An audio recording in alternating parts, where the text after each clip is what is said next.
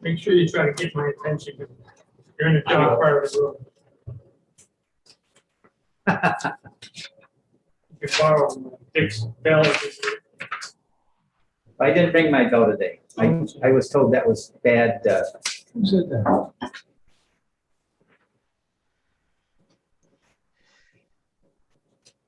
Christina, we good to go? Yes, you are all set. Do you happen to have a microphone next to you? I just wanted to see if it was on. Yes, I have this one here. It is on. It is on? Okay. Maybe move it closer to your mouth if you could. How's that? Is that better? Oh, that's amazing. Perfect. Thank you so much. And Christina, I'm looking, we have two Representative Tom Dolans. I think Representative Piemonte needs to be renamed. I'm happy to do that. Awesome. And can we make him a co-host too, please? Absolutely. Thank you. Huh. I was wondering how my hair gets so short. I did get a haircut last week. And by the way, after my second shot, It's kicking the me. You started vaccine, going in? and no side effects other than just being a little bit tired the next day. So that's good. And Moderna second shot. No, my arm was a little sore, but that's with any vaccination. Same thing with the flu. For the non-management members of the committee, it's pick on the chairman and co-chairman's hair day. Yes. Okay. AVAX and medevac. Christina, People know what this that- is Christina. This is Representative Trelevin. Yes. Hi, could you correct the spelling of my name? I've tried to correct it a couple times and it keeps popping back. Okay. It's E-N, not A-N. Absolutely. Happy Thank to. you so much. You're welcome. If we're gonna make sure that Piemonte is, correctly identified. You should we have all to- be correctly identified. Yeah, there we Absolutely. go. I gotta And I'll- follow his lead. Absolutely. Everybody's piling on Tony. I want you to know, Trelevin, I was the one that told him to misspell your name. Oh, Piemonte, thank you so much. It gave me extra attention. Well, believe it or not, people misspell my name. Right. So Chairman, you're all set whenever you want to start. Thank you.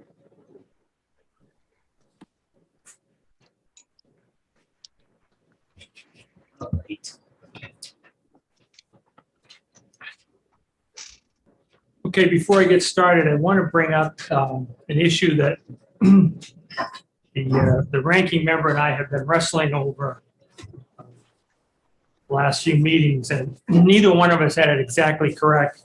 But it's a good teachable point, and it's about how you make a motion on a favorable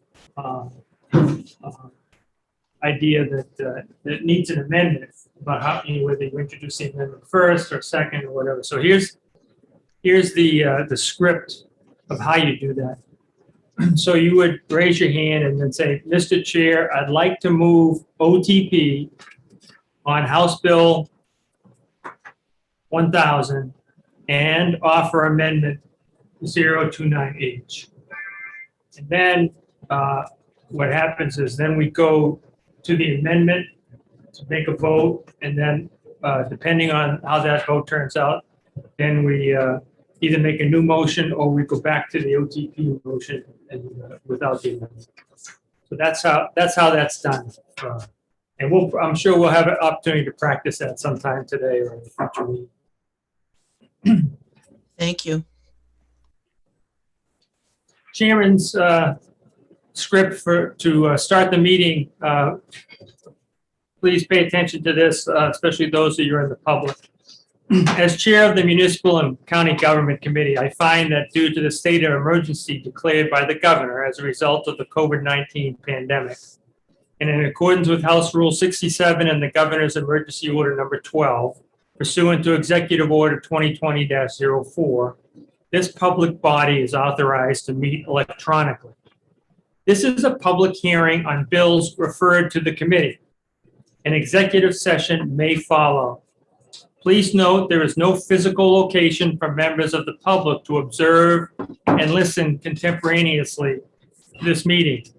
However, in accordance with the emergency order, I am confirming that all members of the committee and select legislative staff have the ability to communicate contemporaneously during this meeting through the Zoom electronic meeting platform. And the public has access to contemporaneously listen and, if necessary, participate in this meeting by the Zoom platform or by telephone. All necessary access information has been made available in the House calendar and through the electronic calendar on the General Court website. The notice of this meeting complies with House rules and RSA 91A. Anyone who has a problem accessing this meeting should call 271-3600 or email hcs@leg.state.nh.us. In the event the public is unable to access the meeting will be adjourned and rescheduled. Christina Dyer is the staff assisting us. Please note that all votes that are taken during this meeting shall be done by roll call vote. So let's start the meeting by taking a roll call attendance. And when each member states their presence, please also state whether there's anyone in the room with you during this meeting, which is required under the right to know law. And of course, that's for those people participating via Zoom platform. Mr. Clerk, please take the roll. Thank you, Mr. Chair. Representative Cole, Here. Representative Diamante, Here, in the LOB. Clerk is present, Representative Tripp, Here in the LOB. and show Representative Guthrie absent and represented by Representative Walker. Wallace. Representative Wallace present. Thank you. Representative Gonzalez, Here in the LOB. Representative Bryan, Home alone. Representative Melfi, Here in the LOB. Representative Vega, You're at home alone. Representative Power, Present in the LOB. Representative Porter. Present at home. My husband's in the house, but not in the room with me. Representative Trelawny, Good morning, Mr. Clerk. I'm here in Dover, New Hampshire, alone, and the cat is napping. Representative Gilman, Good morning. I am at my home in Exeter, and my husband is somewhere in the house. And I'm sorry, Mr. Clerk, but your sound is breaking up. Could you hold your microphone closer to you, please? We have a microphone for you.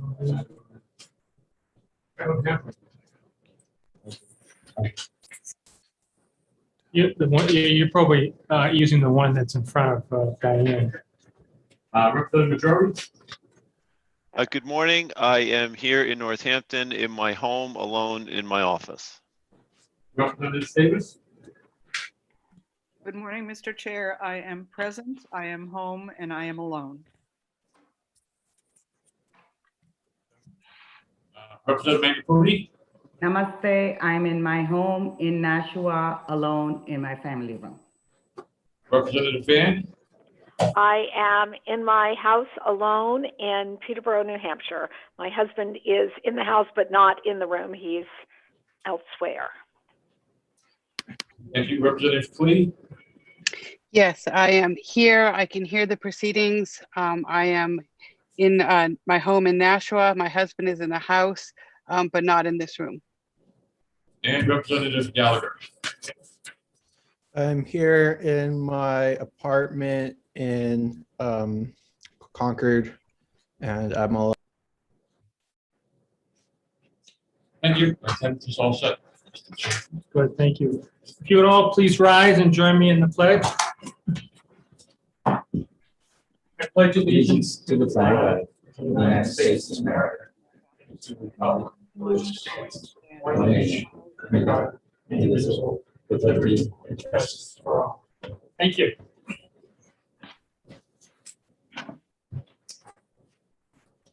Okay, today is our last session for this first half before we get to crossover. So congratulations to the committee. This is a municipal and county government committee, so congratulations to the committee for the hard work. When we're finished, we will have processed over 40 bills that have come to the committee, and we'll.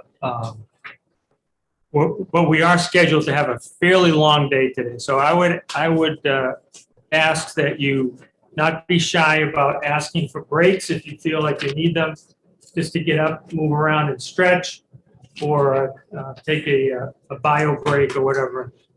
Don't wait for me to give you breaks. Please just put your hand up, and we'll certainly take some breaks to try to break up the day. I anticipate we're going to go deep into the afternoon. So please bear with us. And those of you that are testifying, some of these bills will be short, some will be quite lengthy. So I ask you to keep your remarks on point and succinct, and that will be appreciated by all people listening and to those who are waiting to testify behind you. Today, we're going to start and reopen the hearing that we recessed last week on House Bill 588. And as a reminder, that's the bill about tiny houses that we had begun last week. And so we're going to start, and I'm going to turn the floor over to Representative Maggiore, if as one of the co-sponsors of the bill, if there's additional testimony that needs to be heard, and also for the committee to ask questions. So Representative Maggiore, the floor is yours.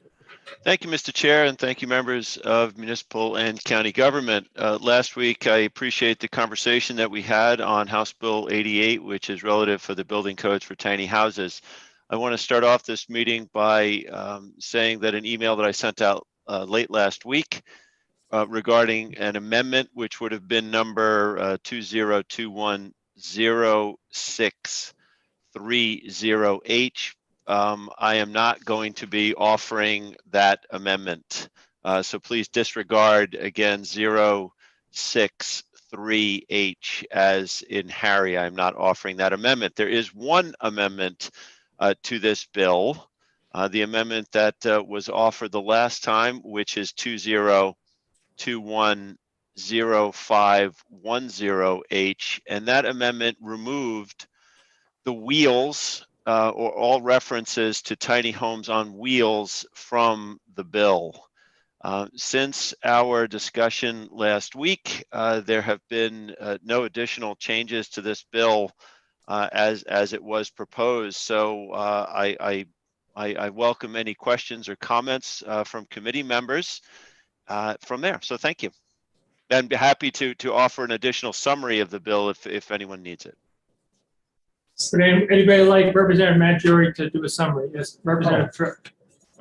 Is he going to do the summary first? If there's a request for him. I have a question. Before we get to that, Representative Status, did you have a comment? I do, Mr. Chair, but it's not relative to 588, so I will lower my hand and raise it again at the appropriate time. Okay, thank you. Representative Tripp, go right ahead. Thank you, Mr. Chair. Thank you, Mr. Representative Maggiore. There was some question about the attachment of Appendix Q. I don't see anything on that yet. Is that forthcoming?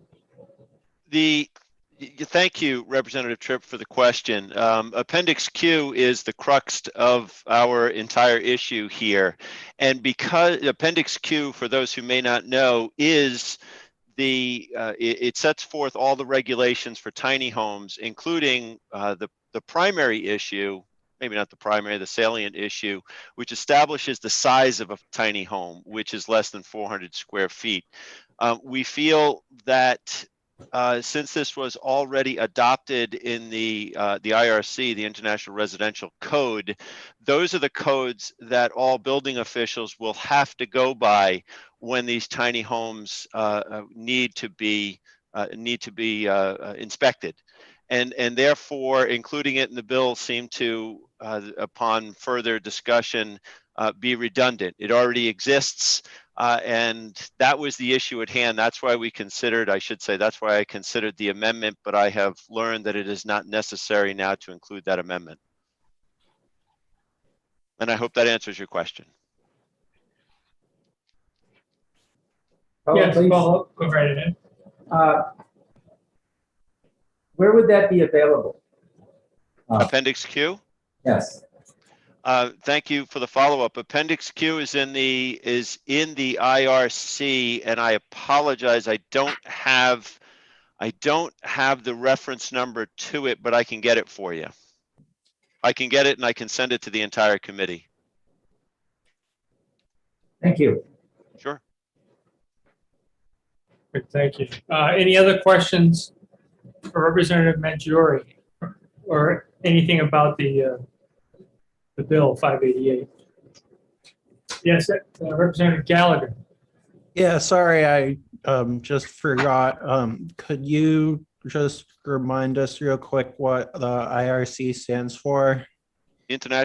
Thank you, Representative Gallagher, for the question. The International Residential Code, which is the code by which the building inspectors reference for all of the codes when they're doing their inspections on any home, any residential, I think commercial properties also. No, not commercial. I'm looking at the pros in the room. So well, IRC residential, shame on me. I should listen to what I'm saying.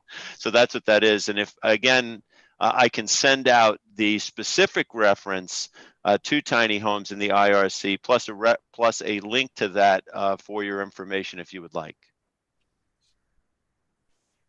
Thank you. Representative Status, do you have a question? We're just waiting. Not about this bill, Mr. Chair. Yeah, I want to stay on this bill just until we end the hearing. Thank you. Any other questions? Representative Maggiore or anyone else who may have spoken to this bill earlier last week? Okay, seeing none, we will be executing this bill this afternoon, or if we have some time this morning to do it.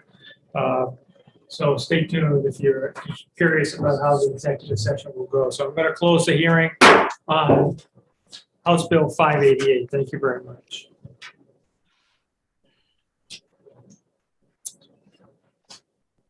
The next bill we're going to have a hearing on is Bill 484.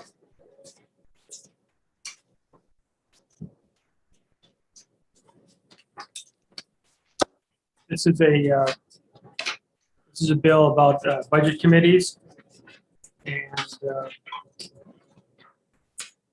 see. Representative Power from the committee is actually a sponsor of the bill, so I'll turn over her to introduce the bill to the committee. Representative Power, the floor is yours. Thank you, Mr. Chairman, and thank you to my fellow committee members.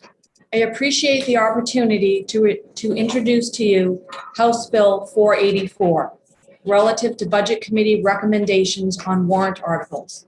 For the record, I am Representative Diane Power. I represent the towns of Brookline and Mason in Hillsborough County, District 26. This bill comes from a constituent request. In 2020, the town of Brookline formed a study committee to examine the adoption of an official budget committee.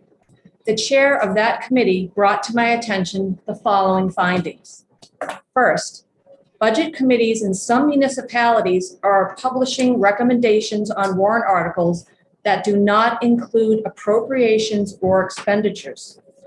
Furthermore, the study committee was informed by the New Hampshire Municipal Association that publishing such recommendations is not consistent with New Hampshire statute. The New Hampshire Municipal Association has published guidance stating that New Hampshire law does not authorize the inclusion of recommendations by a budget committee on non-money articles. With that, allow me to introduce the bill. This bill clarifies RSA 32 and that a budget committee or an advisory budget committee shall only provide printed recommendation next to a warrant article that includes an appropriation or an expenditure. This bill before you is needed due to the fact that when a budget committee publishes a committee recommendation pertaining to matters that are non-monetary, they do so outside of their statutory authorities defined by RSA 32:16. Pursuant to RSA 32, the responsibilities of a budget committee or an advisory budget committee is strictly fiduciary, whereas matters of policy and governance rest solely with the governing body according to New Hampshire statute. It is of significant importance to maintain separation of both responsibilities and authorities between the governing body and the budget committee. Otherwise, the roles of each get blurred and the effectiveness as well as the authority of each is eroded. In conclusion, this bill clarifies the duties and authorities of a budget committee as it pertains to recommendations published on warrant articles and delineates the separation of authorities between the governing body and a budget committee. Thank you, Mr. Chairman, and thank you, committee members, for your time and attention. Mr. Chairman, I am happy to answer any questions at this time if you allow. Are there any questions from the committee? Representative Porter, you had a question? Yes, I just had a question. We don't have a budget committee in my town, so I don't know how they work, but if a warrant article, representative, didn't have a dollar amount with it, an expense or revenue with it, but asks, is voting in something that at a future date will indeed cost money or have revenues brought in, can the budget committee comment on that under the provisions of this bill? Thank you, Representative Porter. Could you clarify your inquiry by providing an example? No, I just was wondering if there was a warrant that said we would like to establish a committee to look into building a youth center in town, and that was on the warrant article, and it would, if it passed, it make money have to be spent. So that's the question that I have, because again, I don't know, we don't have a budget committee, it never comes up, but places that do, would the budget committee be able to say then the budget committee does not recommend this because the expense would be more than we anticipate, or might be more than we anticipate? Thank you, Representative Porter, for your clarification. So according to RSA 32, Section 16, the duties and authority of the Budget Committee is clearly outlined. And there are four main functions of the Budget Committee. And the first is to prepare the budget. The second is to confer with the governing body. The third is to conduct budget hearing. And the fourth is to forward both budget and recommendations upon special warrant articles to the governing body. And that is articles that propose an appropriation. So in statute, special warrant article is defined, and that's any article in the warrant for a annual or a special meeting that proposes an appropriation. So that would include a budget article as well as a warrant article that has a monetary number 2. Thank you.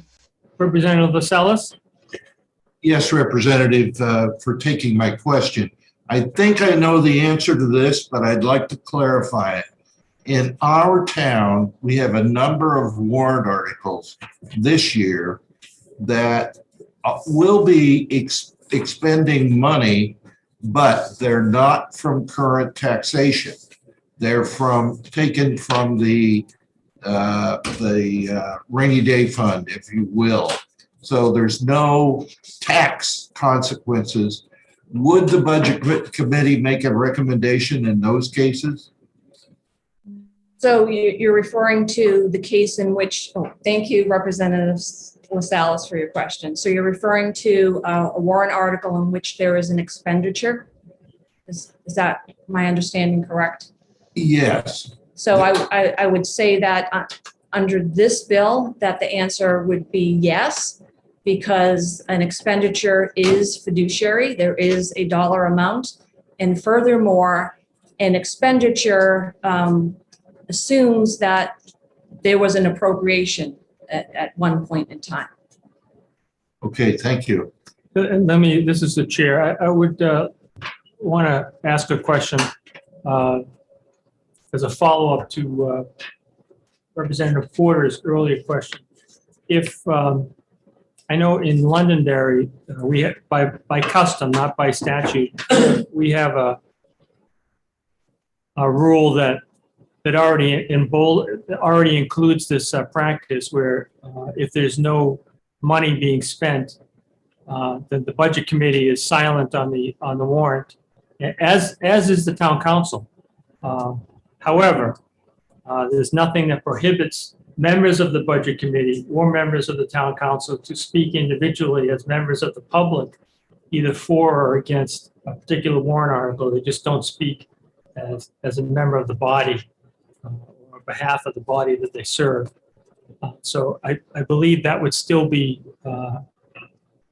allowed. Representative Power, is that correct? Thank you for the follow-up, Chairman Dolan. That is correct. This bill here pertains only to what is published in the warrant. So therefore, discussion, conversations, that is not addressed in this bill. It's only what is published, printed in the warrant. Okay, Representative Maggiore, you had your hand up earlier. Did you still want to speak, or is that an old? Well, I do, but I'll yield to Representative Gallagher and Representative Treleving because I think we're dancing around the answer to my question. I just have to see that it's been answered. So thank you. Representative Gallagher, you're next. So there's one email we got raising freedom of speech concerns with this particular bill. Could you address those concerns, please? Yes, thank you, Representative Gallagher, for your inquiry. Freedom of speech does not come into play in this bill. As I had stated earlier, it pertains only to what is printed in the article. Discussion, debate, conversation is not the intent of this bill. And Representative Treleving? Thank you, Mr. Chair, and thank you, Representative Power, for taking my question. You've used the word fiduciary, and I believe it was also in the statute that you read to us. I use that word in my practice, but I'm not sure it's being used in the same way that I understand it. So could you just give me a quick definition of fiduciary in this case? Thank you. Thank you, Representative Treleving. When I use that term, I'm referring to money, monetary items. Thank you. Representative Maggiore, do we have James Lefebvre on the line? Whoops, we do, Mr. Chair, and he should be all set to speak. Mr. Lefebvre, you are, please introduce yourself, where you're from, and whether you oppose or support this bill.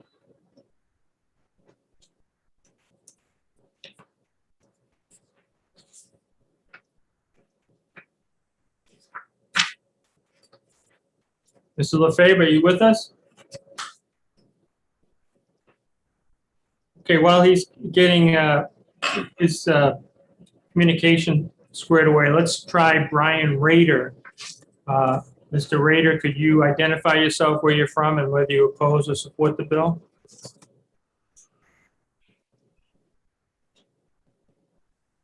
Mr. Chair, Mr. Rader is here too, but for some reason, well, I'm not 100% sure why we are not getting Mr. Rader or Mr. Lefebvre. All right, well, let's go to NHMA, Cordell Johnson.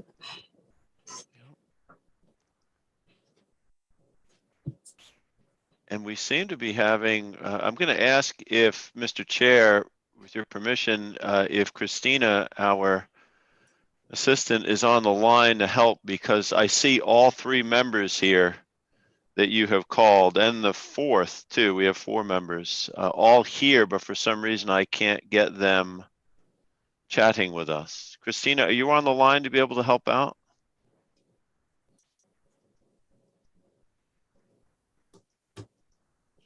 All right, I'm going to do this pursuant to my opening script. I'm going to recess the meeting for 5 minutes and see if we can iron out some of our technical issues, and we'll reconvene at 10 minutes past 9 o'clock.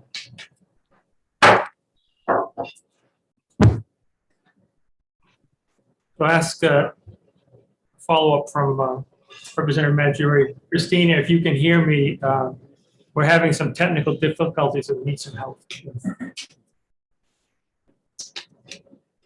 Now, do you have SB2? The members who are in the LOB, please remember the mics are hot and we are broadcasting to the public. I've never heard the term warrant ballot. All right. So, well, the thing is, we have a bill coming out where it says that so the option to exit from SB2 will not be placed on official. Like, so that it would be voted on. So it would be on the warrant. See, I've never heard that term. Well, but it would be voted on. So it would, but if it's not on the official ballot, Yeah. how would it? If it's voted on, it has to be on the official ballot. Right. I've just never heard that. Diane. Obviously, there's two types of ballots because you have the official ballot and you have a. Mr. Rader, can you hear me? This is Representative Jim Majori. Yes, I can hear you. Very good. The problem may be fixed. I'll ask you just to hold on and apologize for the inconvenience. We'll be back in just a couple of minutes. Great, thank you. Thank you. The official ballot that people vote on, it's typically under SB2, you vote on it at the town polls. Yeah. Okay. The warrant contains articles, and if you have a traditional town meeting, then those warrant articles are acted upon at the town meeting. And you could have a card vote or like a slip of paper, yes, no ballot vote. And then additionally, some special, there are special items in statute, like, for example, the adoption or to rescind SB2. To rescind it, it has to be on the official ballot. Because that's the provision in statute. The question must be placed on the official ballot. To rescind, that's not anything that can be voted upon. However, to adopt SB2 under current law, to do that, they took it off the official ballot. So now to adopt it, you do it on the warrant at the town meeting. So does an SB2 town, after it's adopted, does it have a warrant? It's an official, well, you have a deliberative session, yes, there's a warrant, but then the official ballot is how people vote on it at the town polls. So Dick was using the term warrant ballot. So there's no such thing. Warrant article. Warrant It's an article that goes on the warrant. Yeah. Official ballot has those warrant articles on it and you vote on it at the polls. So that's how it would be, under SB2. that's how it would be removed.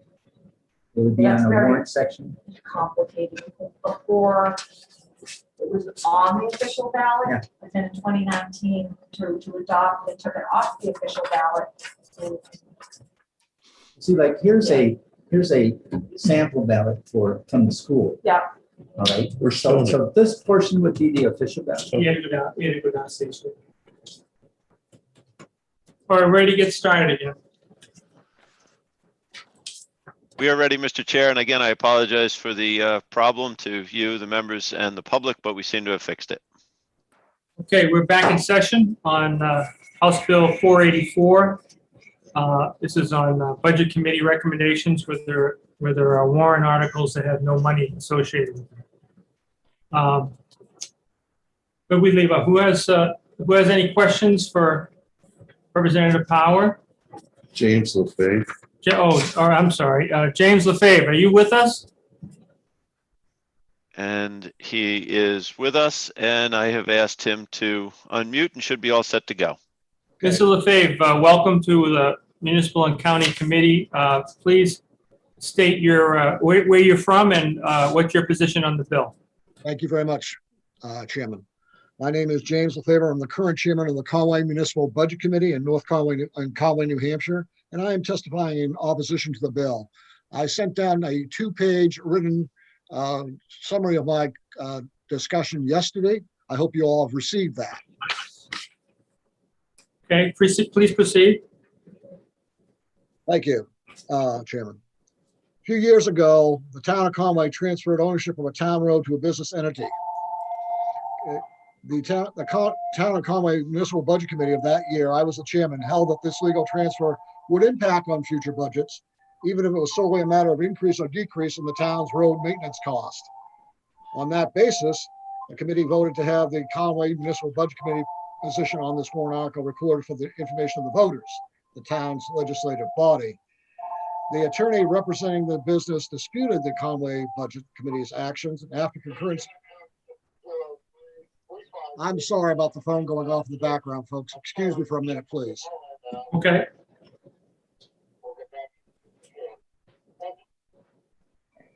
As I was saying, the attorney representing the business disputed the CMBC's action. And after concurrence by the town of Conway's town attorney, the record of the Conway Municipal Budget Committee's vote was removed from the warrant article. Following this event, one voter at least approached the Honorable Frank McCarthy, a former member of your committee, to address this situation with a revision to RSA 32:5 VA. Representative McCarthy, working with the assistance of legislative services at the time and a municipal association representative, drafted a bill, HB 1392, which, following a minor amendment from the state Senate, with the support of the municipal association at the time, was adopted. This bill's legislative intent, according to conversations I have held with former Representative McCarthy, who is unable to be here today as he's out of town, was to allow budget committees to vote on and have those votes placed on all warrant articles, regardless of the monetary impact.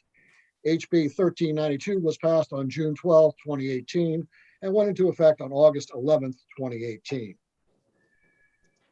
Former Representative McCarthy and I both believe that the 2018 revision to RSA 32:5 VA provides municipal budget committees with the authority to record their votes and have those votes placed on any warrant article proposed by the governing body. And then I quote a portion of the bill. A budget committee adopted under RSA 32:14 may, on its own initiative, require that the vote tallies of its votes be printed next to the effective article. As you have already discussed, I have read the contents of HB 484, and it is, in my opinion, designed to ensure that MDC's recommendation can be affixed to the effective warrant article only when the warrant article submitted by the governing body or by petition includes an appropriation or expenditure. Currently, the town of Conway has a proposed warrant article, article number 22 for the voters, the legislative body's consideration on April 13th, 2021. This warrant article has been defined as non-monetary by the town's governing body. This article calls for establishment of a short-term rental expendable trust fund utilizing $50,000 of taxpayer monies for purposes of the short-term rental coverage. If HB 484 were in effect today, this warrant article would be placed on the ballot without a recorded and fixed MBC vote, simply due to its designation as non-monetary by the governing body, as I understand the law. It should be noted that the Conway Municipal Budget Committee has supported this warrant article by a 12-0-0 vote on February 10th, 2021, during our public hearing, and that tally is listed on the ballot today, subject to possible stripping later due to timing concerns. A cut to the chase, I request that this proposed change to RSA 32:15 5 be deemed inappropriate to legislate or that appropriate version be used to effectively defeat this bill and provide all MBCs with the undoubted ability to vote on all warrant articles to be considered by voters, the local legislative body at a town meeting, be that under SB 2 or the traditional town meeting. In closing, I wish to thank you for your time and your courtesy in listening to my somewhat disjointed, unfortunately, due to the nature of our presentation today. Thank you very much for your time, Representative Dolan and the committee. Thank you for your testimony. Are there questions from the committee for our speaker? Seeing none, I'll move on to the next speaker, Brian Rader. Please state your location and your position on the bill. All right. I'm Brian Rader. I'm at my home in Brookline, and I am opposed to the bill.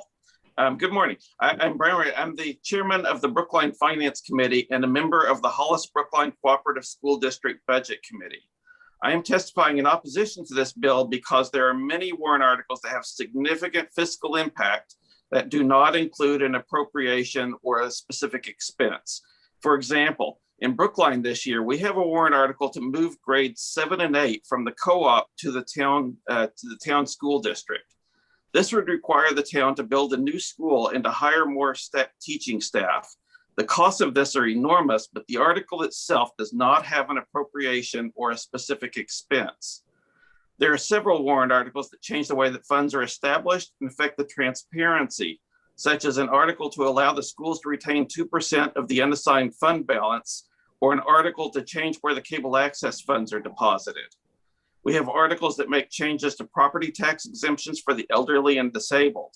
We also have a warrant article to change the town's advisory finance committee to an official budget committee.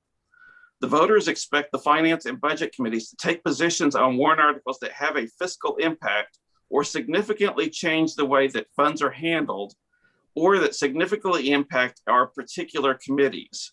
In particular, for SB 2 school districts like ours, many voters go to the polls without taking the time to find out what is on the warrant. The recommendations printed will be the only source of recommendations for some voters. In the end, these are only recommendations, and each voter decides for themselves how much weight to apply to the recommendations. We do not need Concord to micromanage how our towns are run, and we should not restrict the voters' ability to get recommendations from their own town committees. Thank you very much, Mr. Chair and the committee. Thank you for your testimony. Any questions from the committee members? Seeing none, we'll move to our next testimony from Cordell Johnson from the New Hampshire Municipal Association.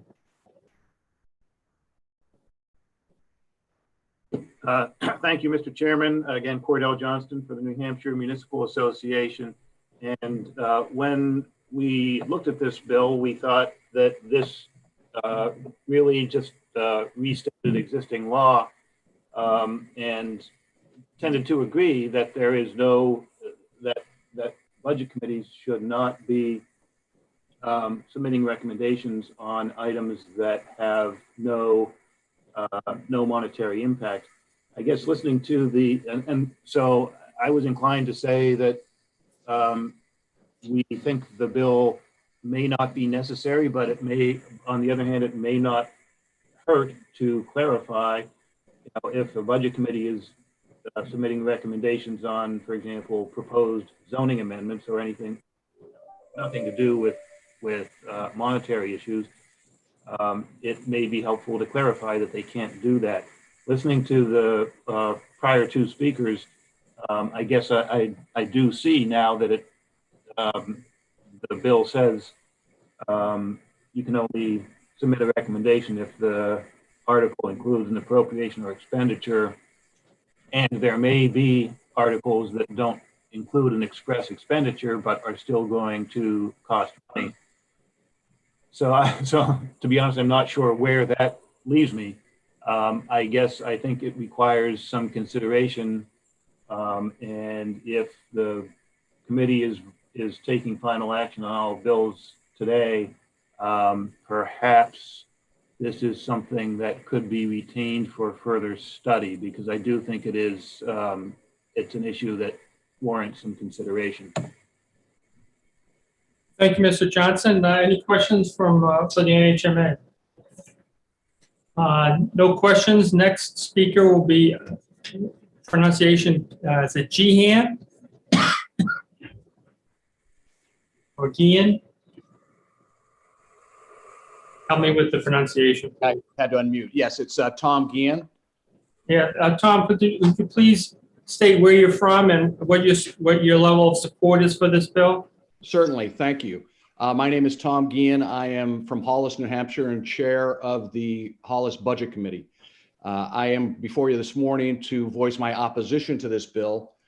Some of the reasons have already been touched on by other speakers. I'll try to be brief. Representative Porter asked for some examples of non-appropriating articles that would be relevant for a recommendation from the Budget Committee. Mr. Rader touched on a couple. I would add a few. In addition to the elderly property tax exemption, there's the veterans property tax credit, which in our town can run to an expenditure of approximately $100,000. Just a few years ago, we had an article before us that proposed changing the land use change tax from the general fund in the town to the Conservation Committee. That did not appropriate dollars, but it reduced our revenue by hundreds of thousands of dollars. Mr. Rader also touched on the cooperative school district, of which he is a member of the Budget Committee. Every 5 years in Hollis Brookline, we see discussion about the apportionment of net costs.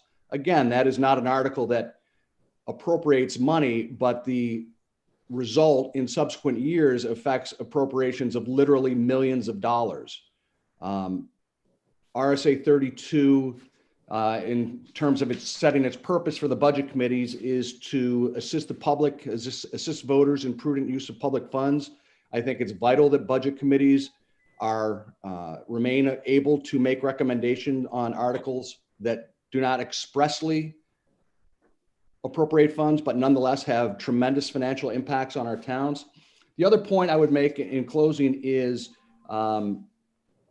our budget committee, and I think budget committees in general, bring a lot of experience to town affairs. On my committee, I have a member who is retiring this year after 50 years of service to our town as a selectman, school board member, budget committee member, and myriad other roles. These are the type of folks that serve on budget committees. Our voters and neighbors ask us our opinions on these and want us to take positions. And in closing, I think it's a good thing to hear from our elected officials. I don't know why we would want to suppress their recommendations. That's it for me. Thank you very much. I appreciate the opportunity to speak before you today. Thank you for your testimony. Are there any questions for those who testified? That was I believe, the last person that indicated on the sign-in sheet they wanted to testify. But I'm going to open up to the public who may be joining us contemporaneously. Are there any members, Representative Maggiore, that indicated they wanted to speak? I'll come back to Representative Chaleb in just a second. I do see, thank you, Mr. Chair. I do see two hands up, one new hand, Eric Power, and then Brian Rader's hand is up. Whoop, took his hand down. So I see two new hands, Eric Power and Chris Hyde, in that order. Okay, we'll start with Mr. Power. Hello, can you hear me? This is Eric Power. Yes, you sound fine. Go right ahead. Thank you. Mr. Chair and committee members, thank you for letting me speak in support of HB 484. At the Brookline 2020 town meeting, voters approved a warrant article to direct our select board to form a study committee to determine the feasibility and suitability of adopting an official budget committee for our town and school district per RSA 3214. I was appointed to this study committee and became the committee chair. During our work that started in May of 2020, we did a lot of study on budget committees. We learned a great deal about the roles and responsibilities of an official BudCom, consulted with peer towns having official BudCom across the state. And we also consulted with the New Hampshire Municipal Association, New Hampshire School Board Association, and New Hampshire Department of Revenue. We essentially became subject matter experts on budget committees by looking at them across the state and learning about them. And this year, our warrant actually includes a warrant article to look at adopting a BudCom in our town, and that's scheduled for March 27th. And I think in written testimony, I provided you a website if you're interested to learn more about what the study committee findings were on the budget committee. So in this effort, we consistently heard that one of the roles of a BudCom is to include recommendations in the warrant only on town and school district articles that have an appropriation or an expenditure, known as monetary articles. And if you look at the NHMA guidance on their website, under municipal budget law, under their frequently asked questions, it says, the question is, whose recommendations should appear on the warrant articles and budget items? And the answer is, recommendations should appear, if at all, only on appropriation articles. The law does not authorize the inclusion of recommendations on non-monetary articles. We also contacted their staff attorney and got a prompt response confirming this point. The responsibilities of the official BudCom are fiduciary, including preparing and recommending operating budgets, making recommendations on monetary warrant articles, and periodically reviewing expenditures. An advisory BudCom recommends on operating budgets and monetary articles. Non-monetary articles include those involving policy and governance, which are under the purview of the governing body, generally a select board or a school board. These matters are outside the authorities of a BudCom as prescribed in RSA 32. In RSA 3216, it describes this authority, and it points to the fact that recommendations by a budget committee should only be made on special warrant articles. In RSA 32.3 said that special warrant articles are warrant articles that have an appropriation. So you can see what the law is saying right now. Examples of non-monetary articles include requiring estimated tax impact on warrant articles, adoption or rescinding of official balloting like SB2, establishment of study committees with no appropriation or expenditure, and amendments to cooperative school district articles of agreement with no appropriation or expenditure. Interestingly, our Hollis Brookline Cooperative Official Budget Committee has included their recommendations on all of these types of monetary articles, non-monetary articles over the past decade, despite the warrant articles being clearly outside their fiduciary authorities and responsibilities. Having served as a board member on the Hollis Brookline Cooperative School Board from 2014 to 2017, I was disappointed that the Co-op Budget Committee continually insisted to include the recommendation in warrant articles that were outside their purview, as the non-monetary warrant articles. Currently, the language of RSA 32 does not explicitly prohibit a BudCom from making recommendations on non-monetary warrant articles in the warrant, unless you read all of the pieces of it. Despite clear guidance from New Hampshire Municipal Association and common practice used by most BudComs across New Hampshire to stay in their fiduciary lane. House Bill 484 provides the needed clarification to RSA 32 so that a BudCom only provides recommendations on monetary warrant articles in the warrant, consistent with their fiduciary responsibilities and authorities. This bill's proposed language makes it clear that warrant articles involving governance and policy receive recommendations from the governing body and not from a budget committee. Thank you for your consideration, and I request that committee members vote ought to pass on House Bill 484. Thank you, Mr. Power. Is there, I do see some questions from the committee. I'll start with Representative Trelevin.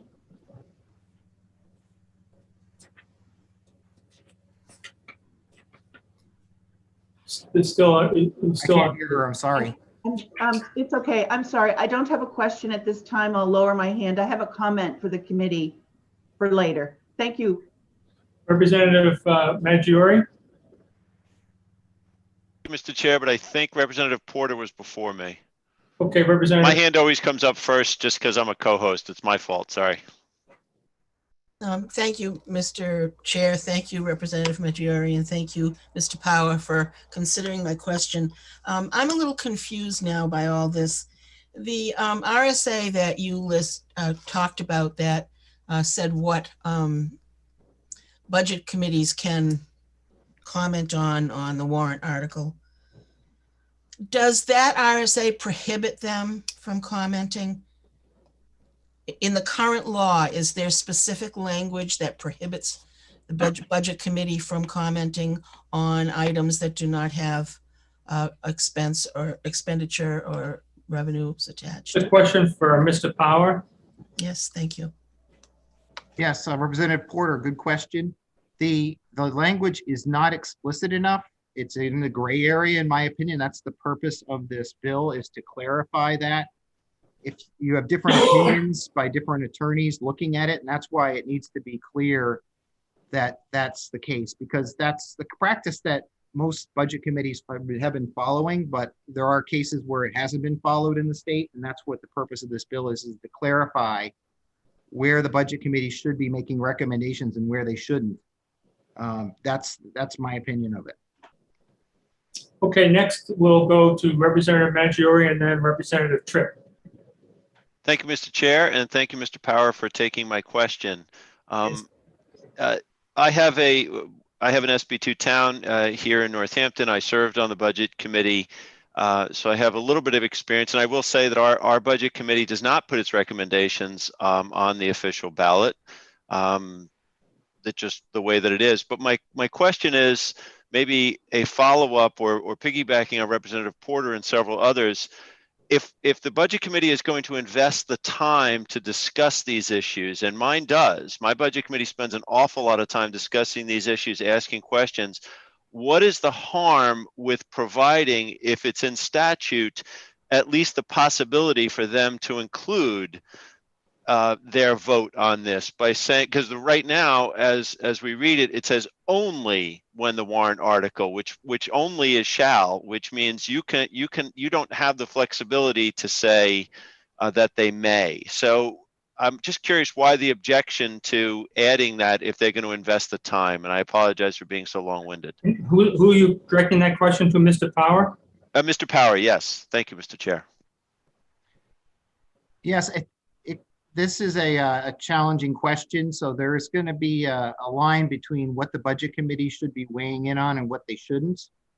And the point of this bill is to, establish what's policy and what's governance versus what is an expenditure and what is an appropriation. And it's clear that the primary role, as in law, is the appropriation, and is proposing the budget and then weighing in on appropriations. That's really the function of a budget committee. There are other articles that may down the road, almost every warrant article that you can imagine could at some point in the future have a potential tax impact, but until it gets to a point where it's quantifiable and it gets down to a number, it doesn't make sense to have a budget committee weighing in on governance. Like if you're changing your curriculum, or you're changing, in articles of agreement, you're making your school board larger or smaller. Those types of things aren't really appropriate for the budget committee because those are really policy and governance. And if you have a budget committee weighing in on those, you almost have two governing boards.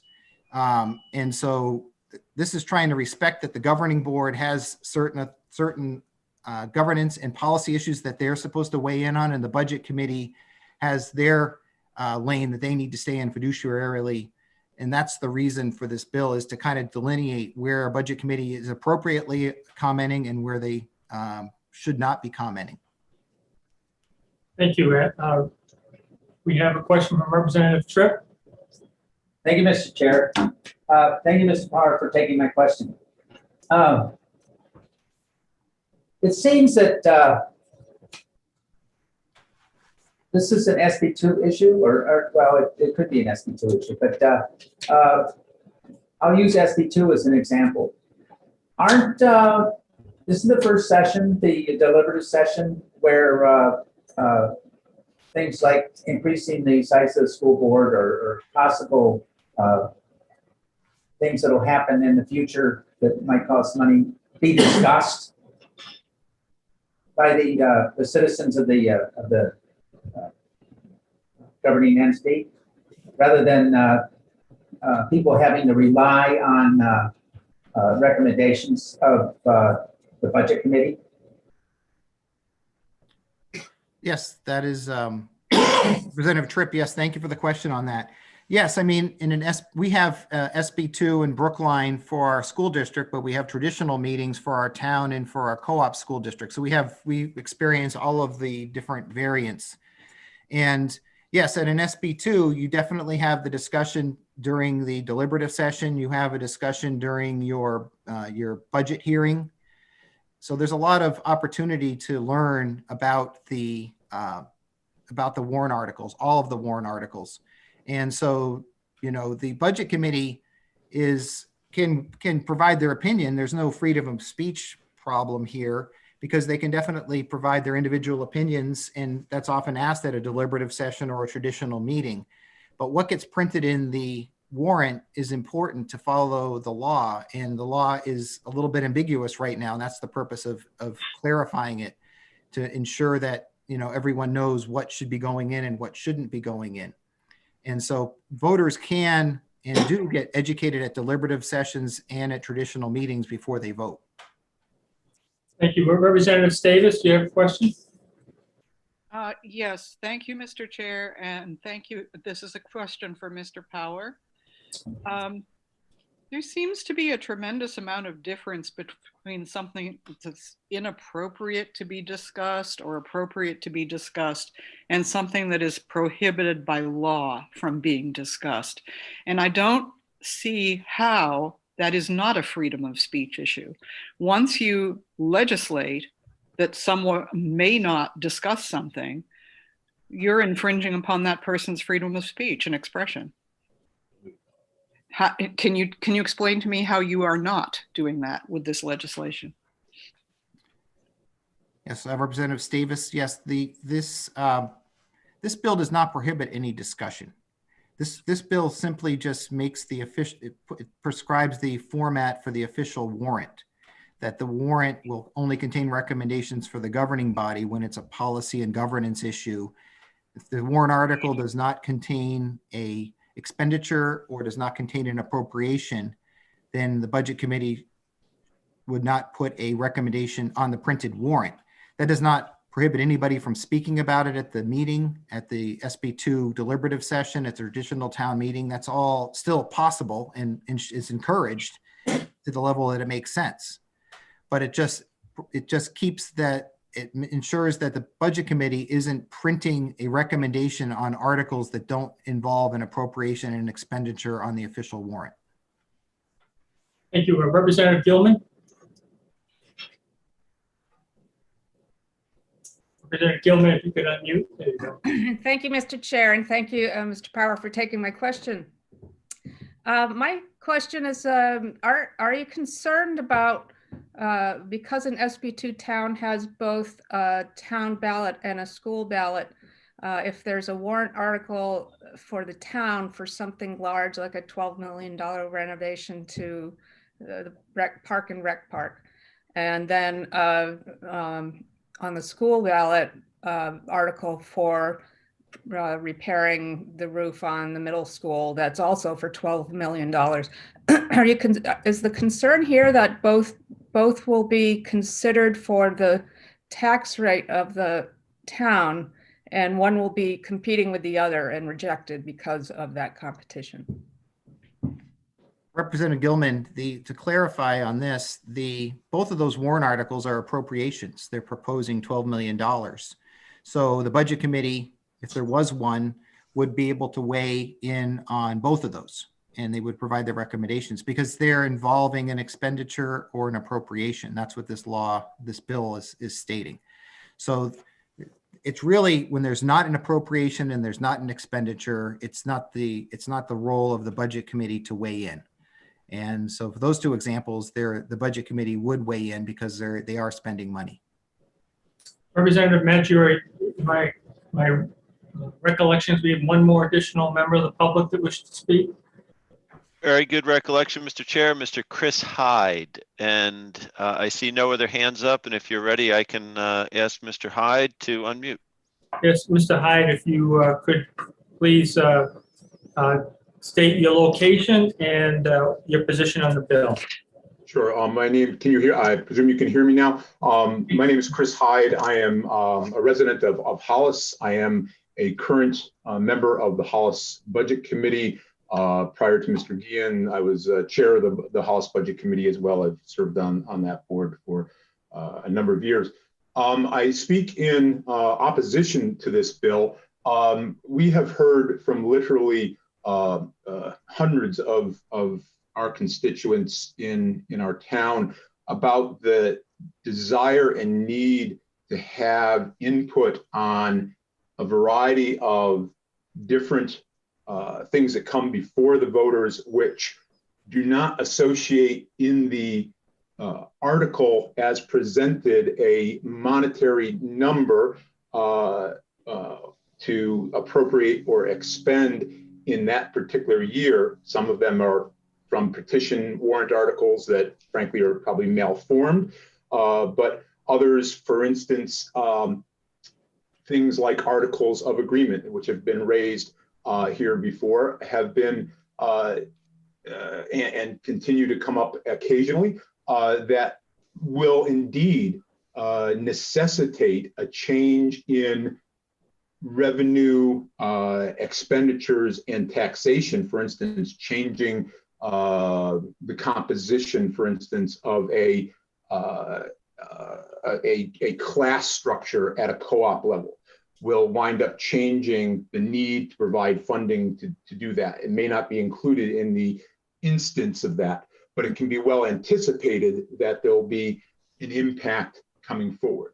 And these types of things, land use change tax changes, a variety of others that have come before the voters, they seek to have a group that has deep analysis and vetting done and make a recommendation and the reasoning associated with this, which is why the towns typically have established their town as a RSA 32 town, is to get that kind of insight presented to the public, and then they can take an alternate view, which is a good example. We made a recommendation on a land use change tax in a prior year that would change and diminish the tax, the revenues into the town, be applied to another purpose.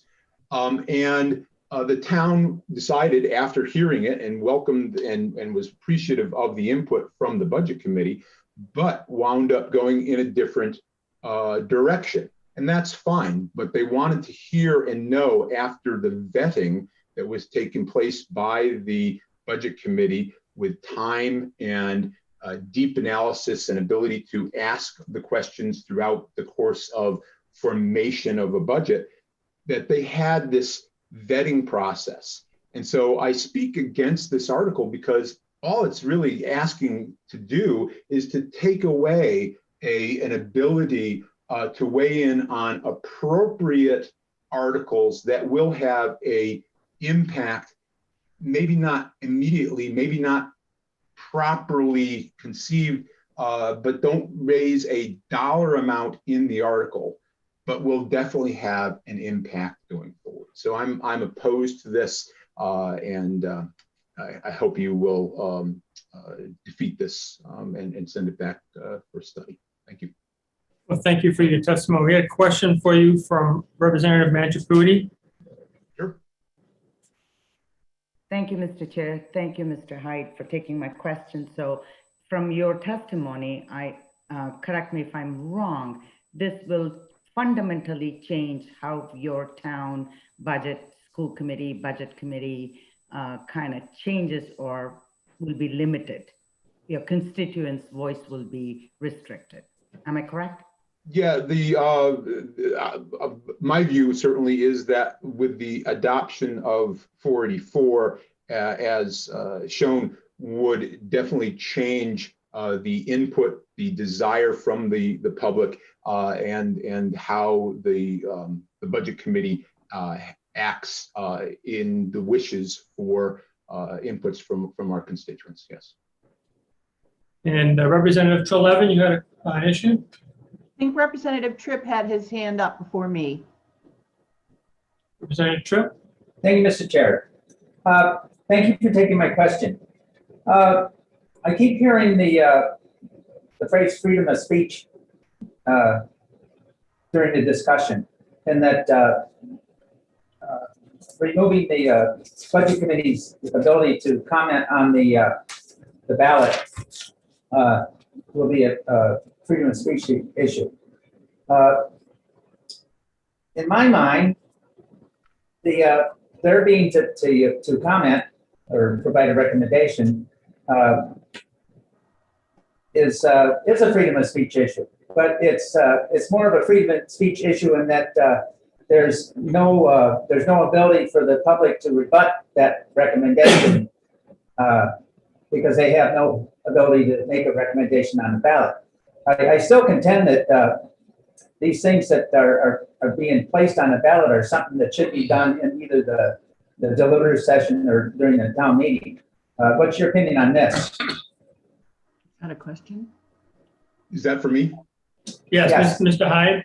So I didn't raise a freedom of speech issue in my comments, but in terms of the deliberative, either we are not an SB2 town in our town or Hollis School District. We are an SB or at the co-op.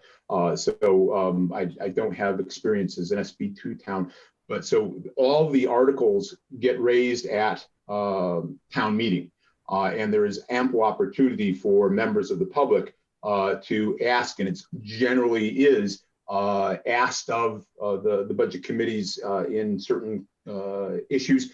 Why did you make this recommendation? And give us the top couple of points of analysis.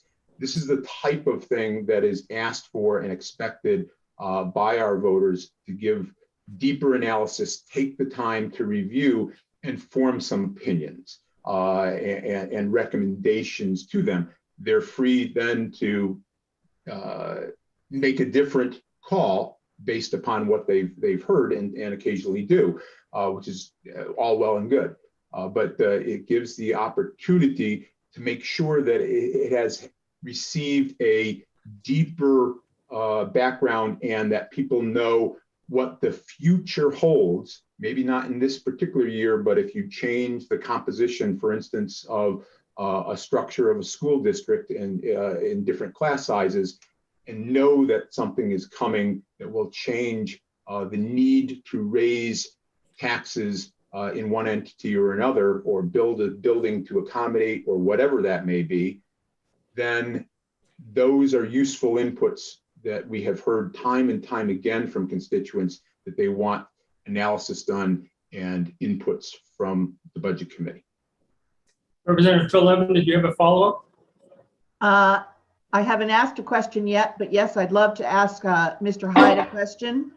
Mr. Hyde, thanks first of all for your testimony. This has been on my mind throughout this hearing, and you seem to have spoken about it. I want to clarify. Are we talking about unintended consequences, i.e. a bill that talks about adding a different grade to a school or changing the way the Parks and Recreation Department runs their winter or summer program, but doesn't have any money involved in it? If we put this bill in place, if there's no financial or fiscal note, then the budget committee can't comment on it. And that strikes me as not very forward-looking. Can I have your opinion, please? Precisely, Representative Treleaven, I think you hit the nail on the head.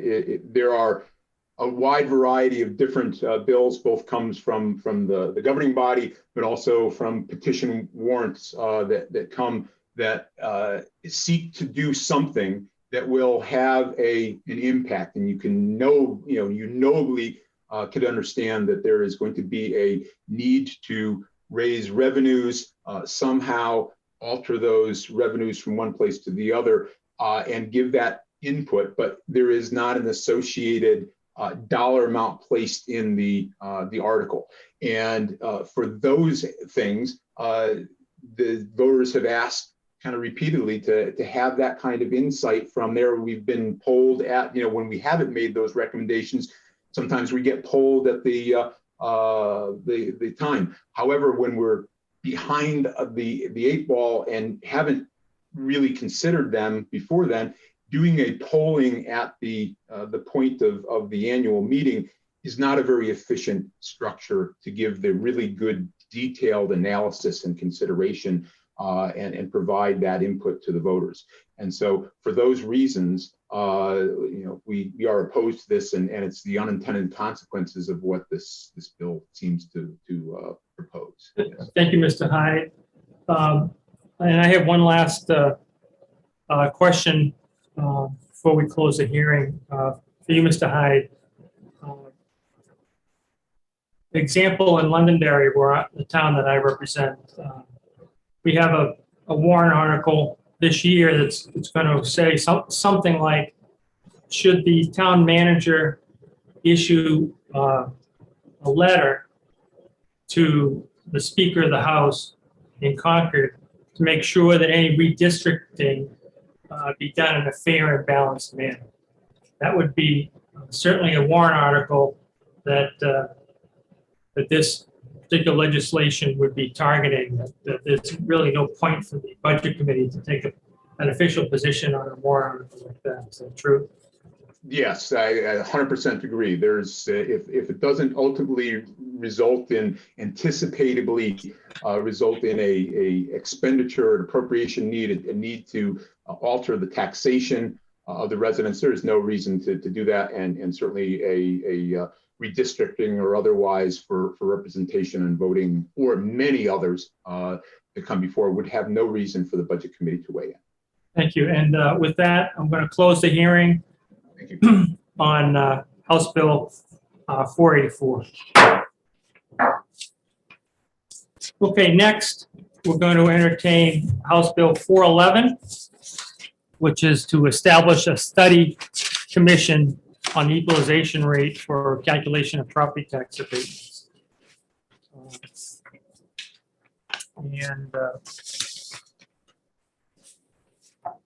Representative Myrna was the from Coas County was the sponsor. Do we have Representative Myrna, Representative Maggiore? Mr. Chair, I do not see Representative Myrna. I will look in a few ways, but I do not see Representative Myrna unless Representative has come in as a panelist somehow. So no, I do not see Representative Myrna. Do you have any others that are indicating that they wish to speak on this bill?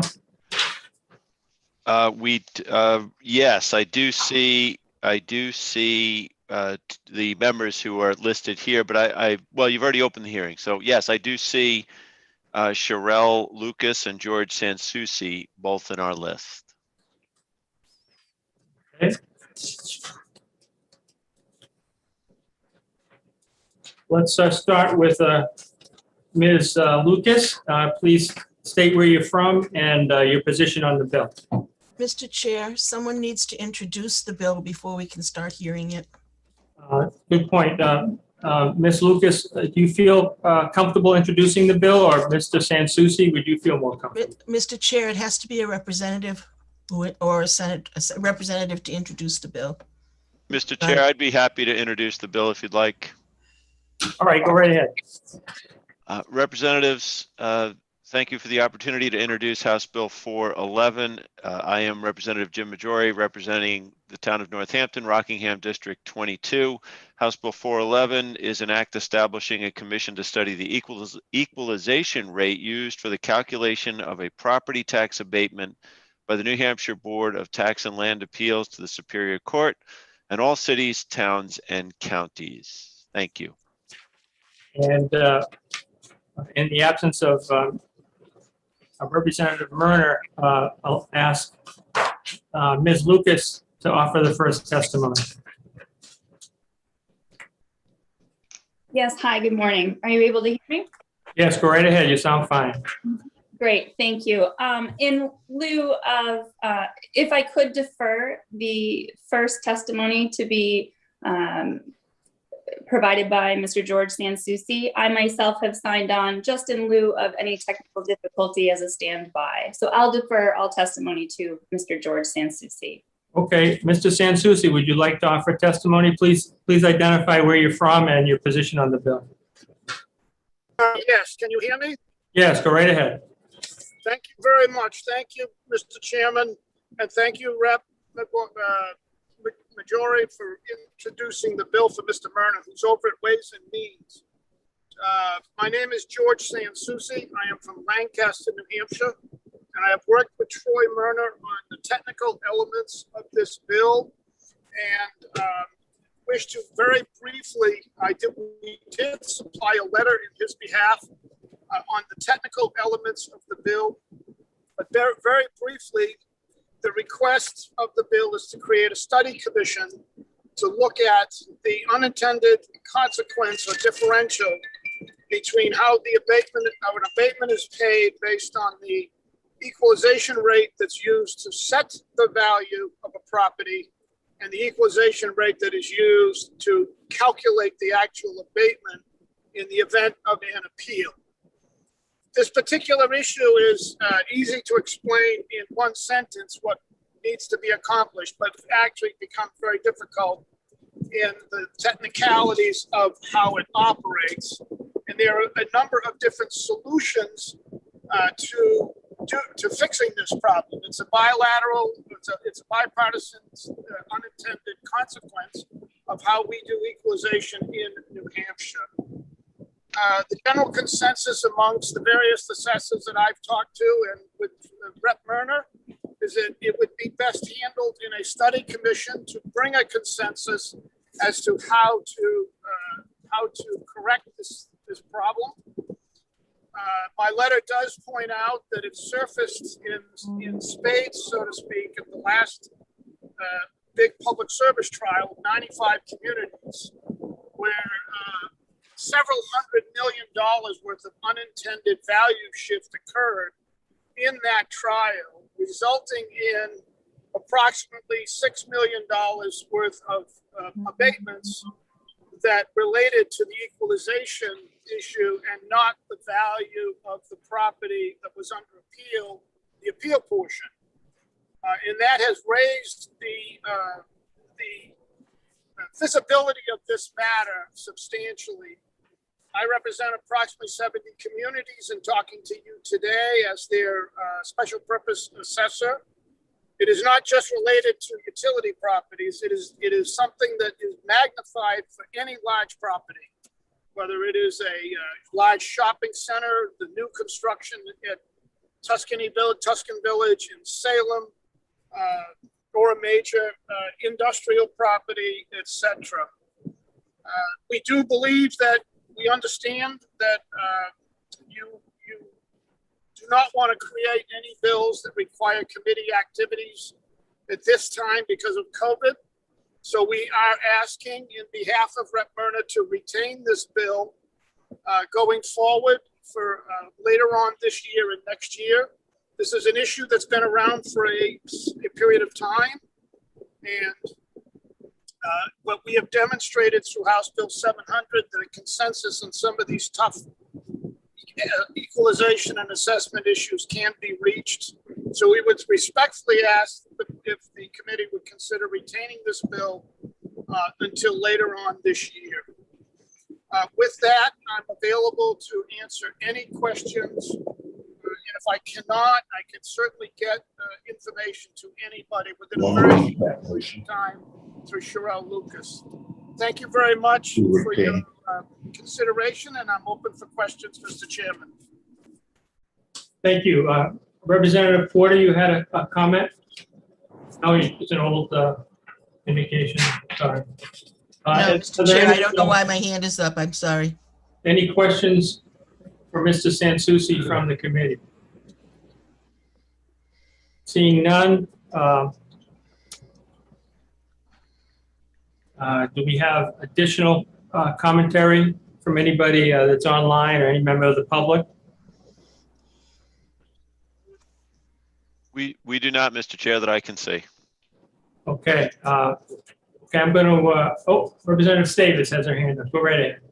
Thank you, Mr. Chair. Thank you for taking my question. I'd like to make a motion following your clarification earlier this morning about the order of presentation of amendments. I would like to move reconsideration of HB 512 and consideration of the amendment to HB 512, which is, just give me a second here, which is 0563H. Okay, that motion appears to be in order, but I would request that we finish this particular hearing before we accept that motion. Is that acceptable to the committee member? How would you like me to go forward when the hearing closes? Do you want me to raise my hand again? Yes, please. Thank you. Any other questions on Bill 411? Seeing none, the hearing on 411 is closed. By the way, the sign-in sheet had 5 in support and 2 opposed. And on the previous bill on 484, we had 4 in support and 16 opposed. For those of you who would like to keep track of that. Okay, next, we have a pending motion from Representative Davis. Could you restate your motion, please? Thank you, Mr. Chair. Happy to. I would like to move reconsideration of HB 512 and speak to the amendment that was offered to that legislation, which is Amendment 0563H.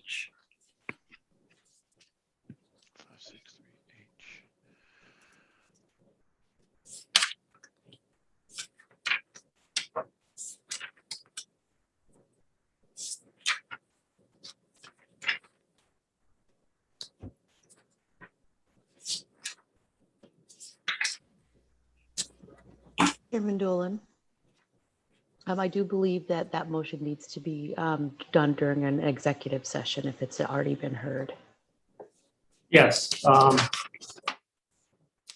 We have, what I'm considering is whether I should accept that motion and go into executive session or wait till we go into executive session on some other bill.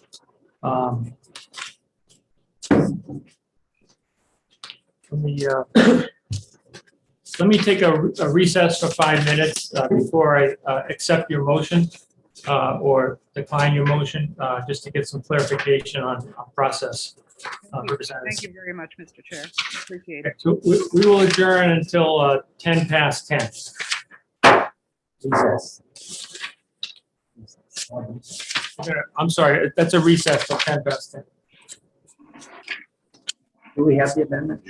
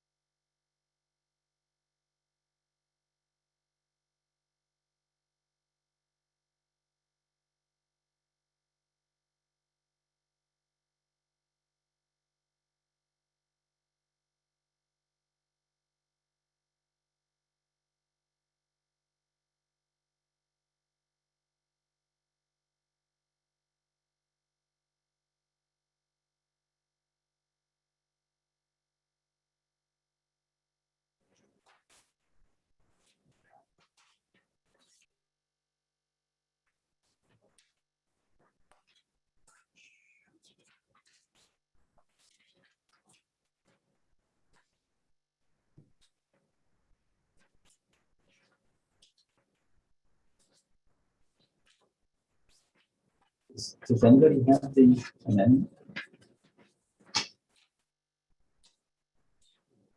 I don't think 512 had an amendment. did it? No, they want to propose an amendment. Well, they have to go through reconsideration first. Mr. Chair, there was an amendment that Representative Davis listed 0563H are the last four digits. 05638, thank you. And we had that when we exec'd that bill last week. Got it. Thank you.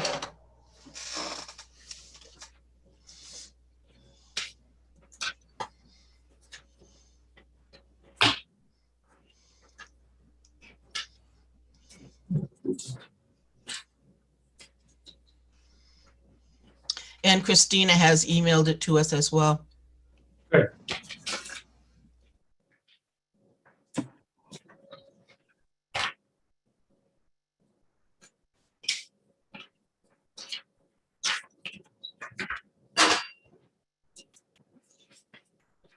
that right?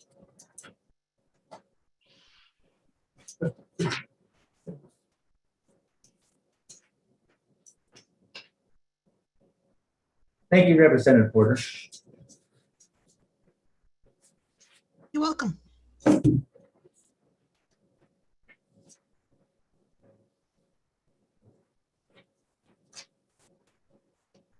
Okay, we're back.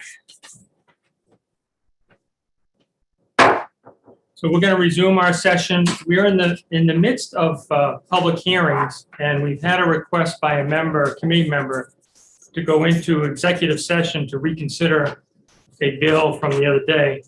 I'm inclined not to accept that motion because we're not in executive session now, and that we should wait until we go in executive session. I went to seek some guidance and I was unable to find any. So I am going to rule in favor of going into executive session now, just out of deference to our committee member who wants to make the motion. But I will get further guidance and offer that to the committee later. But as of right now, we're going to move from our hearings into executive session in order to hear this motion for reconsideration. So Representative Davis, go ahead and make your motion, please. Thank you, Mr. Chair. Pardon me. Thank you, Mr. Chair. I really appreciate this opportunity to offer this motion. I move to reconsider HB 512 and speak to the amendment that was offered, which is Amendment 0563H. And happy to speak about the amendment if you would like. In a minute. The first motion on the table is a motion to reconsider. Is there a second on that motion? I'll second, Mr. Chair. Okay, so we have a motion to reconsider by Representative Davis and a second by Representative Porter. So is there any discussion on the motion? I just Representative Trelevin? can't see you, Representative Porter. Your video is off. There you are. Thank you. I'm sorry, Mr. Chair, to interrupt you. Thank you. Representative McDonald? Yeah, thank you, Mr. Chairman. I appreciate the representative's motion. I just don't think this is an appropriate time to deal with it. Right now, it's 10 past 10, and we still haven't done the 9:30 hearing. And I think we should have some consideration for the citizens who set aside time in their busy schedule to speak with us. And I think we should focus on getting these hearings done and then deal with the motion to reconsider this afternoon. We're done with all of our business. Yeah, thank you, Representative McDonald. I tend to agree. However, like I said, I went to seek some additional guidance and I was unable to find a reasonable source for that guidance right away. But I'm calling balls and strikes right now, and so I don't have any definitive guidance why I can't take this motion or why the motion would be out of order, other than to your point that we are a little behind in our schedule for our hearing. So Is there any other comment? Seeing none, we have a motion to reconsider 512 made by Representative Davis and seconded by Representative Porter. Since there are no other questions or indications for discussion, I'll ask the clerk to call the roll on the recommendation to reconsider, the motion to reconsider. Thank you, Mr. Chairman. Representative Piamonte. Yes. Clerk votes no. Representative Tripp? No. Representative Wallace? No. Representative Salas, I'm sorry. No. Representative McBride? No. Representative Melvin? No. Representative Ayer? No. Representative Power? No. Representative Porter? Yes. Representative Trelevin? Yes. Representative Gilman? Yes. Representative Majori? Yes. Representative Davis? Yes. Representative Mangaputi? Yes. Representative Van? Yes. Representative Clee? Yes. Representative Gallagher? Yes. Representative Chairman Dolan, excuse me. Yes. Motion passes 11-9. Motion passes 11-9, so we are in the process of reconsidering House Bill 512. Representative Davis, do you have a motion? Yes, thank you, Mr. Chair. I have a motion to introduce the amendment to HB 512, which is Amendment 0563H. And I would, let me interject here. I think what you want to make a motion to is that you'd like to move OTP on 512. yes, thank And you. offer an amendment. Thank you for the correction. I deeply appreciate it. Yes, Mr. Chair, I'd like to move OTP on HB 512 and give me some guidance here and consideration of the amendment 0563H. Motion's been made. Is there a second? I'll second that motion. Thank you. Would you like to speak to your amendment? Yes, thank you, Mr. Chair, I would. This amendment was made to the bill in response to concerns that were heard during the hearing and also in advance of the hearing about unsafe or inadequate housing spaces that may be found to house indigent persons in the state. So we acknowledge those concerns, and we put this amendment in here to condition the release of emergency funding pursuant to RSA 165, which mandates that towns and cities provide emergency assistance to people who are unable to maintain themselves. It does not specify that these people should be housed in any particular way. It simply gives authority, it demands authority from the towns and cities to provide emergency housing assistance when people are unable to do that for themselves. Therefore, there is no concern about building inspections failing or not being performed. And in fact, this bill, HB 512, is designed to keep people in existing housing rather than to put them in sketchy or questionable housing as a condition of their emergency. Thank you. Does anybody have any questions on the amendment? I have my hand. Mr. Chair, I see one hand. I see two hands up from Representative Porter and Representative Mangiaputi in that order. Representative Porter. Thank you, Mr. Chair. And I want to support what Representative Davis said. The testimony that we heard from the lawyer from the legal assistance was the one who recommended this language to us for the amendment to make sure it was clear that this bill was only saying to the towns and cities that this emergency funding is going when people are trying to stay in the house they have. So we all had the concern about putting people into poor housing, and we asked those questions, and this was the language that came from the legal assistance lawyer. So I'm urging my colleagues to support this amendment and to support the amended bill because it's Thank needed. you. Representative Machapudi, the next.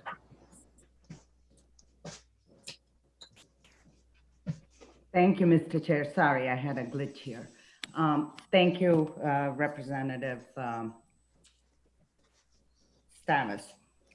I fully support this. This will impact my community in terms of not whether we're going to find housing or not. This crisis exists, and this will only enable and help our communities and to provide the much needed assistance in a crisis. And I strongly urge my colleagues to support it as it is very enabling and helpful. Thank you. And next we have Representative Gallagher.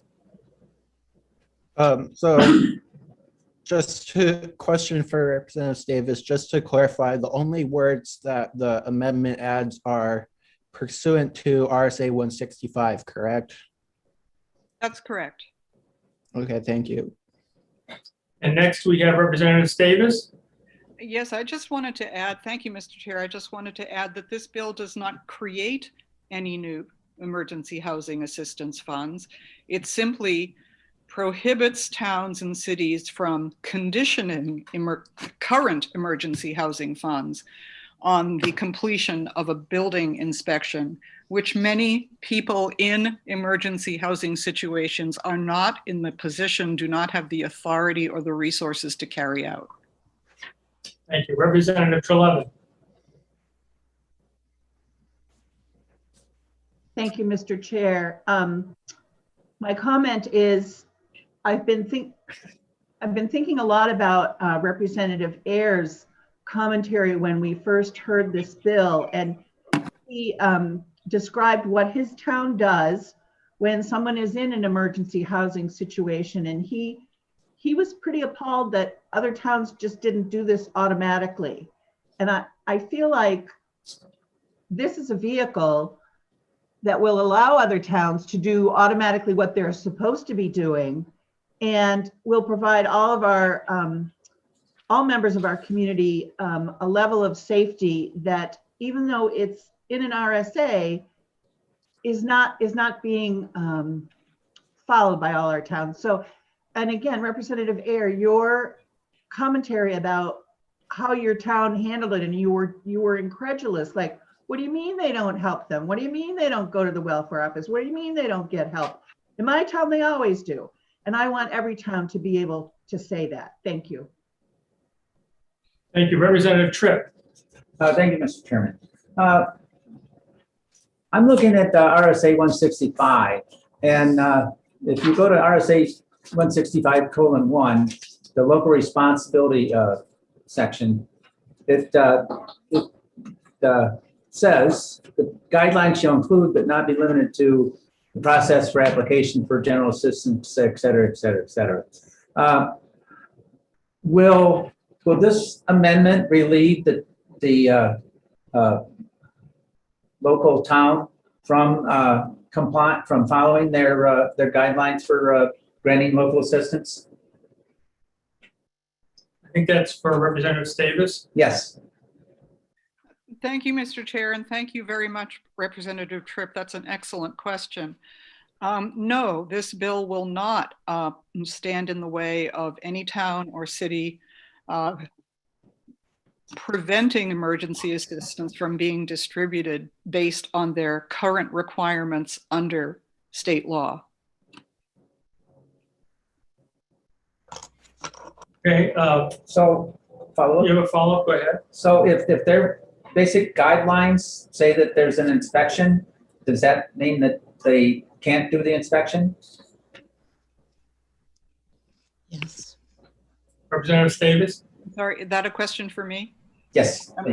Thank you, Representative Tripp, for another good question. No, it does not mean what, I'm trying not to do a double negative here.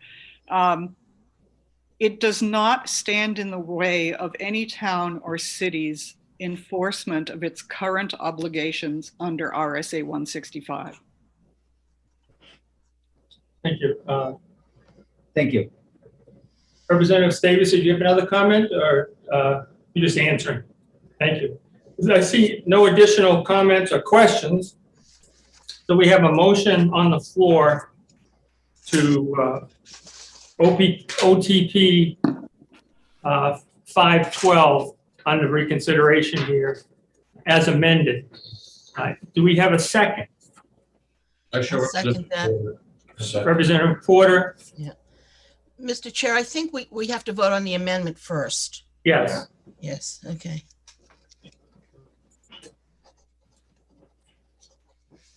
So the question now is on the amendment in support of House Bill 512. Just for record purposes, let's make sure we have the right amendment number. That's 0563H, is that correct? That's correct. Okay, good. So I'd ask the clerk to call a roll on the amendment. Okay, 0563H. Representative Piemonte? Yes. Clerk votes yes. Representative Tripp? Yes. Representative Wallace? Yes. Representative Salas? Yes. Representative McBride? Yes. Representative Melvin? No. Representative Villa? Yes. Representative Power? Yes. Representative Porter? Yes. Representative Tree-Levin? Yes. Representative Gilman? Yes. Representative Majority? Yes. Representative Davis? Yes. Representative Mangaputi? Yes. Representative Van? Yes. Representative Klee? Yes. And Representative Gallagher? Yes. 18-1. And me. And I'm sorry, Mr. Chairman, Yes. 19-1. I don't think we can have a 19-1. We only have 19. So probably 18-1, yeah, sorry. Okay. We had a phantom committee member for just a second, and they have left. So the amendment passes 18-1. Just a point of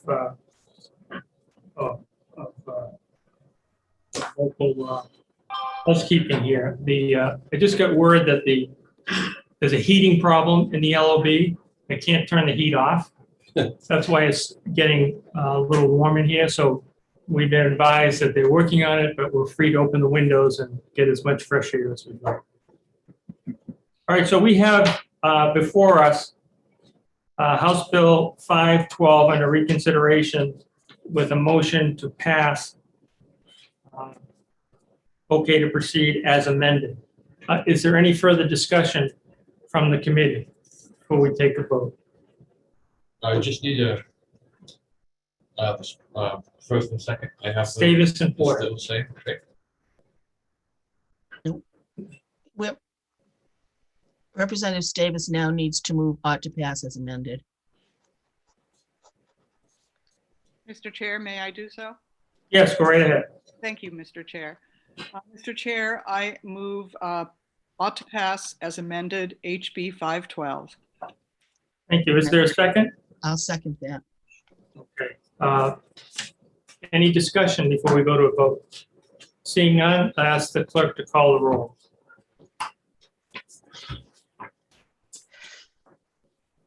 Representative Piemonte? No. Clerk votes no. Representative Tripp? No. Representative Guthrie? I'm sorry, Representative Wallace? No. Representative Salas? No. Representative McBride? No. Representative Melvin? No. Representative Ayer, No. Representative Power, No. Representative Porter, Yes. Representative Trelevin, Yes. Representative Gilman, Yes. Representative Majori, Yes. Representative Davis, Yes. Representative Magafuli, Yes. Representative Van, Yes. Representative Klee, Yes. Representative Gallagher, Yes. and Chairman Dolan. No. Motion fails on 10-9. Reconsider 512 and OTPA 10-9 fails.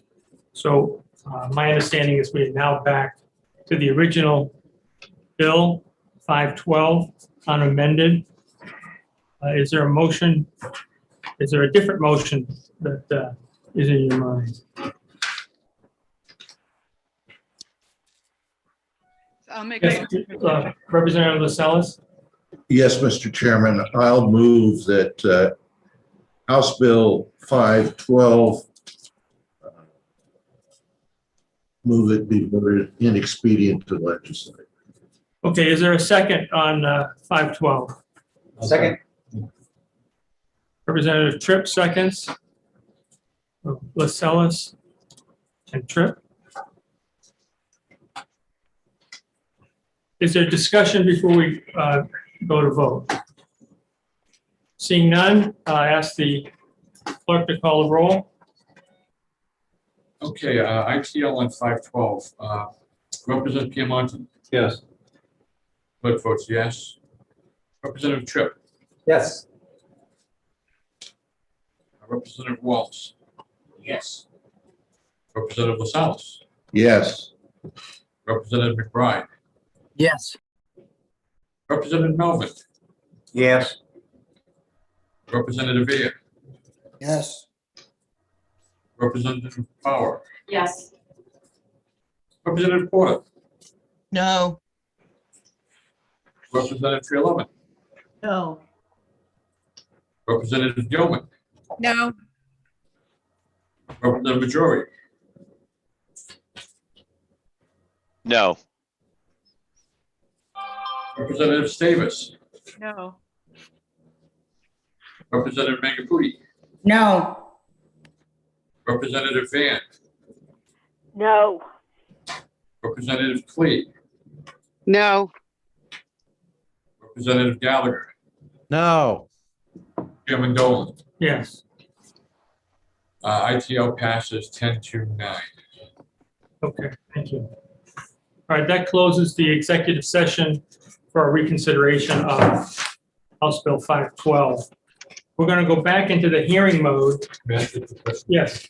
Is there going to be any reports from anyone on that from the ITL? I think because the disposition did not change, I don't think that we need to do a second majority report. I think the initial report will suffice. Thank you.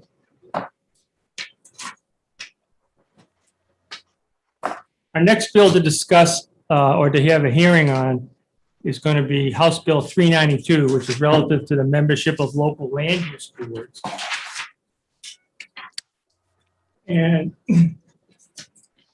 we have Representative Somsich is prime sponsor. Is Representative present? One moment, Mr. Chair, I apologize. Getting organized. Yes, Representative Somsich is here, and I've requested, or I've invited him to participate. There he is. Thank you. Representative, please let us know where you're from, and although we know you, but the public doesn't. So if you could identify where you're from and your testimony on the bill. Thank you, Mr. Chair. For the record, I'm Representative Peter Somsich from District 27 in Portsmouth. And I thank you, Chair Dolan and committee members for giving me this opportunity to provide you testimony on in support of HB 392. this testimony I've also sent to you by email. This bill is relatively simple in what it proposes. It proposes to change the land use board membership requirements.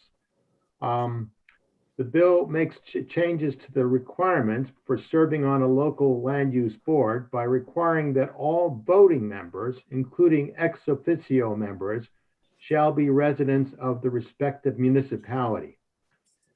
As in the way of background, in 2020, a planning board decision in Portsmouth was appealed to the Superior Court when a local planning board made a decision with the votes of 2 ex officio members who were not residents of Portsmouth. The appeal made the assumption that all the board members were required to be residents of Portsmouth. However, as currently written, the RSA does not explicitly mention ex officio members. This bill makes clear that while ex officio members can serve on a municipal board and provide important insights, to be eligible to vote as a member of that board, the member must be a resident of that municipality. The resident from Portsmouth who brought this issue to the Superior Court, Mr. Mark Brighton, has also submitted testimony and wishes to testify today as well. The bill makes a change to RSA 673:1, paragraph 1, so that it now reads, any local legislative body may establish a planning board, but it also changes RSA 673:2, paragraph 6, so that it would read, voting members of any local land use board established pursuant to paragraphs 1 through 5, including ex officio members, shall be residents of the municipality in which they serve. So I would be glad to answer any questions. On the other hand, Mr. Brighton, who's testifying after me, wants to express his personal experience with this. So if you'd like to ask me questions, that's fine. Otherwise, Mr. Brighton can answer some as well. Thank you.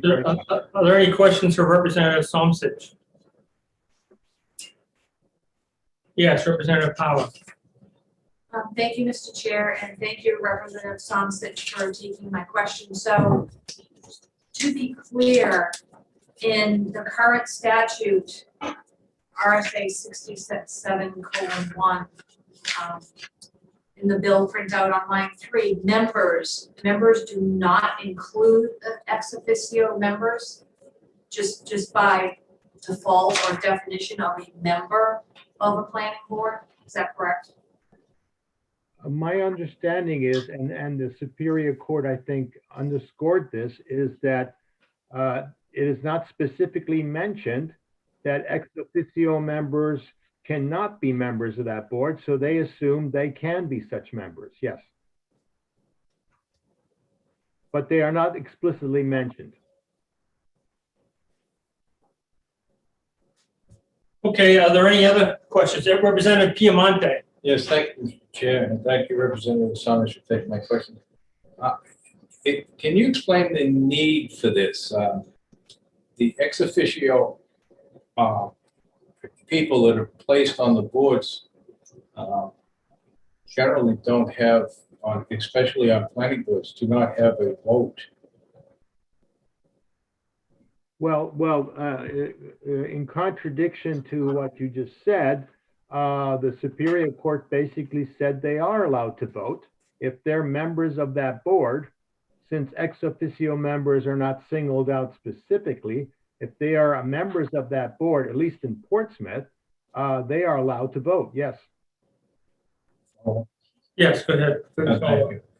So it would be up to, I know that you say the Supreme Court ruled, it would be up to the planning board whether to allow it or not. Is it enabling?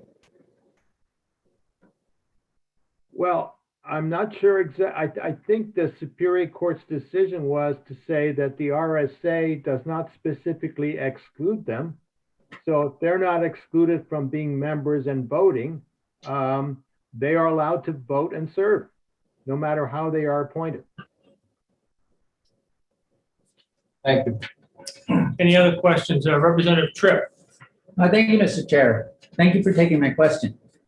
I believe that members of the board can be either elected or appointed. Does that mean that ex officio members who are, well, I guess they're appointed. I withdraw my question. Yeah, thank you, Representative Tripp. I think you're absolutely right. Yeah. Okay, let's go to is Cordell Johnson on the line? He's neutral on this bill from the NHMA. Yes, good morning, Mr. Chairman and committee members. And yeah, I think I signed up neutral, and I also submitted a letter explaining our concerns. I think that I really think the bill is unnecessary because existing law already requires that all local land use board members be a resident of the municipality. And in my letter, I cited the specific section with respect to each land use board. I guess I think it's pretty clear that when the statute refers to land use board members, it includes ex officio members. But if you want to clarify that, I guess that's not a problem. My real concern with the bill is that one of the people who come within the definition of a local use board is a building inspector. And most people don't usually think of the building inspector as a local land use board, but that is a definition in the statute. I don't think it's anyone's intent that the building inspector be required to be a resident of the municipality, because that person usually is an employee and sometimes works for more than one municipality. So that wouldn't even be possible. So I have suggested in my letter that if you are going to pass this bill, you at least make it clear that, that the residency requirement does not apply to building inspectors. I would also take out the word voting and just have it apply to all members. And if you want to include, specifically include ex officio members, I would do that. Because my concern about referring to voting members is then someone is going to say, well, I'm an alternate and I don't usually vote, so I don't have to be a resident. So I think you want the broadest possible language in there to make it clear that all members are required to be residents of the municipality. I'll stop there and be happy to answer questions. I just one other thing I should add, ex officio members are expected to vote on any matter that comes before the board. Thank you. Any questions for the NHMA? Seeing none, we have Mr. Brighton on the line. Yes, I am here. Yes, please go ahead. Please state your location and your position on the bill. Mark Brighton. I live in Portsmouth, and I support House Bill 392. I've seen a lot of changes in Portsmouth in my 68 years. And as part of those changes, in July of 2018, the Portsmouth Housing Authority, the PHA, came before our planning board with a proposal of 64-unit workforce housing project at 140 Court Street in Portsmouth, which is right next door to the Feaster Apartments, which is for the elderly and disabled. Many concerns were raised by community members: density, changing neighborhood character. The PHA came looking for various variances and a conditional use permit. A colleague and I went to the meeting. We were only at that point concerned about the way they were using the definition of workforce housing. We expressed our opinion, and the planning board gave the PHA what they wanted in spite of our opinion. Next day, my friend and I were talking, and we realized that the ex officio member, the deputy city manager, lived in Kittery. And that just didn't make sense. Didn't seem right. And it wasn't until later that we learned that another ex officio member, the assistant city manager, was a resident of Stratham. We expressed our concern to the city legal department, and they replied, when a board member is appointed ex officio, it is not the individual who serves in that position. Rather, it is the position that has been appointed to the planning board. While people have residences, positions do not. We moved to take the city to court. We knew that it would be prohibitively expensive to hire an attorney, so we decided to do it pro se. We did find a friend who is a sympathetic lawyer who wrote briefs and motions pro bono. We were joined by 16 residents of the Feaster apartments, and I have to tell you, there is nothing quite like having a Superior Court judge pepper you with questions. It is kind of like walking on hot coals. The Superior Court found for the city on all of our issues. Now, the one relevant to this committee, the judge agreed that people have residences, positions do not. Me, a layman, the legal reasoning seemed extraordinarily obtuse. Legislative intent seems pretty darn clear to me. RSA 672.8 states in part, to serve on a planning board, a person must be a resident of the municipality. We filed with the Supreme Court, mainly on the residency issue. I was fully prepared to stand before the 5 justices and plead the case. That's how important this is to me. The pandemic ensued, and because of the pandemic, the court based its ruling on just the briefs alone. No oral arguments were heard. They affirmed the Superior Court ruling, stating in part, however, we conclude that even if the non-resident members were ineligible to be ex officio board members, their votes were harmless. In other words, it passed by enough of a majority that their votes didn't matter. In other words, the Supreme Court sidestepped the issue, which only now leaves the legislative remedy. That's why I would like to see House Bill 392 become law. People making decisions affecting the character of a municipality need to be residents. They need to have skin in the game. Thank you. Thank you. Are there any questions? Representative Tripp. Thank you, Mr. Chair. Thank you for taking my question, Representative Sampson. I find the logic that the judge used to be quite interesting. People have residences, but positions do not.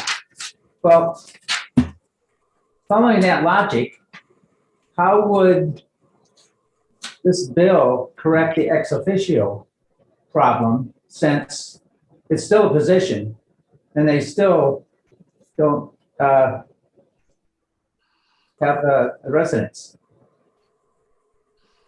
Thank you, Representative Tripp, for mentioning this question.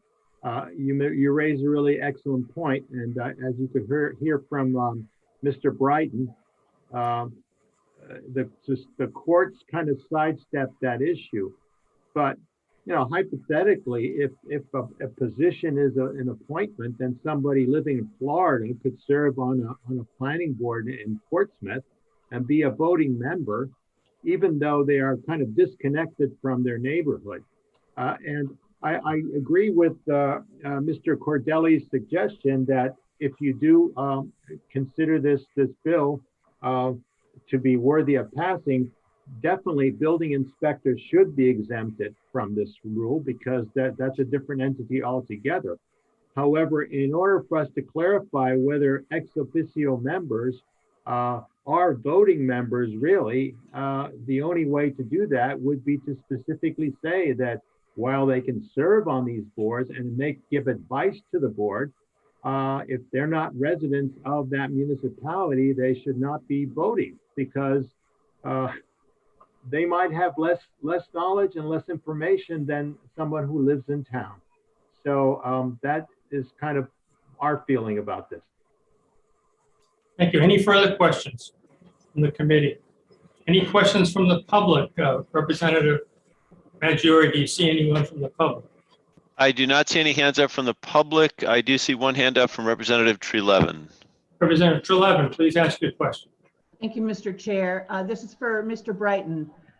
Mr. Brighton, thank you for coming to us and testifying today. I'm wondering, you mentioned having skin in the game, and my thought is, doesn't a person who is an employee of the municipality, city or town, have skin in the game simply by the fact that they are employed by that city or town? Representative Trelevin, I would have to say, no, they don't have skin in the game, and I can give you an example. If you're from out of town and let's say that you have to drive in every day and parking is an issue, and let's say something comes before the planning board, then your view might be entirely different because you might need to find parking as an employee. Whereas if I'm a resident, I might have an entirely different perspective on it because, you know, I can park and probably walk into town. Or, you know, in other words, there are instances, many instances, in which an ex officio non-resident might not have skin in the game. Follow up, Mr. Chair? Yes, please go ahead.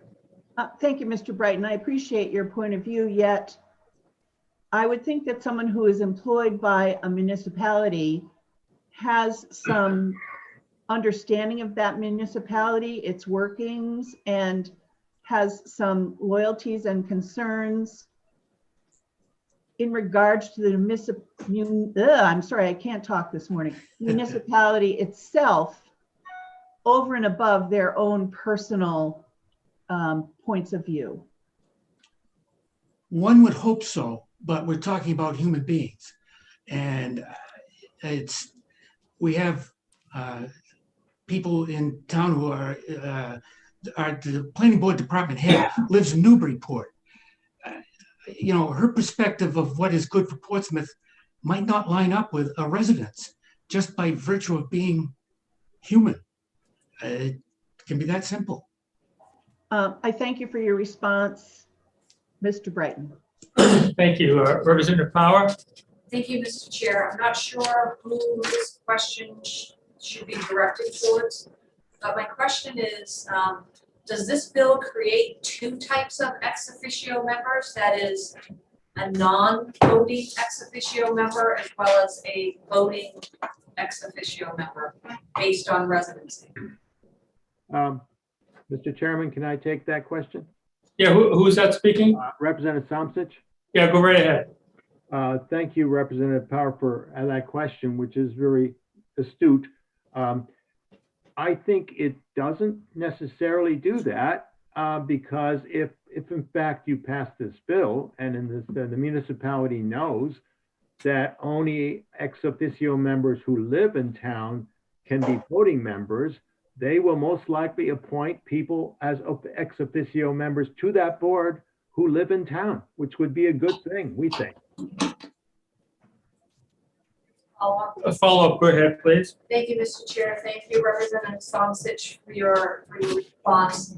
So to check my understanding, what the bill as written will do is that it will specify that ex officio members shall be residents of the municipality, and therefore they will be eligible to vote on the planning board. Representative Power, I would add to that that it does not preclude a municipality from appointing someone as an ex officio member who has a lot of experience and background in these issues, who may live in a different town. However, they can give the advice to the members of the board. They just don't have voting rights at that point. Thank you. Are there any other further questions on on this bill before we close the hearing? Seeing none, I'm going to close the hearing on House Bill 392. Next bill we're going to take up in our hearing process. Well, let me ask this. Does anybody need a bio break, or would you like a recess for 5 minutes, or do you want to keep moving forward? Okay, seeing no looks of distress in anybody's face, I'm going to move forward on House Bill 374. And I'm going to ask Representative Power to introduce the bill. This is a bill that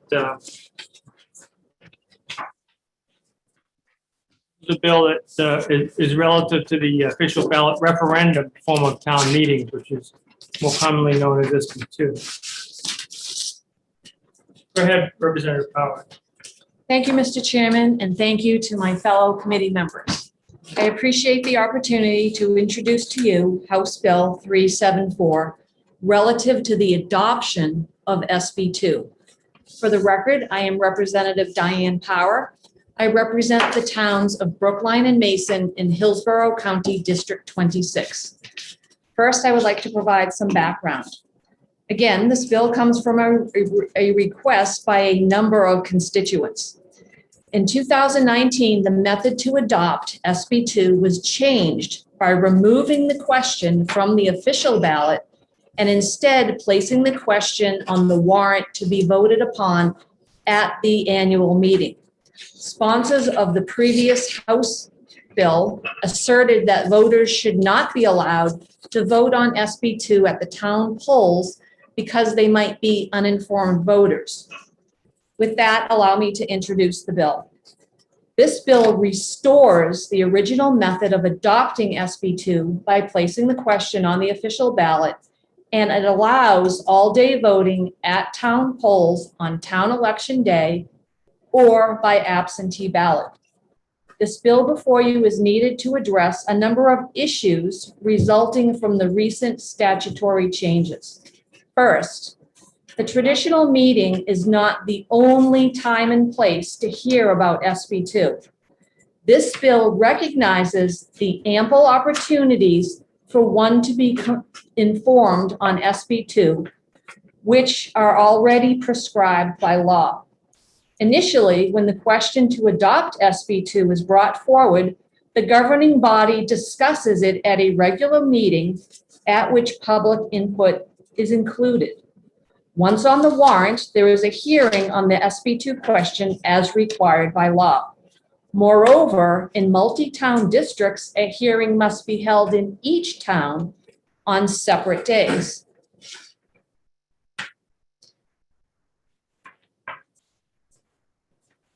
So the system already has at least 2 opportunities to become informed on and debate SB2.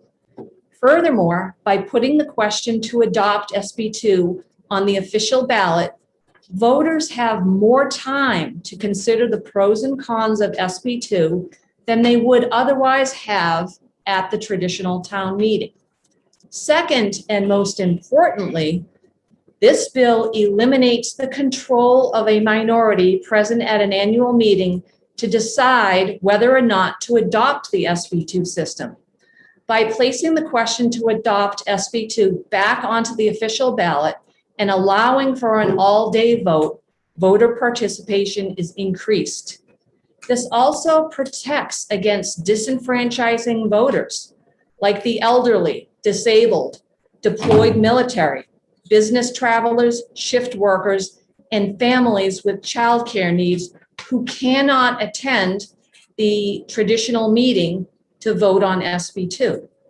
Also, the complexities of COVID-19 moving forward only adds to the participation challenge. Undoubtedly, when more people are able to vote on the question to adopt SB2, the vote better represents the will of the people. And third, this bill undoes the inequitable standards to adopt and to rescind SB2. By placing the question to adopt back onto the official ballot, the method to adopt SB2 is the same as the method to rescind. In conclusion, this bill reverses the recent changes made to adopt SB2, reverting back to the original language. It acknowledges the many opportunities already available for voters to become informed on SB2, and it enables greater voter participation on the question to adopt SB2, thus better representing the will of the people. Thank you, Mr. Chairman, and thank you, committee members, for your time and attention. Mr. Chairman, I am happy to answer any questions at this time if you allow. Thank you, Representative. Representative Porter, you had a question? Yes, thank you, Mr. Chair. Thank you, Representative Power, for taking my question on this. You had a list of people who were unable to attend town meetings, quite a lengthy list, and I agree with you. But if SB2 is adopted by a community, won't those same people be hindered from getting to the business portion of the SB2 and therefore not be able to make their wishes known to the community prior to the vote? Thank you for your question, Representative Porter. The focus of this bill is not with regard to the merits of the SB2 system. It simply focuses on the method to adopt SB2, whether that take place on the official ballot to be voted upon at the town polls, which in order to participate in that way, that takes obviously less time than it would for someone to need to attend a traditional meeting in order to vote on that question. Can I have a follow-up, Mr. Chair? Yes, please, go ahead. Thank you, Representative. In the traditional town meeting form of government, all decisions are made at the town meeting. The only thing that's on the ballot are offices and occasional zoning ordinances. But all the rest of the decisions made at the meeting, all the rest of the decisions are made at the meeting. By making it possible to decide on this very important issue not at the meeting, if someone's already in a town meeting mode of government, you're changing how they make their decisions by putting this decision on an official ballot. Does that inconsistency ring true to you? Thank you for the follow-up, Representative Porter. I'm not sure that I understand the question, but I will point out that this bill simply reverts the method to adopt back to the original language that was in the statute when this bill was originally passed to implement and outline the SB2 system. Representative Maggiore. Thank you, Mr. Chair, and thank you, Representative, for taking my question. Putting this on the ballot and the way to do that certainly does take some understanding. I'm curious if you know, are there communities that have expressed a dire problem the way the law exists now, or I mean, have expressed an extreme, well, I'll go back to the word, an extreme problem with the way the law exists? Yes, thank you, Representative Maggiore. That's a very good question. So as I had stated in my background, this bill comes from a request by a number of constituents. So yes, to your point, there has been a repeat and experienced problem with regard to the question to adopt SB2 being on the warrant to be acted upon at the town meeting. And that issue is that this question never even gets to be debated, because what is happening in my constituents' experience is that the question to adopt is being tabled by people who are choosing to table it. And this has happened in the middle of an individual presenting the question to adopt. Right in the middle of his presentation, somebody will jump up and make a motion to table it, a vote is taken, and there isn't even a discussion. So that would be an issue. So by reverting to the original language, that would be a solution to that problem. Thank you. Okay, next we have some testimony from a former member of the committee, a kind of a celebrity of sorts in the House of Representatives, former Representative Belanger.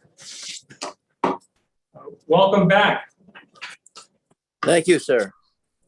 I assume you can hear me. Yes, you sound fine. Go right ahead. Good day, committee members. My name is Jim Belanger of Hollis, New Hampshire, and I'm representing myself. I am a former New Hampshire State rep serving on the Municipal and County Government Committee for 9 years. It's been a while since I sat with some of you on this committee. I must bring to your attention that this committee has dealt with this very issue as late as the year 2019 in House Bill 415.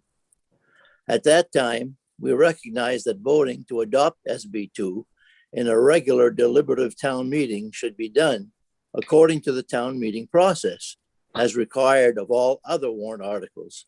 That is, to be deliberated and voted on by the same voters who deliberated it.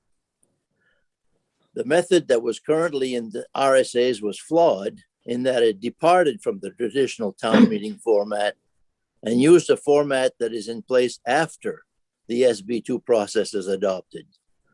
Since that has not yet been adopted, why were the voters mandated to vote on a process which is only in place after SB2 format is in place? And the article gets a deliberative session, followed by a second session where ballot voting takes place on the article by voters that were not at the deliberative session to hear the arguments. This bill, House Bill 374, reverses the effect of House Bill 415 of 2019, sponsored by members of this very committee. Former Chair Carson, former Chair Belanger, former Clerk Porter, Representative Maggiore. It is my opinion, my personal opinion, that proponents of SB2 are attempting to introduce SB2 procedures and processes into a non-SB2 town meeting. Let's adopt the SB2 form of governance before forcing its processes on the community that has not chosen to use that format. Do we mandate SB2 communities to vote on articles, especially to withdraw from SB2, using the traditional town meeting format and voting on it at the SB2 deliberative session? Of course not. In closing, I would remind the committee that in 2019, House Bill 415 passed this committee on a vote of 18-1, passed the House even after being withdrawn from the consent calendar, passed the Senate on a voice vote, and was signed by the governor in August 2019. Thank you. Are there any questions for former Representative Belanger? Seeing none, thank you for your testimony. The next testimony will come from Ms. Laura Bueno. Have a good summer, everybody. Thanks, Jim. Is Ms. Bueno with us? Or maybe, am I saying her name? Thank you. Can you hear me? Yes, you sound fine. Please state where you're from and what your feelings are about the bill. Okay, my name is Laura Bono. I'm the town administrator for the town of Hillsborough, and I am opposed to this bill. Much as past Representative Belanger stated, I testified a couple years ago on House Bill 415, and at that time the legislature understood the area within the RSA, which required adopting the official ballot referendum form of meeting to be placed on the official ballot versus at town meeting. When a community is asked to vote on changing their legislative process from town meeting to Senate Bill 2, it's a significant change which warrants this to discussion. Unfortunately, the public hearings that Representative Power mentioned are not well attended. Similar to the deliberative sessions in Senate Bill 2 communities are not well attended. So the information is not getting out. Whether the request is being brought forward by a petitioner, which has been my experience in my career, or by the Board of Selectmen, the voter should hear the reasoning as to the request, as well as have the ability to ask questions and seek further information. This shouldn't be treated any differently than any other major changes, such as imposing a tax cap or even the establishment of a budget committee, for example, both of which are done as a warrant article at town meeting. I'm going to repeat a little bit of what Representative Belanger stated, because at the time the warrant article is presented, you are a town meeting form of government. So that is where it should be voted on and discussed. I'm not sure, it's only been, that change has only been in place since 2019. So I don't know where the established history of it not working comes from. It didn't seem to work prior to changing it or correcting it to how it should be. But leaving it as is and requiring it to be brought to town meeting will enable the people who vote on it to have the questions answered, have a good understanding, and cast their confidential vote, because it's required to have a paper ballot, and they'll be doing that in confidence. If they don't understand the question on the ballot, they're going to either vote no or not vote at all. So that doesn't accomplish anything more than showing that people are not going to vote on something if they don't understand it. So I thank you for allowing me to testify and for your time and consideration. Thank you for your testimony. Other questions from Ms. Bono? Seeing none, I'm going to move on to NHMA, Cordell Johnson. Thank you, Mr. Chairman. Again, Cordell Johnston, representing the New Hampshire Municipal Association, and we are opposed to this bill. As former Representative, former Chairman Belanger said, the old law that was changed in 19, the old law never really made sense because it had the legislative body making a decision in a manner that it doesn't do. Understand, the town meeting is a legislative body, as the New Hampshire legislature, the House of Representatives is a legislative body. As such, they assemble, they debate and discuss matters, and then they vote on them. They don't just come into the voting booth and vote on them by secret ballot. And in order to make an informed decision, they need to have that discussion and understand what they're voting on. As I think it was Laura Bono said, yes, there is a hearing. Under the old law, yes, there was a hearing before the matter went to the official ballot, but almost nobody goes to that hearing. In my town, we've considered adopting SB2 6 or 7 times. I've gone to most of those hearings, and there have never been more than 10 people at the hearings. So people don't learn about it. They don't understand it. And I can say the first time that the issue was on the ballot in my town, and this was before I changed careers and became a municipal lawyer. And so I didn't have any idea what this was about. I went into the voting booth. I consider myself a pretty well-informed voter, but there was that question, and I thought, I have no idea what this means. So I voted no. As Laura Bono said, that's what people are going to do. They're going to vote based just sort of on a guess. If you're talking about changing the form of your town meeting, you should not be doing that based on a guess about what it means. You should have a serious discussion and debate and vote based on that discussion and debate, just as the House of Representatives does. I'll end there, and if anyone has any questions, I would be very happy to try to answer them. Thank you. Are there any questions for the NHMA? Seeing none, I believe. I do have one question, Mr. Chair. Go right ahead. Thank you. I appreciate that. And thank you, Cordell, for taking my question. HB 415, I don't expect you to remember it by number, but it's the bill we're discussing from 2019, which was the last change to this, which I think cleared it up. Did the sponsors work with NHMA to craft that language that was ultimately signed into law? Do you remember?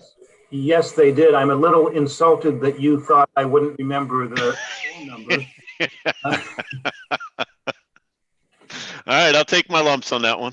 But yes, we did work with the sponsors from both parties, just to be clear, on that legislation. Thank you. Any other questions for Attorney Johnson? Seeing none, I believe we have a member of the public that would like to speak in opposition to the bill, Gail Cromwell. Is she on the line? Yes, I am here. Can you hear me? Yes, you sound fine. Are you able Right to ahead. hear? Yes, my name is Gail Cromwell. My town of Temple has had 15 years worth of experience with SB2 on the official ballot. It has rarely come close to actually being adopted, but the sponsor does not accept failure. He keeps going year after year.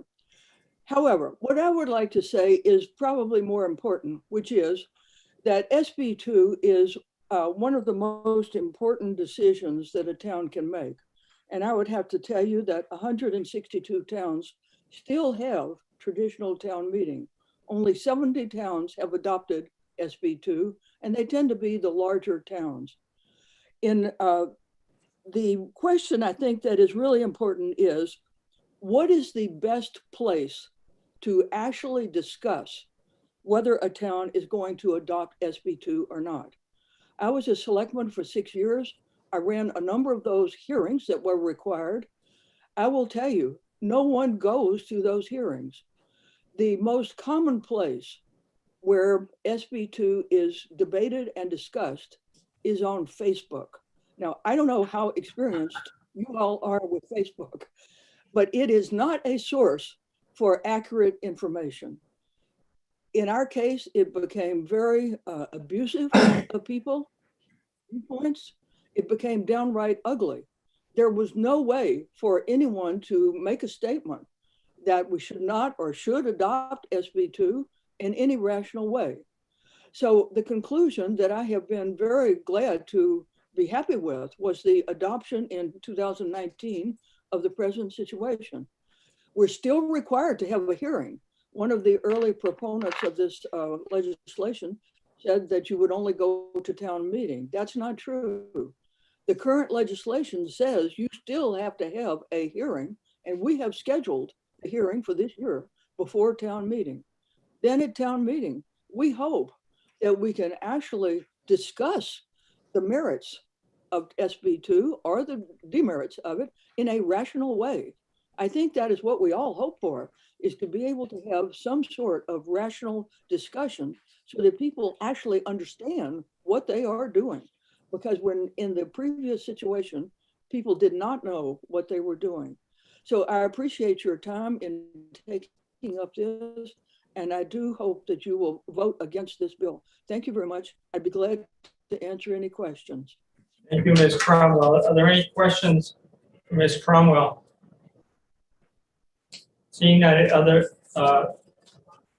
Representative Maggiore, or could you tell from your screen if there are other members of the public that wish to testify? I do see, Mr. Chair, yes, I do see one hand up from Eric Power. Mr. Power, please go ahead and offer your testimony. Well, Mr. Chairman, this is Eric Power, resident of Brookline, and I'm speaking in support of House Bill 374. As a little bit of background, Brookline adopted the SB2 system in 2016 for our school district. And we're a town of 5,300 and we've been very happy with it. So that's the reason I'm speaking in favor of this here, one reason. Until the 2019 change, the question of adopting SB2 ballot was placed on the official ballot to be voted on during town and school election day. With the change, the adoption question now is placed on the town or school district warrant for action during the traditional meeting. This change makes it virtually impossible for a town or school district to adopt SB2, and let me explain why. To illustrate this point, I will use the example of our Hollis Brookline Cooperative School District, which includes the towns of Hollis and Brookline. When the SB2 question is proposed, as it is this year again, there are many mandatory hearings that must be conducted. In fact, RSA 4014 requires 2 SB2 adoption hearings to be widely announced, with a hearing in each town and on different days. In addition, the school board deliberates and takes a position on SB2 adoption at the required budget hearing. In addition, all of these meetings are live streamed and recorded, and the minutes are available too. I'll give you the experience from this year. When we went to Zoom, we had over 100 people attending both nights of the hearing that involved discussions on SB2. So I would say that's not a small number. So there are many opportunities for citizens to get informed and debate SB2. With the 2019 change, the SB2 adoption question is supposed to be deliberated yet again at the traditional school district meeting or town meeting before a potential vote. I use the words supposed to and potential because voters cannot be certain that the SB2 adoption question will even be debated upon or voted upon. In the past, as a petitioner, I have coordinated advance with the school district moderator to present information on citizen petition warrant articles, including such topics as tax cap or requiring tax impact notation on warrant articles. At the meeting, after the warrant was properly moved and seconded, I have begun my presentation to the meeting only to be interrupted by an aggressive voter with a point of order with a motion to table the article. The moderator then calls a card vote to table by simple majority vote, and the article is tabled with no further discussion, debate, and no vote. Unfortunately, this pattern has happened many times over the years. The Hollis Brookline Cooperative School District meetings have always been long and sometimes have had multiple sessions over many dates. And I sent you some written testimony, but we've had sessions that have been 1, 2, 3, and even 5 sessions long. We had a session in 2018 that lasted 14 hours of meetings. So you can see it's not a short meeting generally. Practically speaking, only a small number of citizens are willing and able to endure these long multi-night meetings, and these voters are overwhelmingly against adopting SB2 because they prefer to maintain the control of the traditional meeting. It's not reasonable to expect many voters in favor of SB2 to attend the traditional meeting in hopes of potentially discussing and getting an opportunity to vote on SB2. The sponsor of the 2019 change said that the question of adopting SB2 is so important that it needs to require voters to be educated again at the traditional meeting, debated, and then voted upon then and there. This is a faulty argument for several reasons. There are already multiple occasions and opportunities to learn and debate the pros and cons of SB2. With long and often multi-night meetings, voters have no idea when the SB2 question will potentially be brought to the floor. Lastly, there is certainly no guarantee that a debate or even a vote on adopting SB2 will occur at a traditional meeting. In fact, this situation recently happened. Last year, Hollis citizens placed the SB2 adoption question on their 2020 town warrant via petition. During their traditional town meeting, the SB2 adoption question was tabled. It was tabled without a vote or even a debate. Did this 2019 change improve the process? Clearly, no debate and no vote on SB2 adoption is not an improvement. Ironically, Hollis is the hometown of the primary sponsor of the 2019 change, which moved the adoption question off the official ballot. Thus, the effect of the current law is to prevent the adoption of SB2. Returning the SB2 adoption question to the official ballot is reasonable and logical. It guarantees that the question will get a vote. There are ample opportunities to learn about SB2 and get informed. More importantly, HB 374 enables all voters to weigh in on this important question at the ballot box on town election day or by absentee ballot. When more voters participate, the outcome better reflects the will of the community. I urge committee members to vote ought to pass on House Bill 374. Thank you very much. Thank you. Other questions? Yes, Representative Lascelles. Yes, I think there's one thing we can all agree on. We have experience with SB2, that the participation of the community in the deliberative session is generally very light. And it's been my experience that it's very easy for a group of people who have a particular interest in one of the questions that's going to come up to pack the meeting and then cause the outcome of the meeting to be what their particular feeling is. And there is a lot of people who are opposed to the whole idea of SB2 by allowing the people as a whole to vote on the official ballot of SB2 seems like a very much more democratic way of solving that SB2 question. And in fact, to me, it's the whole purpose of that. And it was brought up earlier about access to the official ballot and being able to participate by people who are handicapped. And it's been my experience, and I guess I'm directing this at Representative Power. Isn't it your experience that handicapped people are more able to participate in an SB2 question on the official ballot than going to a deliberative session? Thank you for the question, Representative Lascelles. Yes, it is my opinion that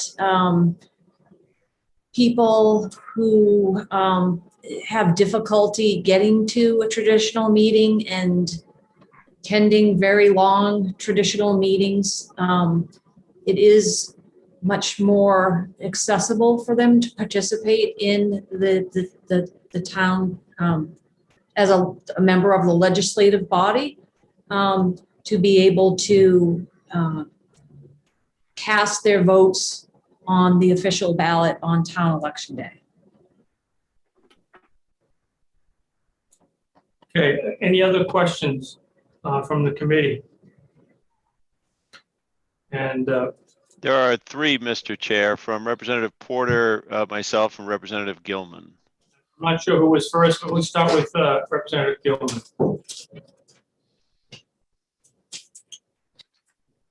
Thank you, Mr. Chair. I believe my question is for Mr. Power. You spoke about this, in a deliberative session or a traditional town meeting, that somebody with an article can pack the meeting with the people that support whatever they're doing. That's a campaign administration kind of thing. So what makes that different from having a town, having an SB2 town? I mean, can't somebody pack the voting booths just the same as packing a town meeting? The question, yes, I think the what happens at a SB2 deliberative session, what's happening at a traditional town meeting, who goes to the meeting and who participates is vitally important. The deliberative session is deciding the form and what's on the warrant, and the traditional meeting is debating both the warrant and taking action. So I think it's important who goes. So people that think that the deliberative session isn't important, I think don't understand it completely. But the point is that deliberative sessions generally are conducted in a few hours, not multiple days, multiple nights, and it's much easier to participate in that way. Also, the SB2 question is trying to enfranchise many voters who cannot make these meetings, and they cannot go to the meeting to say they don't want to go to the meeting. That's the problem here. So you enfranchise the voters to be able to adopt SB2, many of which who can never make a traditional meeting. So I think by enfranchising everybody to decide and providing all the opportunities that are out there to learn about SB2, I think that it is a fair system to be able to put it on the official ballot. And by the way, the official ballot's also used for zoning questions, and we don't require people to go to zoning board meetings to vote on that as well. People vote on it based on how they educate themselves, just like they would on SB2. Thank you. Representative Porter. Thank you, Mr. Chair. And this question is for Mr. Power. So in my town, we have traditional town meeting, and my school district is SB2. So I have experience with both deliberative sessions and town meetings. My experience has been that people attend town meeting at a higher number and participate more than they do at deliberative sessions. Just like with you and with us as representatives, it's our responsibility before we vote on a bill to listen to testimony, ask questions, and ponder and make what we consider the best decision for the state of New Hampshire. In a similar way, people need to do that for their towns. Getting people to the meetings is an issue in both systems, as you have explained. So my question is, isn't it the responsibility of the people in the community to attend town meeting if this is going to be on the ballot, or deliberative sessions prior to putting the questions on the ballot? Is that responsibility on the people to do that? Or is it up to us to find a way that they can avoid doing it and still have their vote?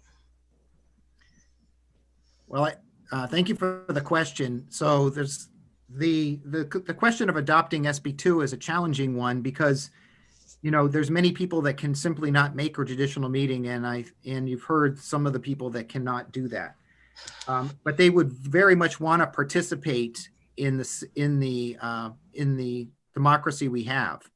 The SB2 system provides that. So I don't want to get too much into the details of the pros and cons of SB2, but you know, you have SB2, you have two opportunities to participate, the deliberative session and the balloting session.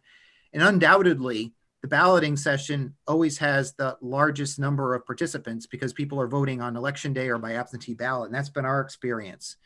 Like Hillsborough and Brookline, we do have the SB2 system for our school, and we have the traditional town meeting for our town. And so we have that experience. And I'd say if you look at our numbers, and I've talked to our town clerk, our deliberative sessions that we've had for our school have had the same or even a little higher than our traditional meetings for our school.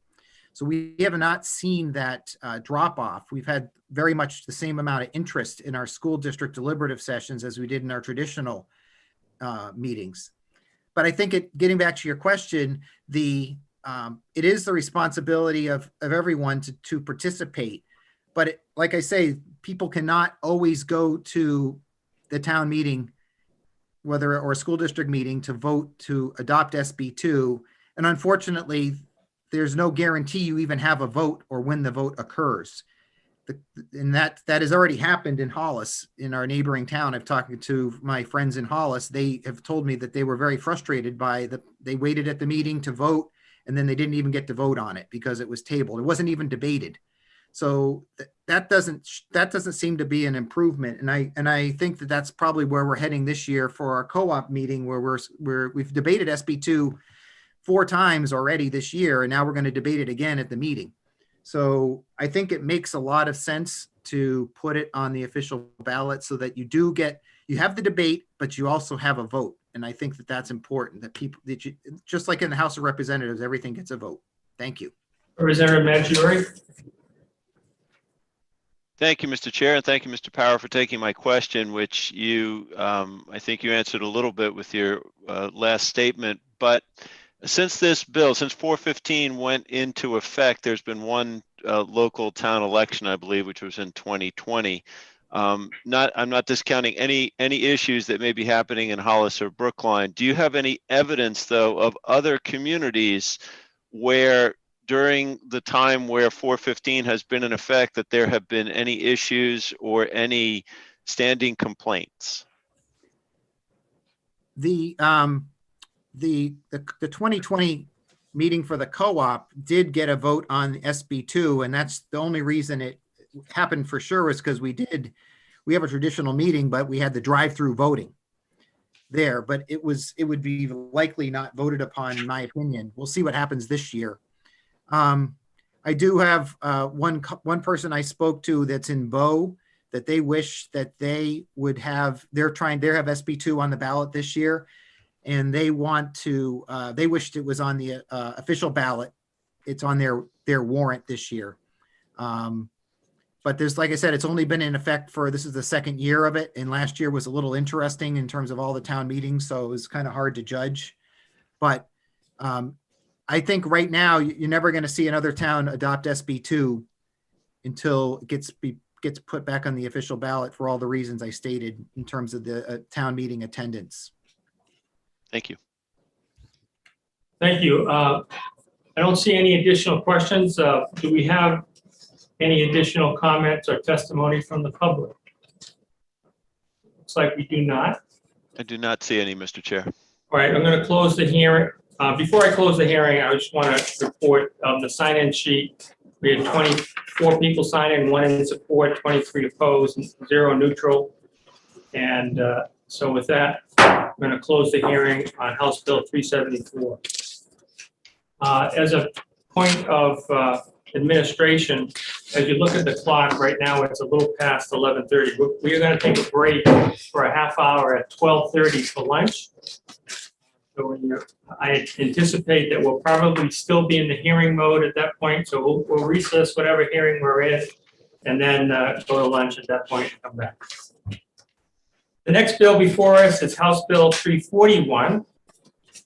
And this is relative to municipal residential units in a residential zone.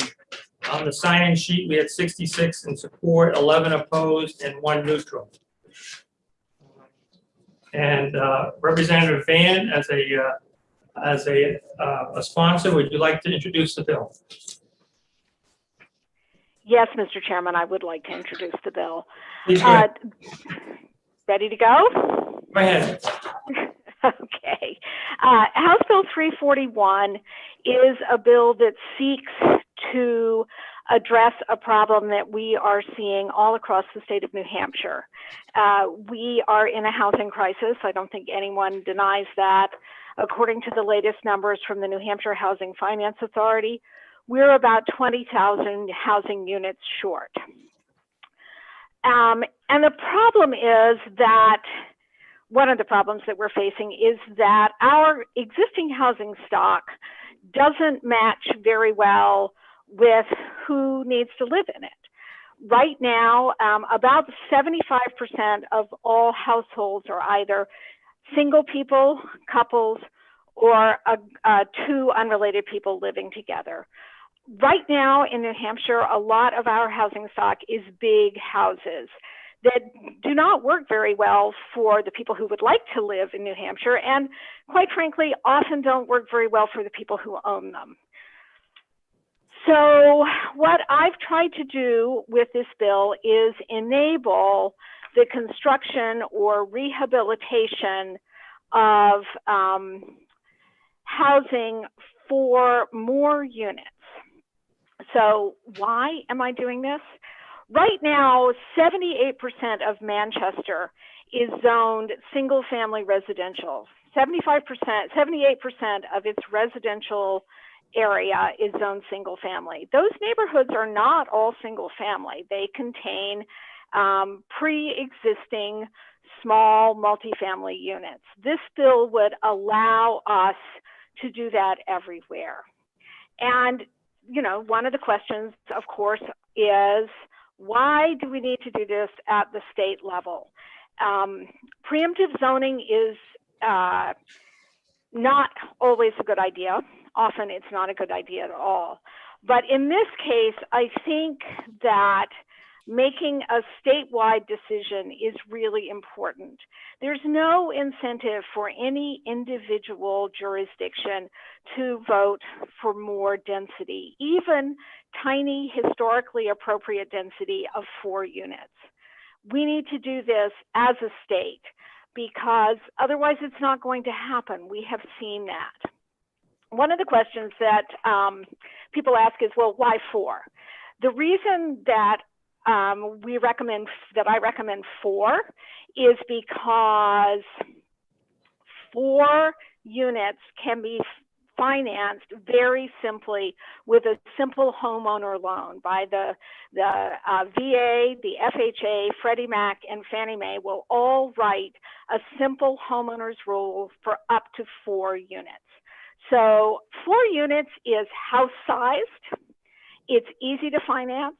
It can be built by 2 women in a van or 3 guys in a pickup truck. It's not a big developer project. It keeps money in town by allowing us to repurpose buildings we already have and repurpose and continue to use the infrastructure that we've already built, the water, the sewer, the existing roads. You've heard me testify on other bills that it costs about $4.65 a foot to maintain a road in New Hampshire, salt, sand, plow, ditch, and mow. That's not paving.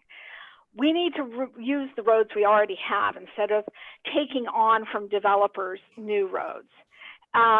So what does this bill actually do? This bill legalizes missing middle housing. And missing middle is housing that's bigger than a single family, smaller than a big apartment building. All of those things in between, up to 4 units.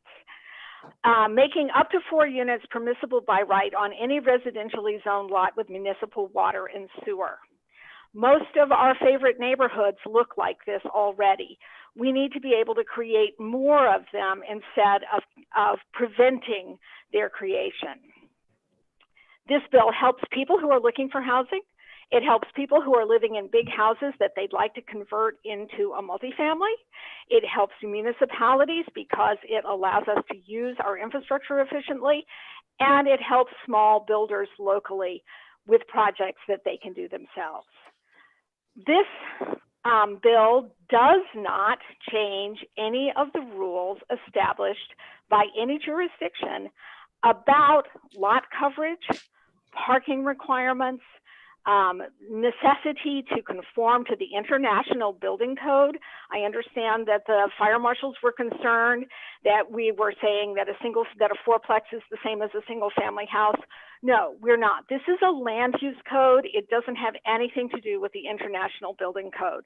You still have to conform to all the rules involved in the IBC, including for us 4 units inside of a single building, that building has to be sprinkled. This bill doesn't change lot coverage, doesn't change front setbacks, doesn't change anything. It just says you can put up to 4 units in here if you can make all of those things work. It's not the end of single family housing. You can still build a single family house in any of these neighborhoods, same as you can now.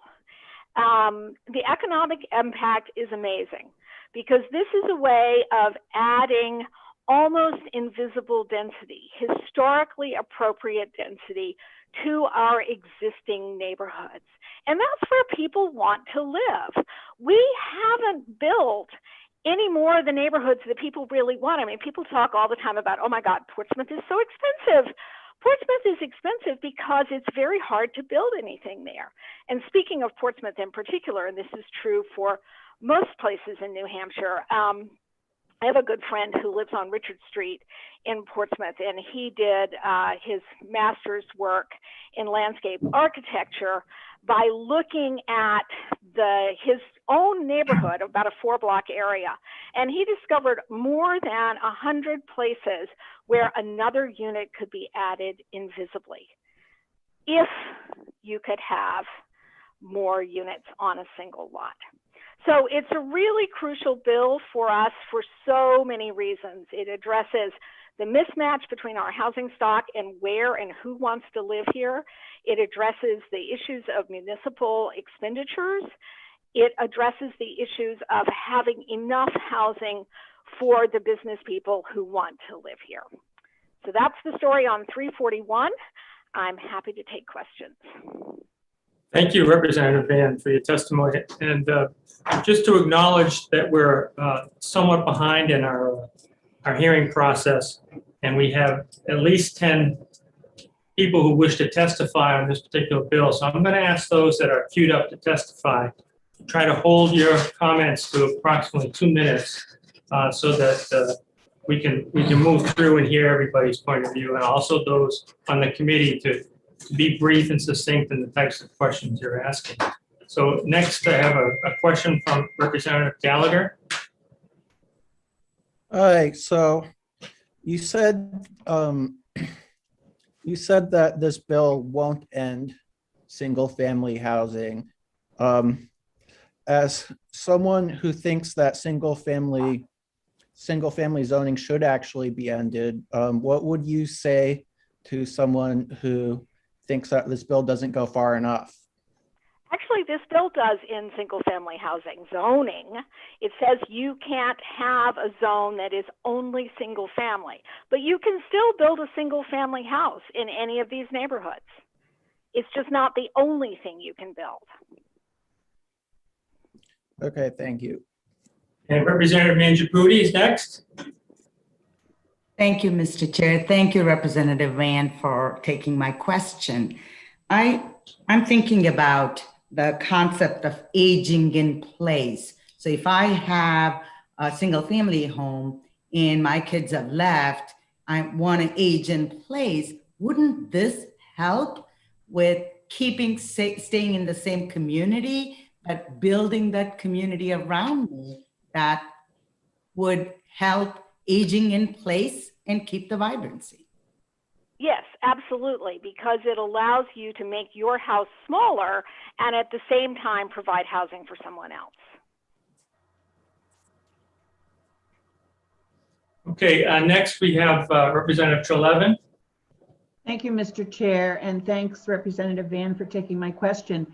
Here in the city of Dover, we have what my friend lovingly calls the old house neighborhood. And a lot of those buildings in the 80s were changed into condominiums. They were huge mansions and they were sliced up to 4 condominiums and then another one in the carriage house, so 5.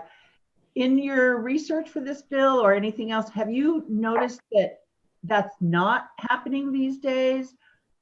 Or because it's difficult to get a condominium to be in place? It's not actually the condominium issue. The issue is that lots of neighborhoods are zoned so that it's only single family. So you could have single family and you might be able to have an accessory dwelling unit, but you can't have any more than that.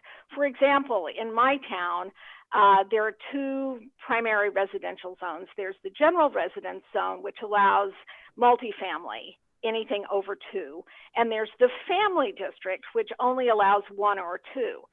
I happen to live in the general residence district, so I was actually able to convert my house. If I had lived in the family district, same house, just down the street a little bit, I wouldn't have been able to. May I have a follow-up, Mr. Chair? Yes, please go ahead.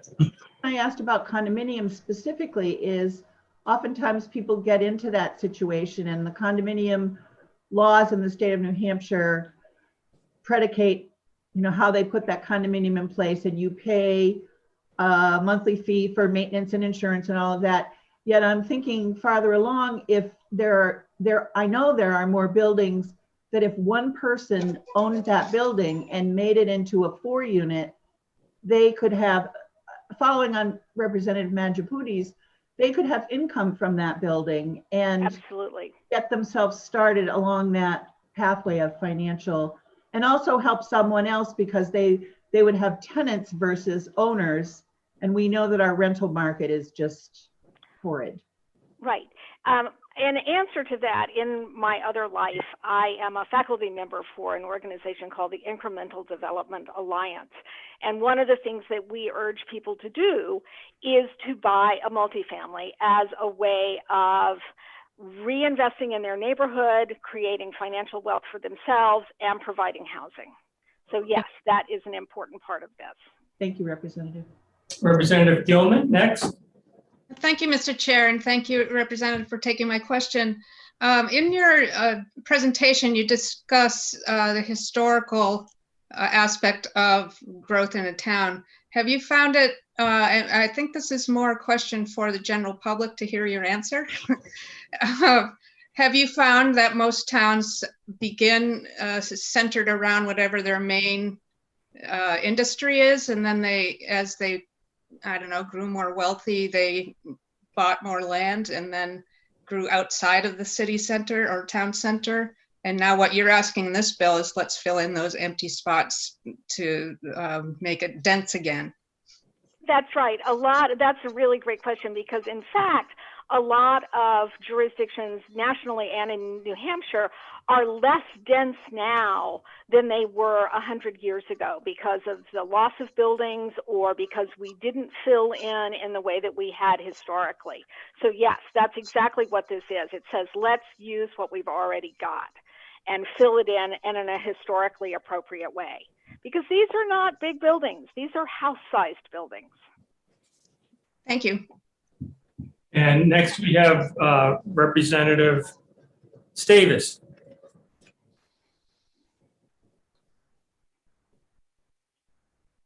Sorry, forgot to unmute. Thank you, Mr. Chair, and thank you, Representative Van, for taking my question. Can you say something about what you think the impact of this bill, should it pass, might have on older, kind of downtrodden downtown areas that are, in fact, searching for the right term? These are the places that attract overdevelopment in a kind of unhealthy way. Would this bill free up those areas in a way to provide more such multifamily housing in other areas as well, kind of even out the supply and demand? Yes, I think that's exactly what it does. It allows, right now we have neighborhoods that are frozen. And what this bill does is unfreeze those neighborhoods and say there's no reason why this neighborhood has to stay exactly the same as it is, because historically that's not how we build towns. We build towns by having a crossroads, and we put some buildings there, and then we put some more buildings there, and then we make a few bigger buildings, and then we kind of oonch out.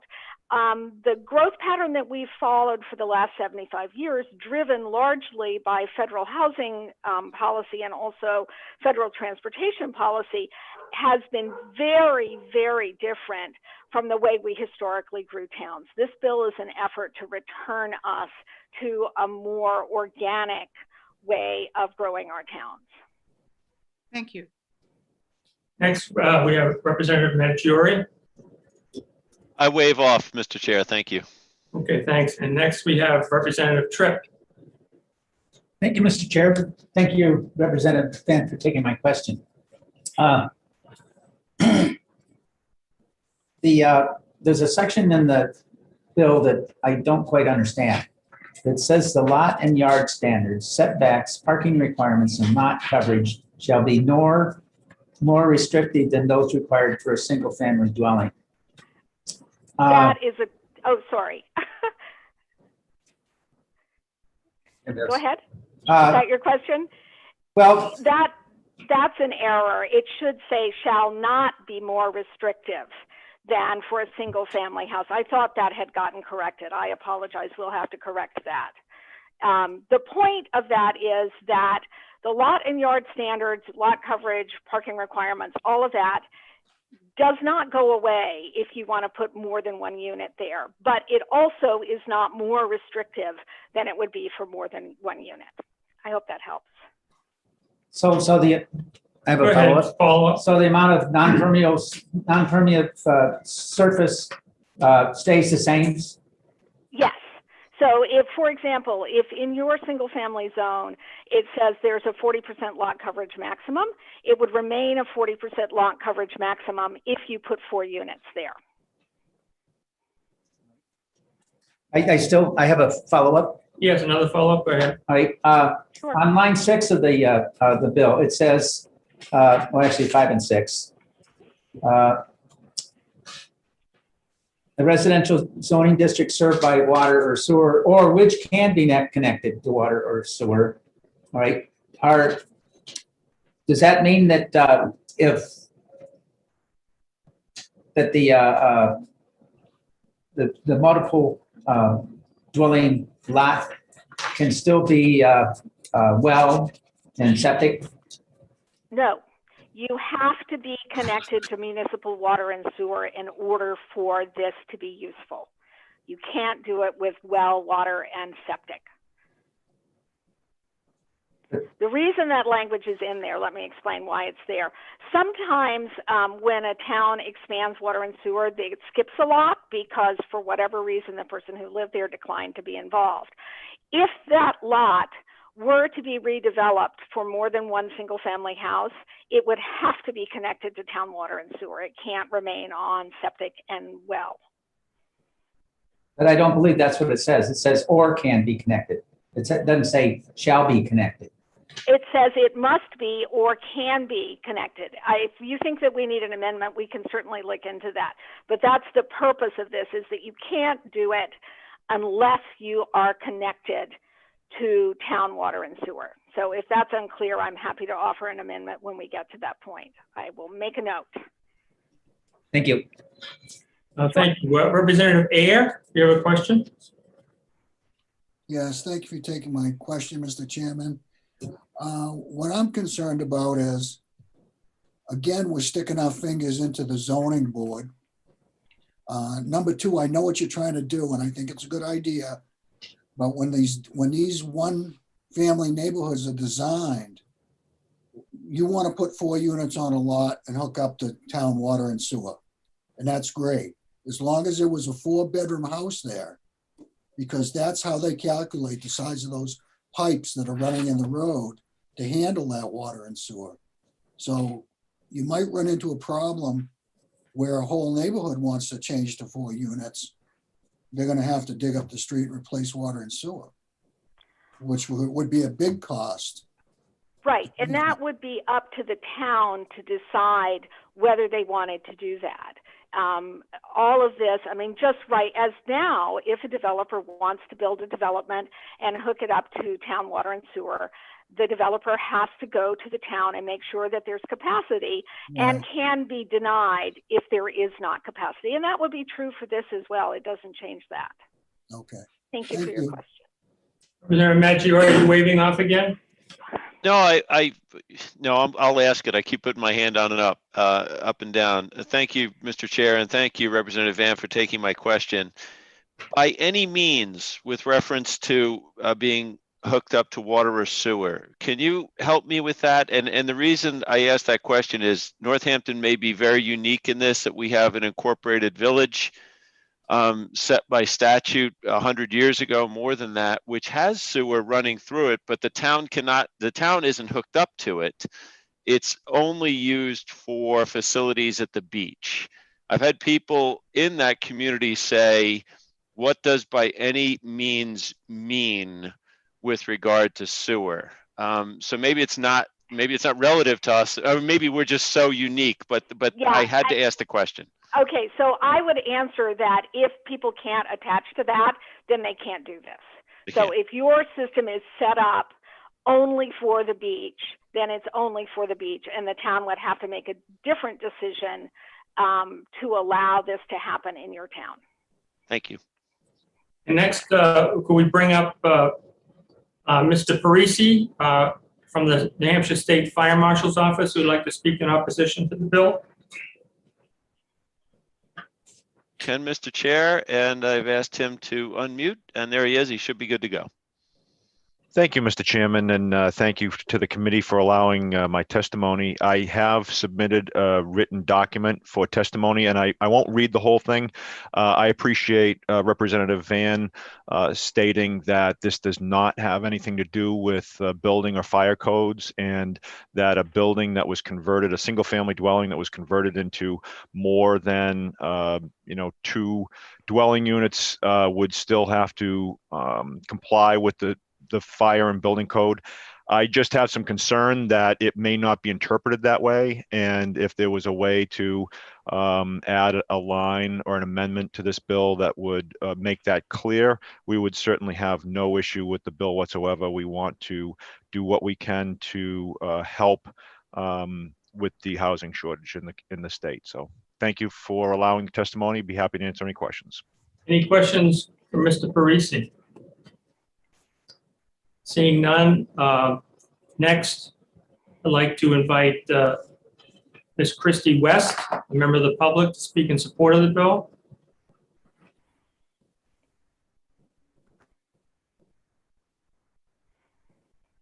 There, now, can you hear me? Yes, you sound fine. Go right ahead. Hi, good.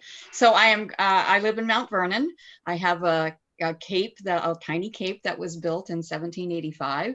I am renovating it completely. I am your demographic, exactly what Representative Van said. I am 68 years old. I will need some rental income to supplement my Social Security, even though I plan on working until I'm 80. But I am renovating my house right now, so the whole first floor is handicap accessible.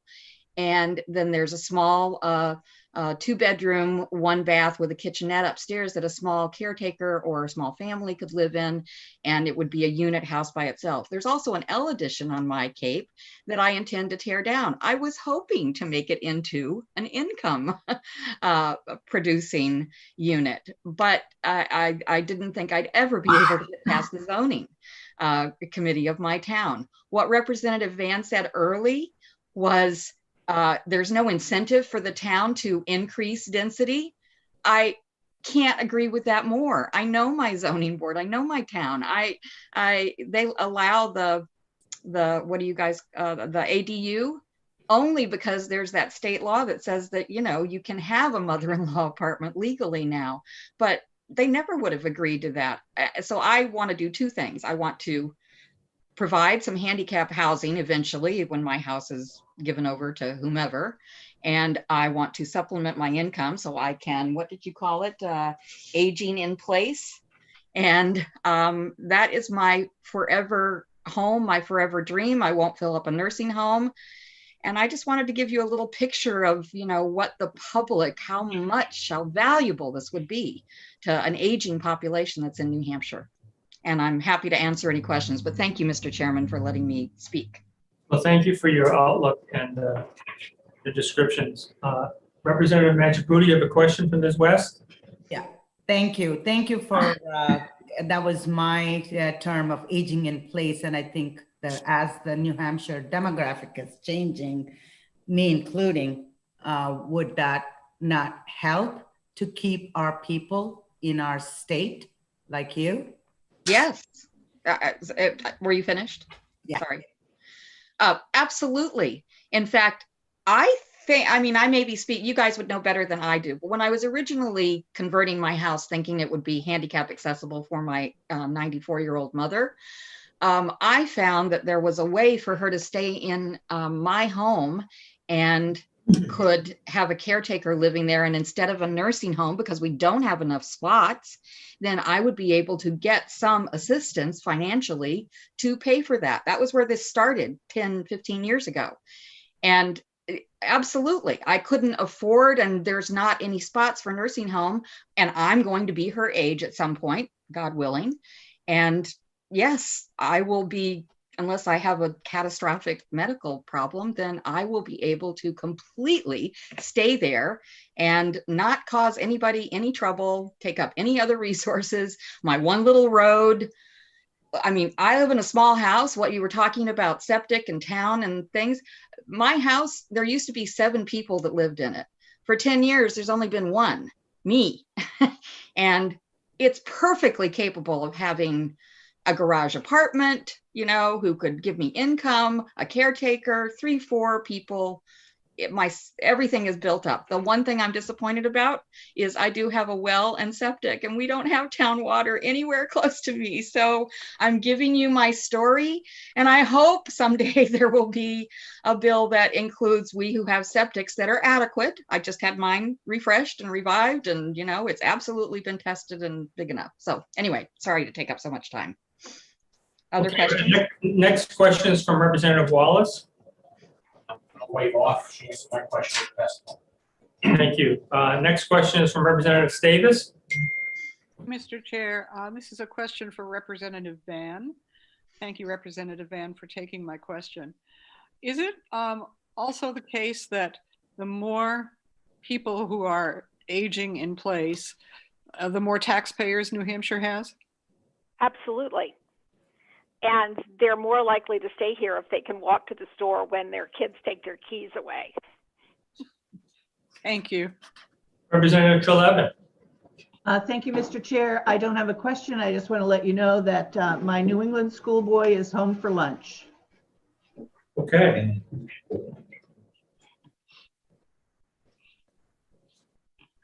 Next,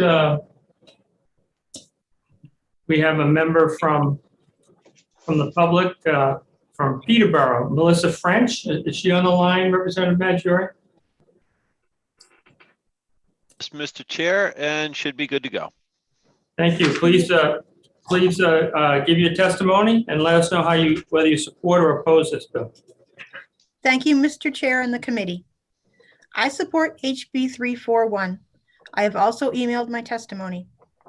My name is Melissa French. I live in Peterborough, and I am a former board member for Monadnock Area Transitional Shelter. I was on the board for the local shelter, and then I need to call them for help. I love the town I live in, Peterborough. It's a great place to live. We're renting half of a big old house. It's old and creaky and beautiful. I love being able to walk into town to go to the library or peek in the shop windows. My son is a dishwasher at the diner and walks into work. I'm in the local writers group. My girls sell Girl Scout cookies. I built a community for myself and my family in this little town. Last month, all this was in jeopardy. We got an eviction notice. The owner wants to renovate so he can sell. I let everyone know we were looking for a new place, hoping word of mouth would help. People were sending me links for 2-bedroom rentals for $2,200 a month. The median sales price for single-family homes has risen nearly 23% since January 2020 to $350,000. A third of our income is $1,400 a month. We're currently priced out of our community. We are competing with people with more income and better credit. Listings are rented before we can call them on the same day that they go up. It looked grim that my family of 5 would be living in our car by the end of April, but my network pulled through for me, and someone local let me know about a place that might be opening up. We got a lease for a house in Dublin. We were lucky. It is far more likely that my family and others in situations similar to us could be facing down housing insecurity. We've lived in the car before when we were foreclosed on in 2007. We celebrated my child's birthday with a cupcake and a candle from the grocery store in our car seat because that's where we lived. Keeping your family safe and secure is so much harder without a home.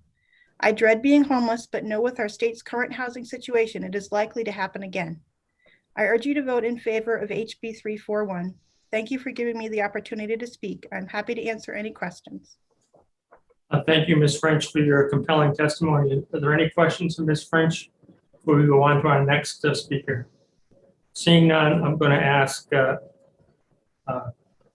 Natch Graves from the NHMA, New Hampshire Municipal Association, who opposes the bill, to please speak on it. Thank you, Chairman Dolan. This is Natch Graves from the New Hampshire Municipal Association. We do oppose the bill. There are really three things of concern I want to bring up today. First is we would consider this a state mandate that would eliminate local control over a particular area of zoning, and we do oppose that. I'm aware that many members of this committee are aware of our position on that, so I won't go into great detail. Secondly, Representative Ayer brought up a great concern, which were the practical concerns that we have. Whether we're talking about water and sewer use, areas for parking or road use, one of the concerns that communities have is if suddenly a large number of single-family homes in a particular area are converted into 4 basically apartments, what would that do for their infrastructure? So for water and sewer, as was mentioned, often they calculate their size of their pipes for, how many people are anticipated, and that's usually per bedroom. So if you convert it, and it's, you can't prevent a family from moving in. So you could have something that goes from a 4-bedroom to all of a sudden having, 4 couples in there. So now you have 8 people instead of 4. Multiply that, you're having greater demands on water and sewer usage, which is going to require costly upgrades. Similarly, if we're not requiring upgraded for parking, you might have, instead of 2 cars, you're going to have 4 or 8. At a certain point, there's not going to be street parking for this number of cars. Where are we going to put them all? Same thing with road use. Roads are designed for a specific usage. If we're talking about downtown, it might not be that big of an issue because you're probably designing them for heavy usage all the time. But if it's more outside in the country, you're looking at something like the geometric design standards, which might say, you have a different type of paving. And the third concern we have is some of the ambiguity in the language here. Importantly, it was noted, I think by Representative Maggiore, about the phrase which can be connected to water and sewer. There's no limitation on that. So we'd be concerned that some developer would come in, propose a plan, it would meet all the planning and zoning requirements, and they want to build essentially a series of 4-unit buildings and say, well, this can be connected to water and sewer, therefore there's an obligation for the municipality to connect it, even though the municipality might not have that in their plans, even though that might require some sort of upgrades along the way. And so we're concerned about how that might end up costing communities as well. Okay, we have a question from Representative Mangiapudi. Thank you, Mr. Chair. Thank you, Mr. Graves, for taking my question. You brought up a question about a single-family home going from 4 or 2 people to 8.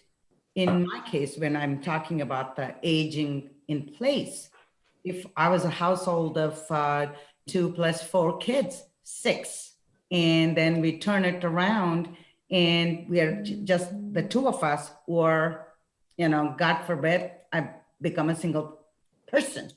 And that would still, the house was built for 6 or 7 people. So instead of having to move and transition, won't this give us opportunity to age in place? And in a suburbs, yes. Instead of having to move my community where I live, won't this give us an opportunity to live a healthy life? I think you bring up a great point, Representative Mangiapudi. For aging in place, my understanding is in most cases what happens is, someone lives in a home, raises their family, they then, all their children leave home, and they want to bring in someone as basically a caretaker for them and the household as they get older. So that wouldn't necessarily increase demand, but there are other possibilities. Someone, as I believe was mentioned, someone might have just an average house like mine with 2 or 3 bedrooms, decide, hey, I can gut the inside, I can make this into 4 units, 4 small units. You cannot limit the number of people who live in a unit if you're renting to them. Certainly you can charge them different costs, but you can't limit it. So, someone comes in, we've heard about how people are priced out. Presumably, even small units are going to see high costs.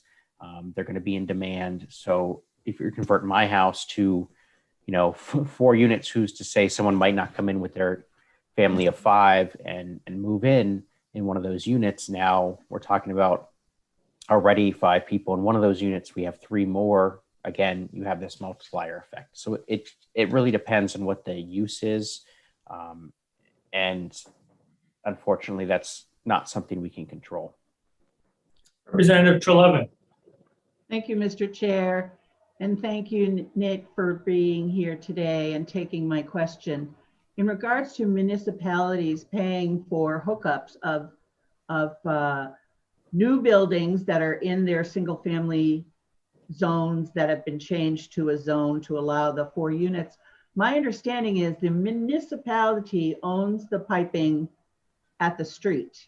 And if Yes. a property owner wants to hook up, the property owner pays for that entire hookup. So it's not, from my point of view, I'm thinking it's not an increased cost to the municipality. Am I incorrect? So I think you're mostly correct. So typically the way these projects works is there'll be a new line run. So I know of one project, for instance, that basically a residential facility for older people, their septic system had failed. They had to get hooked up to the municipal water and sewer system. As part of that, the municipality ran a line down, let's just call it Main Street. And then the municipality offered for anyone along Main Street to have that hookup. And therefore they had the cost, like you just described, for anyone along that street. But they had a total cost of, a couple $1 million. And then they divided that up based on how many people said, yeah, they wanted the hookup. And there was this standard hookup fee. But there's also the possibility of, you adding a line on and then the treatment plant itself not being able to handle that influx of whatever it is that's coming down the sewer pipeline. And therefore you needing to either build a larger plant or redesign your plant so it can accommodate the new inflow from the sewer. Similarly, if you're pumping water, as I'm sure this committee knows from dealing with bills involving the town of Merrimack, we're looking at possibly new well systems. If it's an area that needs treatment of that water, those additional costs as well in order to pump the volume that's necessary to keep the pressure in those lines to make sure that contamination doesn't happen and everyone has safe water.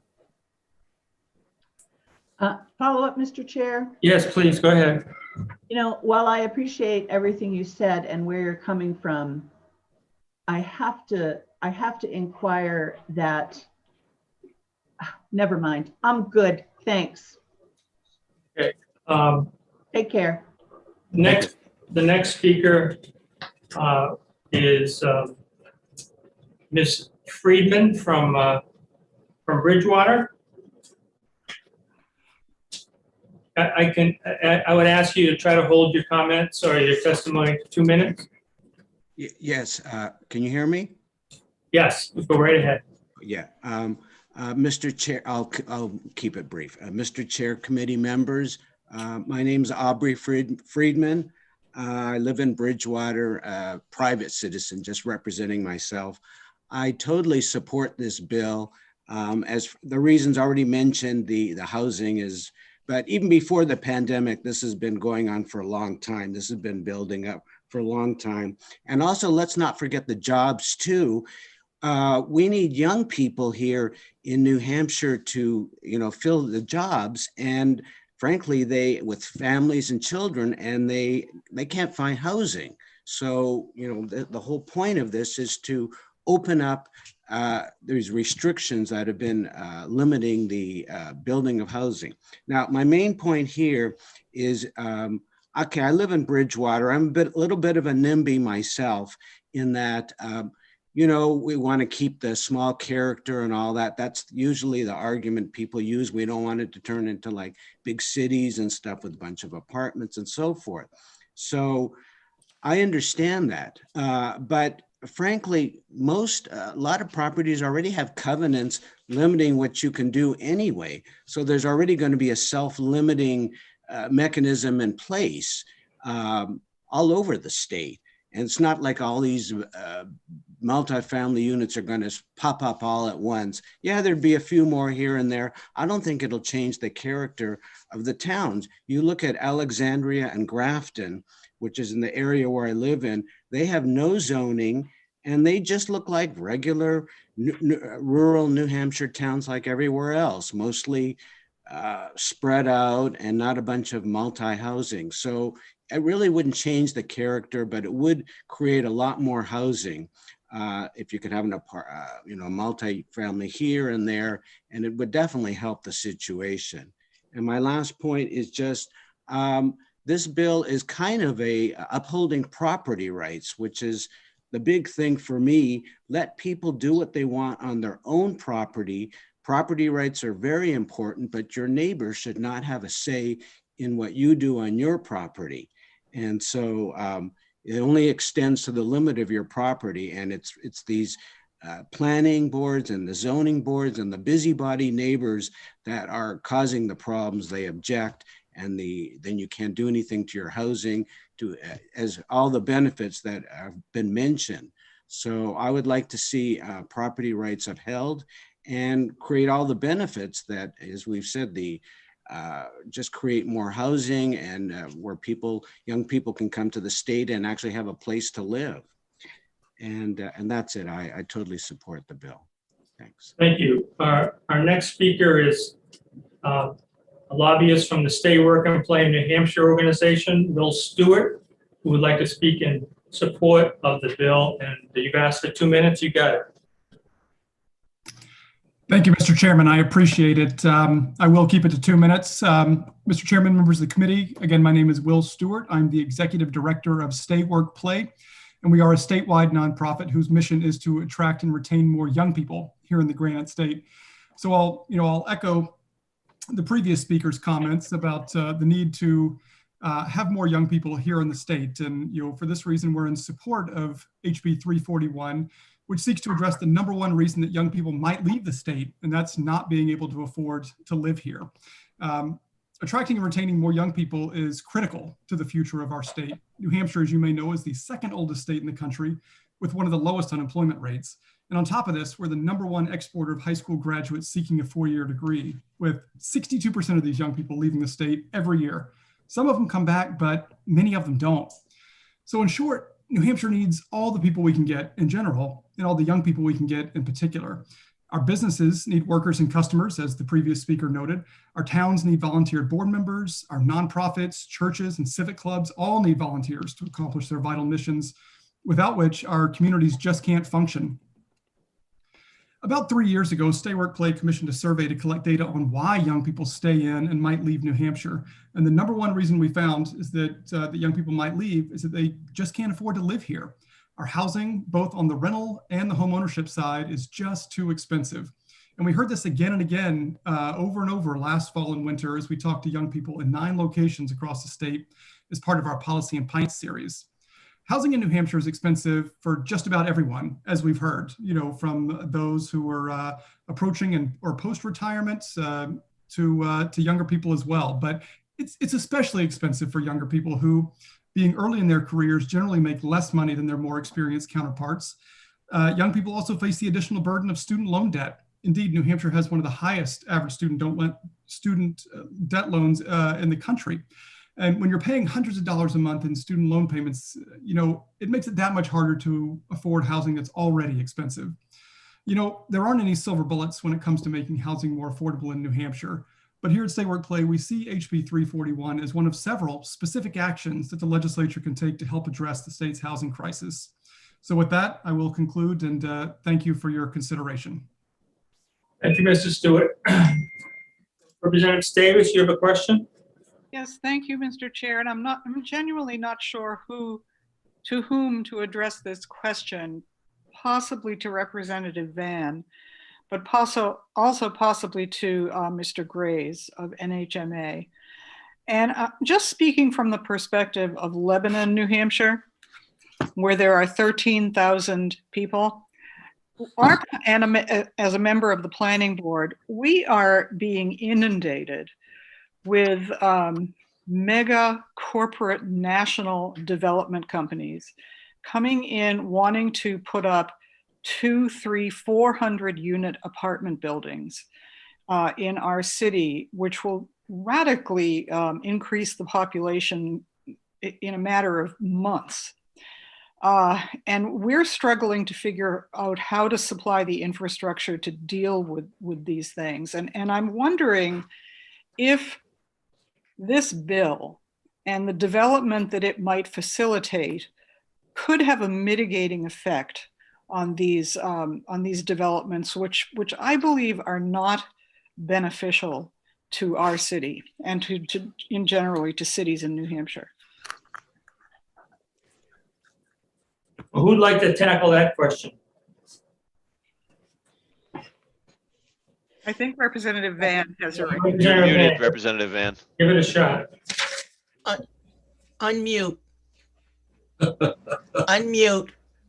Thank you. Thank you so much for that question. Yes, part of the reason that I think HB 341 is really important is because it allows smaller development that is of a historically appropriate size for our towns. And it allows local people to be the developers. And, you know, they hire local plumbers and they buy their sheetrock at the local lumber yard. Doing this smaller has many advantages for towns because it does, in fact, keep money in the town.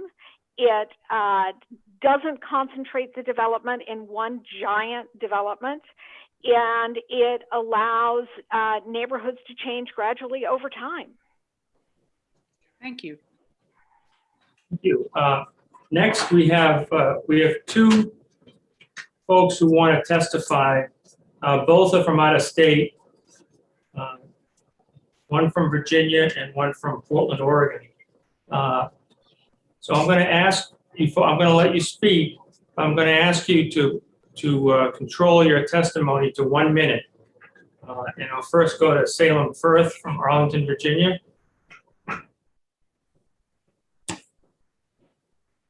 Am I pronouncing your name correctly?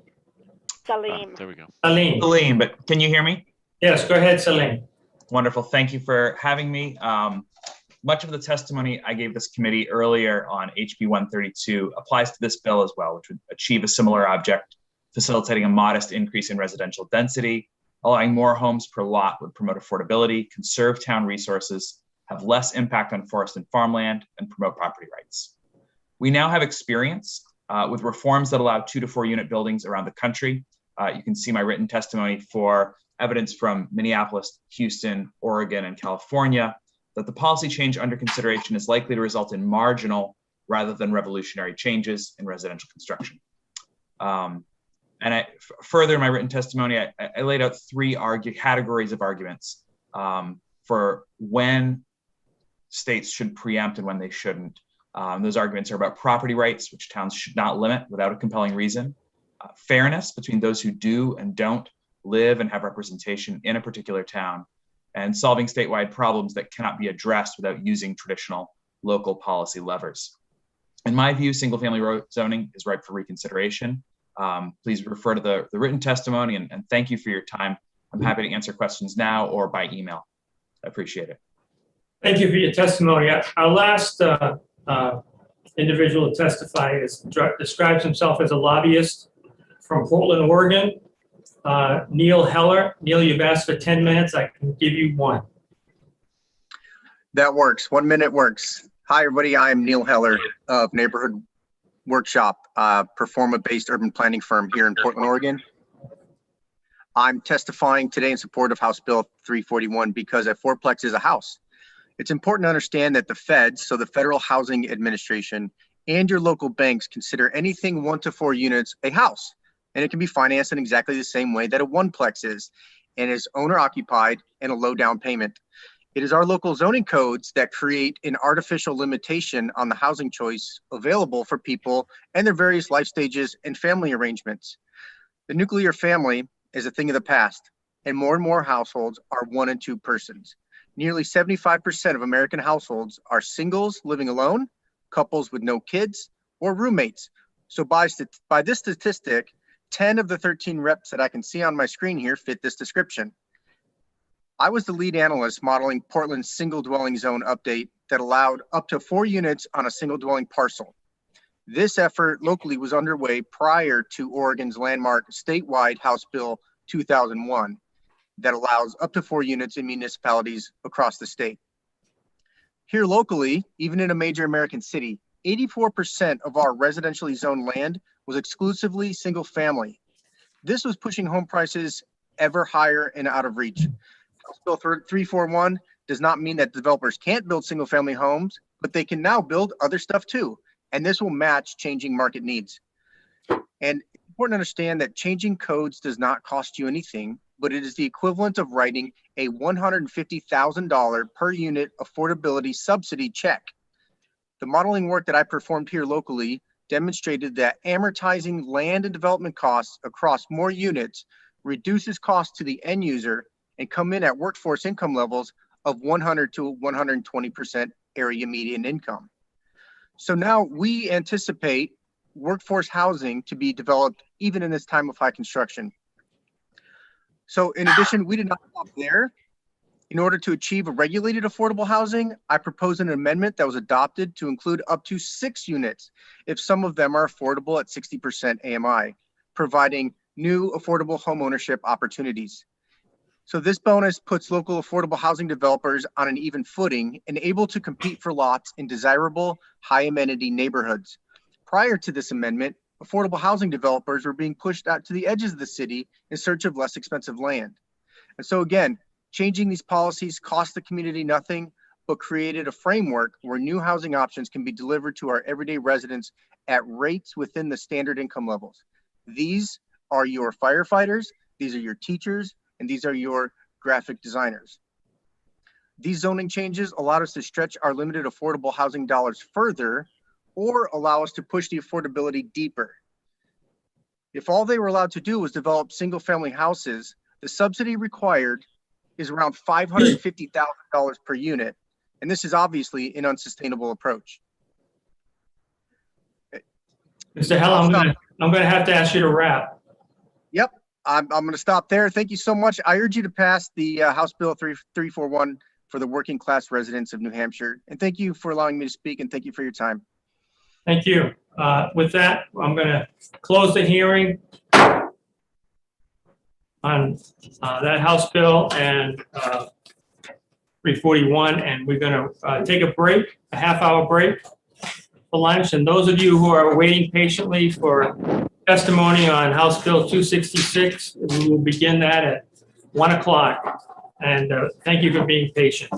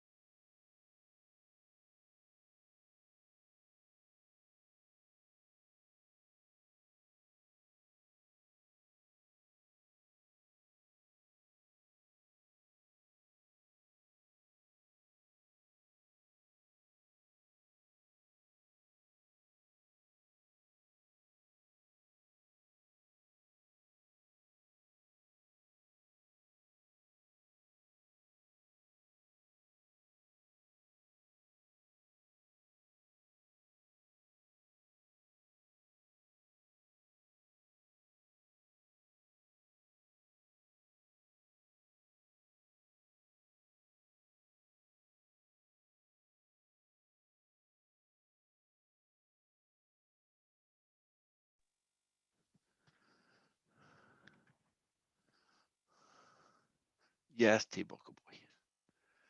Yes, T-Ball.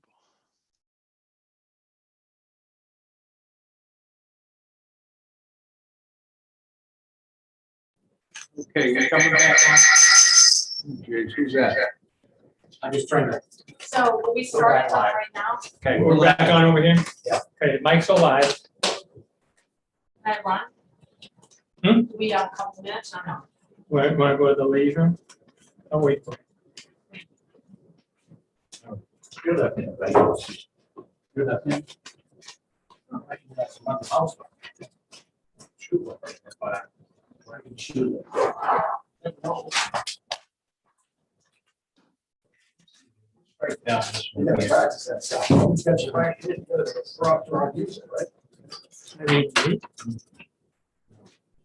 Yeah.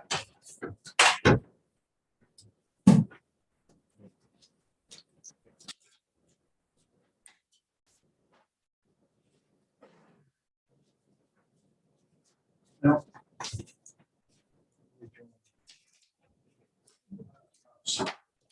Don't you agree with me? I mean, she's really on the ball. Yeah, she's, Where do I say it? She is. Wait, you would say it? she's a contributor at a much When more did you rapid serve? rate than most freshmen.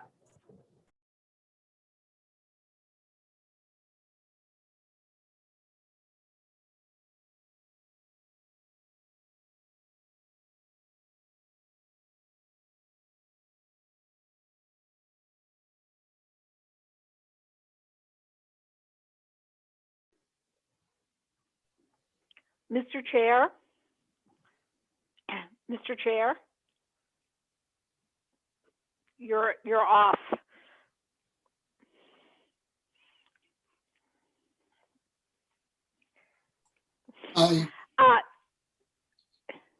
Mr. Chair, I just wanted to let you know that I've made a request to OLS for an amendment to 341 that sorts out the whole question about what does it mean about water and sewer. It just says that it has to be connected to water and sewer. And also fixed the question about relevant building and fire codes, and also the lot coverage shall be no more restrictive. That was a typo that somebody noticed. Anyway, I have made a request to get an amendment that will correct all those things. Wait a second, I'm not the chairman. Testing. Can you hear now? How about now? Can you hear us now? Are you muted, John? No? Yes, we can hear you now. Yeah, the whole room, there is a button on the screen over here that you can mute the entire room.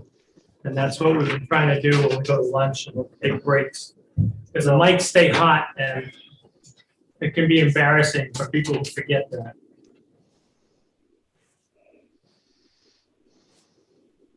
Okay, we're just waiting for a couple people to come back from the restroom and then we'll get started.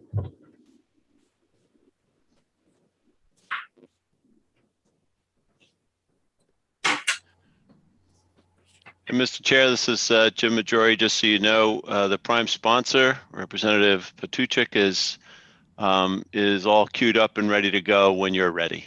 Okay, good. Thank you.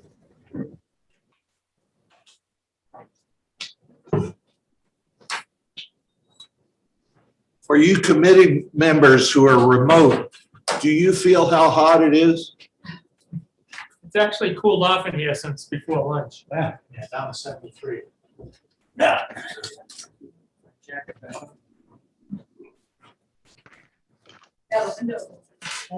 Are you telling us that it's full of hot air in that room? Yeah, a lot of hot air in this room.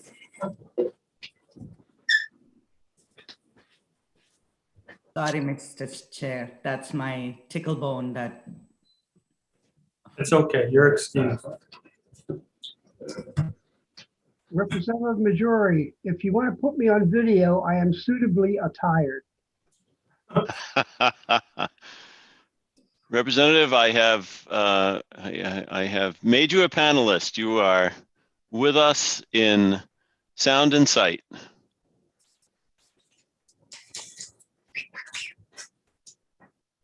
Now, why can't I see him on my screen? Oh, he looks like he was coming up and then He's coming up. There he is. We can see you now, John. Thank you. I think we're ready to get started. Yeah. Welcome back, everybody. This is the Municipal and County Government Committee. And we are reconvening after lunch. And our next action we're going to take is to have a public hearing on House Bill 266. And as we get started, the sponsor of the bill, Representative Patuchek, is here. And I'd like to ask him if he could introduce the bill. The floor is yours. Thank you, Mr. Chairman. And thank you, ladies and gentlemen of the Municipal and County Government Committee. For the record, my name is John Patuchek, representative from Rockingham 6 in Derry. I'm here to introduce House Bill 266 FN Local. It's relative to enforcement of immigration laws and the prohibition of sanctuary policies. The bill is actually relatively simple. It consists of 3 parts. Part 1, which is on page 1, line 6, starts the definitions of what the bill is all about. Part 2 is on page 2, line 10, immigration detainer request sanctuary policies prohibited.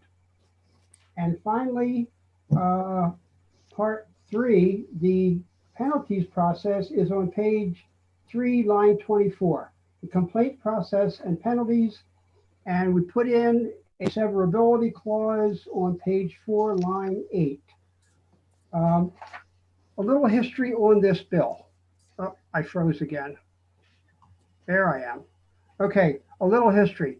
4 years ago, I put in a very short 4-line bill, which did effectively a small version of the same thing. It was heard when Chairman Jim Belanger was the chair, and it was voted ITL because there were at that time, quote, no sanctuary cities in New Hampshire, unquote. 2 years ago, this bill was brought in by another representative, and I had a chance to chat with Representative Belanger before he retired. And at that time, he told me, John, we should have brought your bill in 2 years ago. And that you can talk to Representative Belanger about, because he will verify that. Now, I have a legal advisor who will testify after me, but I'm going to point out a few of the salient points about reasons to ban sanctuary cities. Let me make one point clear. This is not a bill about immigration. This is a bill about sanctuary cities. First point, sanctuary cities threaten public safety. They do. Number 2, sanctuary cities conflict with federal law. A 1996 law, the Illegal Immigration Reform and Immigration Responsibility Act. Number 3, sanctuary cities are expensive.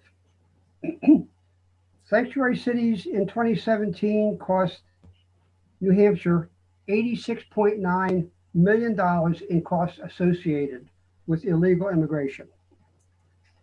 Number 4, sanctuary cities put national security at risk. A case in point, just before 9/11, 2 of the hijackers were stopped on separate occasions by police. If their backgrounds and immigration status had been checked, their plot might have been uncovered before the tragedy happened. And number 5, sanctuary cities are unfair to legal immigrants. And looking around at my peers on this committee, I know my great-grandparents came in through Ellis Island legally. And quite a few of our forebears came in by either New York or Boston or some other legal means to become American citizens. Now, with that, I'm going to keep my testimony very short because there will be others who follow me who know more about the technicalities and ins and outs of this bill than I do. So, ladies and gentlemen, I thank you for your attention, and I will take any easy questions if you have them for me. We have questions from the committee for Representative Patucha. We do, Mr. Chair, from Representative Gallagher. I see, yes. Representative Gallagher, go right ahead. So you said that this is not a bill about immigration, then why even bring up immigration in your testimony? And why are there so many immigration related groups signed up to testify on this bill today? Thank you for your question, Representative. As I said, I went through this 4 years ago, and the folks that tend to speak against this bring up the immigration part of it because that is what they do. It is about sanctuary. Sanctuary, unfortunately, involves illegal people who are in our state. And that's about it. And like I said, a legal representative who can talk more about the ins and outs of this bill after me. But I brought it up because some people want to make it about immigration. Thank you. Thank you. Representative Mangiapudi.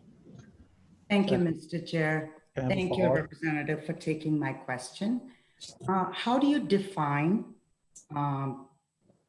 immigrants, or the term you used was illegal immigrants, and statusless or transitional immigrants? So do you have definition of the three different kinds of immigration? Thank you for your question, Representative Mangiapudi. I would defer that to my legal representative who will be speaking after me. And Representative Gallagher, did I hear you had a follow-up? Yeah, the representative characterized the groups related to immigration as mainly being opposed to this legislation, but at least one of them is in support of that, is in support of the bill. If this isn't a bill about immigration, then why do you have an immigration lobbyist testifying on your side? Thank you for your question, Representative. I do not know who is and who is not testifying on this bill for or against it. Next, we have Representative Stavis. Thank you, Mr. Chair, and thank you, Representative, for taking my question. Can you cite the source for me for the $86 million in costs of illegal immigration that you cited in your opening testimony? I do not have the data in front of me. I have a memo which was written to me by one of the folks who is for this bill. And this person may be testifying after me. So could you hold that for my legal representative? Follow up, Mr. Chair? Yes, please.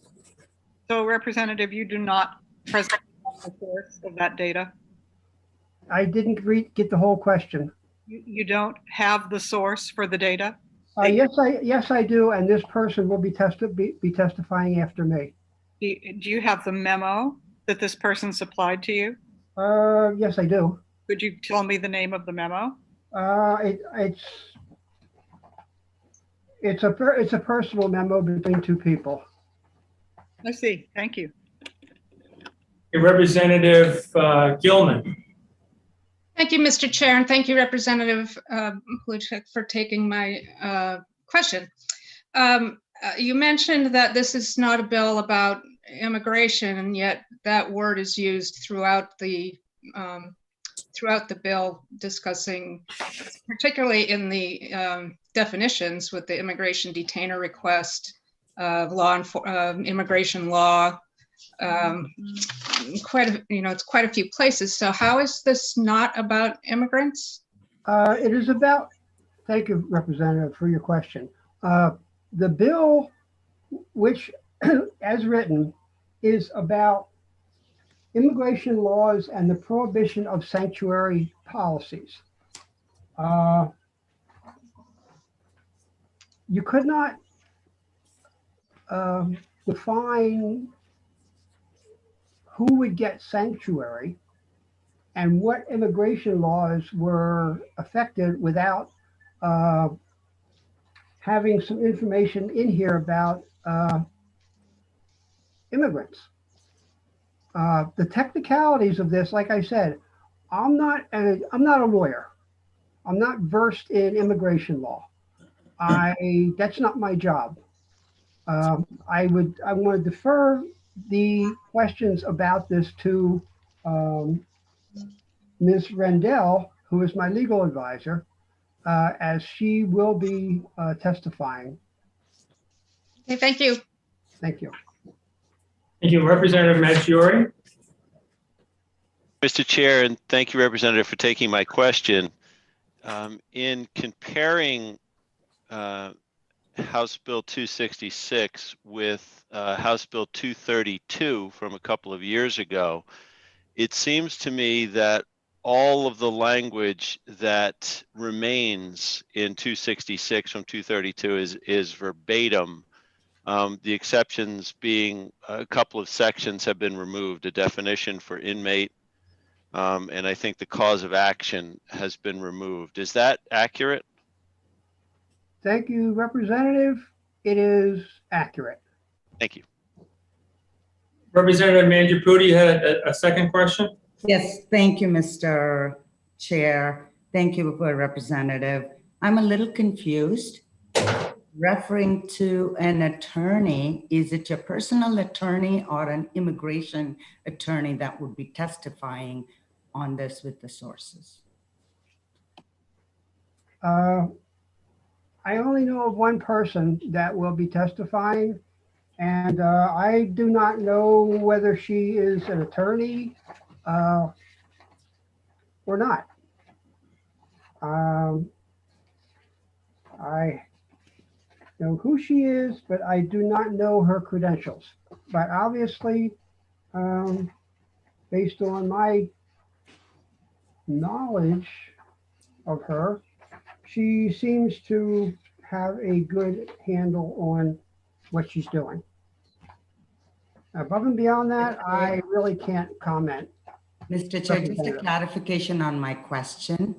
I am just asking, I'm not asking about who's testifying, but you keep referring to this immigration lawyer, or when my colleague asked about the source of the memo, it's your lawyer friend or attorney or immigration expert, whoever that term you're using. It's comes across to me as it's your personal attorney or personal.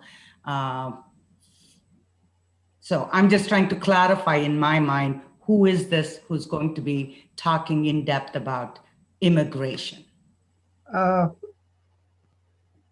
Representative, before you get deep down into that, I can tell the committee that the person that Representative Dushek is referencing to, Shari Rendell, who is next up to speak and offer testimony. So perhaps we can, when she comes forward, we can ask her what her credentials are.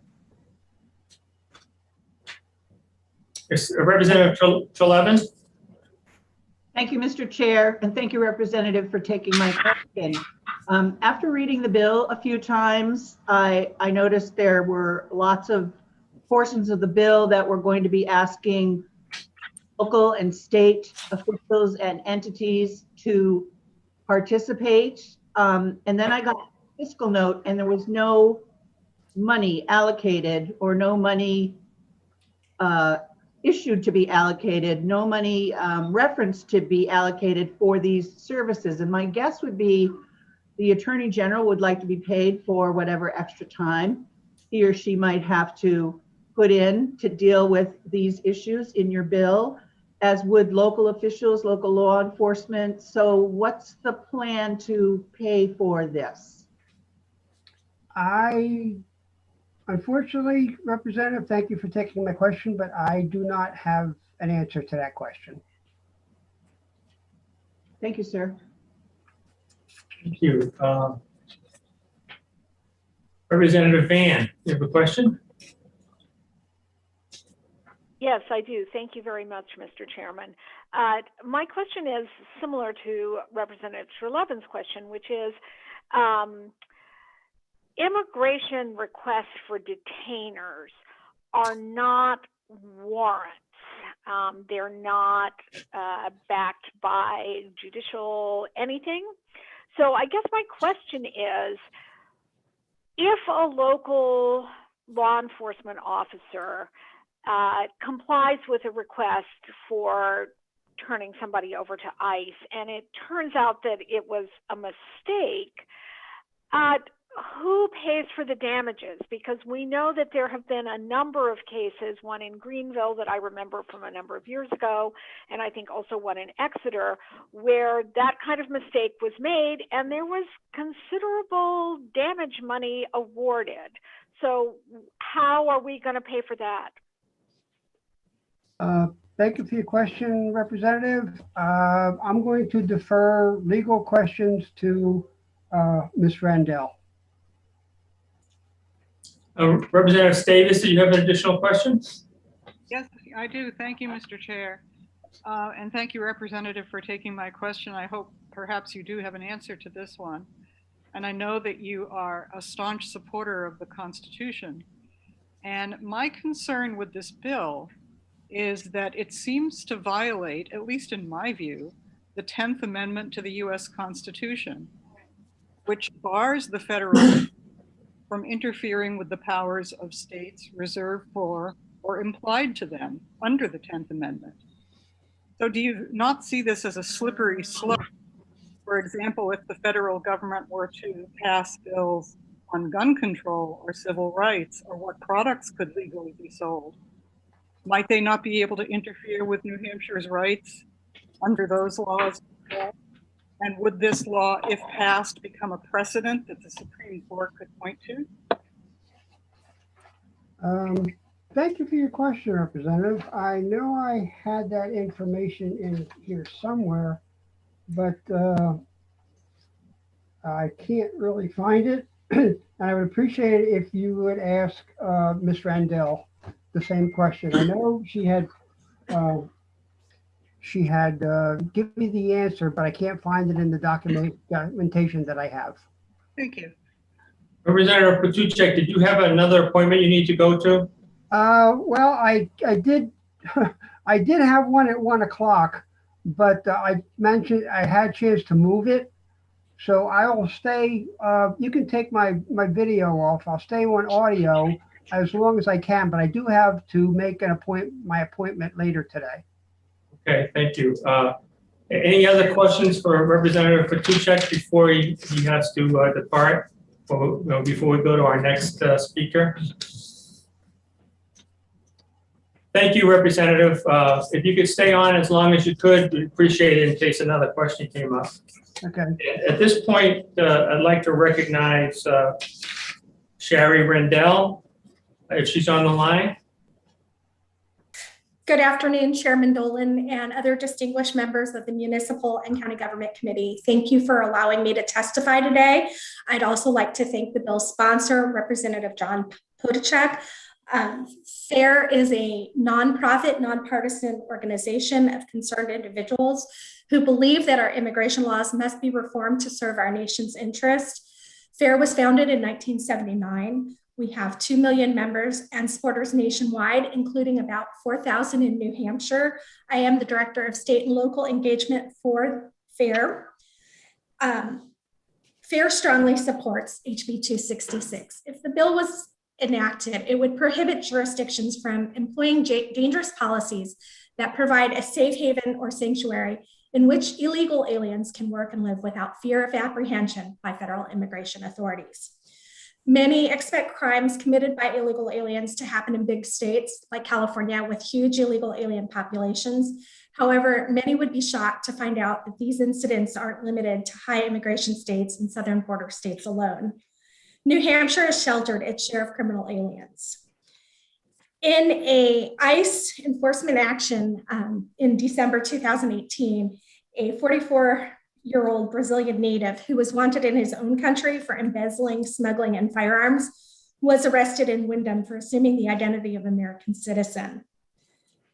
Also in Wyndham in 2017, a passenger who was in a van that was stopped for erratic driving, Rodolfo Raxton Garcia, was identified as a felon in New York, wanted for sexual conduct with a child under the age of 14.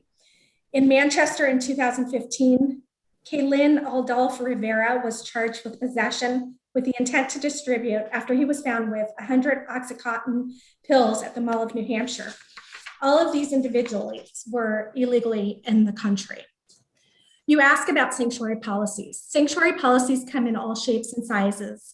Some of them are written, some of them are not. Some of them are enacted through local laws, while others masquerade as welcoming resolutions. Some even appear as internal law enforcement policies. However, they generally bar state or local officials, including law enforcement, from asking lawfully stopped or detained individuals about their immigration status and reporting or otherwise cooperating with federal immigration officials. Regardless of how they're enacted or what form they take, the uniting factor is that sanctuary policies place a greater emphasis on the welfare of illegal aliens than the welfare and safety of citizens and legal residents in their own communities. Hundreds of cities and municipalities nationwide have declared themselves welcoming or sanctuary. These welcoming or sanctuary cities claim they do not interfere with federal law enforcement, but simply leave immigration enforcement to federal agencies. However, this is a matter of semantics, as welcoming or sanctuary cities actively impede the enforcement of federal immigration laws and often attempt to block or bar free communication between state and local officials and federal immigration officials. This is a clear and unambiguous violation of federal law and is considered a sanctuary policy, regardless of what it is called. Since 2017, in New Hampshire, there's been a proliferation of counties and cities. Some include Cheshire, Deerfield, Dublin, Harrisville, Lyme, and Manchester that do not call themselves sanctuary, yet their practices make them function as sanctuary cities. Enacting HB 266 will ensure these jurisdictions cannot prohibit or restrict communications with immigration officials. Unfortunately, illegal aliens that reside in sanctuary cities do not necessarily remain within that locality. For example, in the sanctuary city of Lawrence, Massachusetts, which is only 4 miles from the New Hampshire line, dozens were arrested in 2018 on federal drugs, firearms, and immigration charges. In addition, authorities seized 10 kilos of fentanyl, enough to kill half the state of Massachusetts. According to then US Attorney Andrew Lelling, Lawrence is a clearinghouse for illegal drugs pouring into New Hampshire and Maine. Just for your information, New Hampshire had the 3rd highest rate of opioid-related overdose deaths in the country, according to the National Institute of Drug Abuse. Most of those are related to fentanyl. The majority is manufactured in China and Mexico and brought into the United States across our southern border. According to John DeLina, an associate special agent in charge of the New England Field Division of the Drug Enforcement Administration, cartels like Mexico's Sinaloa are making decisions that are going to affect what happens in New Hampshire. He says that these have much better research and development than any Fortune 500 company. Furthermore, shielding illegal aliens needlessly endangers innocent lives. There are roughly 3 million criminal aliens living in the United States. That is, illegal aliens with criminal records, in addition to their unlawful presence in this country. Nearly 1 million of these have final orders of removal. These criminals should not be able to continue to live in communities and engage in further illegal criminal activity. According to the Office of Inspector General in fiscal year 2019, immigration officers nationwide made 143,000 arrests of aliens charged with or convicted of 489,000 crimes. These crimes included approximately 45,000 assaults, 6,600 sex crimes, nearly 2,000 killings. Opponents of sanctuary policies justify shielding illegal aliens from our immigration laws by saying it's necessary for law enforcement to build trust within the community. But by community, they mean the people who violate our nation's immigration laws, not the community of people whose laws were meant to protect. Moreover, state and local cooperation with ICE does not reduce the number of non-citizens reporting or coming forward with testimony about being criminalized. Besides the fact that anonymous tips can be given, there are already a number of programs that allow state and local police to encourage victim and witness cooperation by granting lawful status to illegal aliens who aid in the prosecution of criminals. If illegals provide helpful information to police, they may qualify for a U, T, S, or VAWA non-immigrant visa, which in turn allows them to apply for permanent legal status in the US. Sanctuary policies actually prevent illegal alien victims of crime from taking advantage of these programs. In addition, many jurisdictions are bullied into adopting sanctuary policies by advocates claiming that honoring or complying with detainers would be unconstitutional and a violation of the Fourth Amendment. The United States Courts of Appeal for the First Circuit, which governs New Hampshire, has never determined that honoring or complying with detainers is unconstitutional. In Morales v. Chadbourne, the First Circuit held that for a federal government official to issue a detainer, they must have probable cause to believe that person is in the country unlawfully. The only court that has directly ruled on the question of constitutionality of honoring detainers is the First Circuit Court of Appeals in Encinizo versus Texas. In that case, the court held that not only is honoring detainers lawful under the Fourth Amendment, but that the state can require its localities to do so. Additionally, the court determined that the state and local law enforcement are not making independent decisions about detaining someone, but acting only where there has been direction from an ICE agent who makes an underlying removability determination. Therefore, New Hampshire law enforcement would be able to comply with a properly made detainer request as required by HB 266. ICE has just 20,000 employees, only about half who are dedicated to the apprehension and removal of illegal aliens. The cooperation of state and local law enforcement, whose number is about 900,000 strong, is a force multiplier vital to ferreting out those among us who wish us harm. If ICE is forced to go into the communities rather than secure our environment of local jails, many who wish us harm will not be removed, and others may be put at risk. HB 266 ensures this cooperation. Finally, sanctuary policies tell individuals that despite violating federal laws, law enforcement and other government officials will ignore them. Just because the regulation of immigration is a federal issue doesn't mean that state and local law enforcement agencies must overlook immigration violations that harm their community. Moreover, state and local law enforcement routinely cooperate in enforcing other federal laws, like gun control and others. Immigration enforcement should be no different. HB 266 is needed to clarify New Hampshire's public policy of cooperation with federal immigration authorities, and for this reason, we strongly support the legislation. Thank you so much. Other questions for this testimony? Yes, Representative Maggiore. Oh, thank you, Mr. Chair, and thank you for taking my question. This bill pretends to amend RSA 103. Am I correct? I believe that's correct. You would then know which section it was amending, yes. Mr. Chair, a follow-up? Please, go ahead. Section 103, RSA 103 is the policeman's retirement system. Why is it in that section and not 105, which is the rights and responsibilities of police, sheriffs, and constables?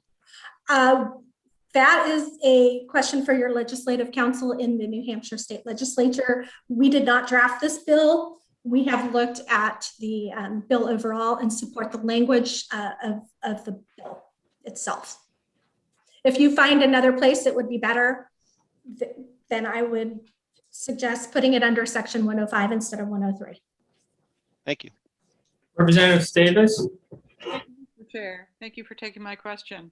I'm going to redirect my question about the $86 million number that was cited by Representative Potacek at the in his opening testimony. He said that you had information about that. Can you please tell me exactly what those numbers are?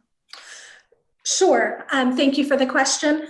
The 86.9 million he was referencing comes from the fiscal cost study that the Federation for American Immigration Reform did in 2017. I'm happy to provide a copy of the cost study to the committee if needed. Follow up, Mr. Chair? Yes, please, go ahead. And so the opening testimony, that 86, I guess it's $86.9 million now, is not a current figure that was cited? It was cited from the last report, the most current report that has been done. Yes, it is current. I was just giving you the date of the actual study. Do you have your methodology attached to the document that contains this figure? Yes, it is attached, and I can tell you right now that we have been asked that before, and I'm happy to share the methodology as well. Thank you. Thank you. Next, we have Representative Porter. Thank you, Mr. Chair. This is related, but not directly. As an expert on immigration law, can you tell me how much does it cost to go through the process to become a U.S. citizen now? Representative, I cannot give you an exact figure because that cost is going to be different for everybody who goes through. I can tell you it takes thousands of dollars and many, many years, including some people have waited to become for 10 years or more. Can I have a follow-up on that, Mr. Chair? Yeah, follow-up. So all of my grandparents came to the United States from Italy back in the early 1900s. Was it that expensive at that time? Or, I mean, relatively speaking, do you know, historically, was it that expensive for them to come over here and become US citizens? I cannot answer that question directly as I do not have those figures. I am sure that it was quite expensive, but I don't know for sure how much it would cost. And at that point, I know that the immigration laws were different and people were you know, numbers were fluctuating. And so it was probably different at that point. Thank you. Representative Gallagher. Yes, I am wondering why we should listen to any testimony given by a group that is classified as a hate group by the Southern Poverty Law Center. Representative, thank you for that question. SPLC designates many people who disagree with them politically as hate groups, and that has been evidenced by several journalists in different publications. Thank you. Next, Representative Trelevin. Thank you, Mr. Chair, and thanks, Ms. Rendell, for taking my question. I made a note during your testimony that you said that sanctuaries or sanctuary cities limit or prohibit immigrants, legal or illegal, in testifying or reporting to police. Could you clarify that for me? I don't, what did you say I said? That it limits what? My note says that a sanctuary city or a city that offers sanctuary or welcoming to an illegal or even a legal immigrant might prohibit or tamp down any reporting that they might do to police. Actually, I believe what I said is that welcoming our sanctuary cities actively impede the enforcement of federal immigration laws and attempt to block or bar free communication. So that was the blocking or barring goes to the communication between state and local officials and federal immigration officials. I'm sorry, Ms. Rendell, that's not what I heard. I heard you specifically say limiting an immigrant from testifying or reporting to police. Possibly you've got written testimony I could look at later. Representative, I have submitted written testimony already to everybody in the committee, but the only other thing I can think of where I was talking about non-citizens reporting crime, was that where you were talking about? I said it doesn't reduce the number of non-citizens reporting crimes or coming forward about being criminalized, because anonymous tips can be given. Law enforcement officers are not going to bite the hands that feed them. They are not going to go after someone's immigration status who's reporting a crime or is the witness to a crime. I respectfully disagree. Thank you, Ms. Riddell. Representative Mangiuri. Thank you, Mr. Chair, and thank you again for taking my questions. I asked the prime sponsor on this if this bill was largely, if 266 was largely the same as 232, except for the notable exceptions, which I hope I brought out, and he agreed with that. And at the time that we heard 232, there were significant questions about violations or conflicts that this would pose to the 4th, 14th, and as we've heard, 10th Amendment also. If these bills are exactly the same, can you please respond again? I know you did say something about the 4th Amendment in Texas. Can you please respond to how there are no conflicts with the 4th Amendment, 14th Amendment, and 10th Amendment to the United States Constitution? Sure. So with respect to the 4th Amendment, I believe that I have addressed that. With respect to the 10th Amendment, the 10th Amendment says that any laws not done by the federal government are reserved to the state. This bill is not a federal law. This is a state law that is deciding what it wants its laws to be. So for that reason, the 10th Amendment is not implicated. With respect to the 14th Amendment, this bill specifically says it will not be anything based on civil rights or racial discrimination. And next we have a question from Representative Mangiapudi. Thank you, Mr. Chair. Thank you for taking my question. You kept using the word welcoming communities and sanctuary communities interchangeably. Can you define where you got these two definitions? Can you, there are two distinct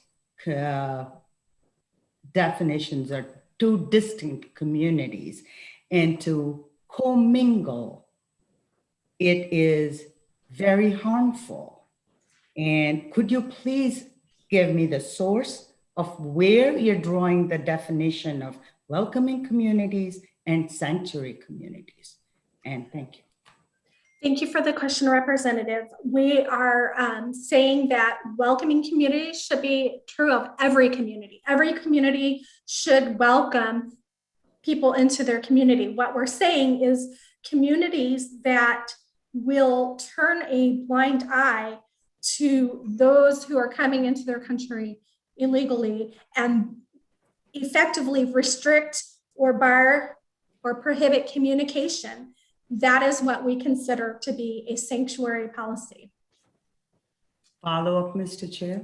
Yes, go ahead, please. Thank you.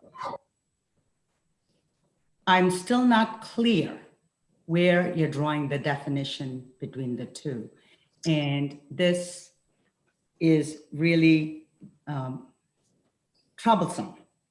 My other question to you is also the prime sponsor mentioned that you will be addressing the different definitions of immigration, immigrants, different categories, and you would have a better better able to address my question of different definitions. Would you be kind enough to give me the definition, how you define immigrants, illegal, legal? Sure. Thank you for the question. The Immigration Nationality Act actually is the one that defines what the terms are, and they have the term alien, meaning any person who is not a citizen or a national of the United States. They also just determine who may and who may not enter the country based on the INA. And I'm happy to provide you with a full cite of all of those definitions if you want. Yeah, could you please send them to the committee? I appreciate it. Next, Representative Van has a question. Thank you, Chairman Dolan. Thank you, Ms. Rendell.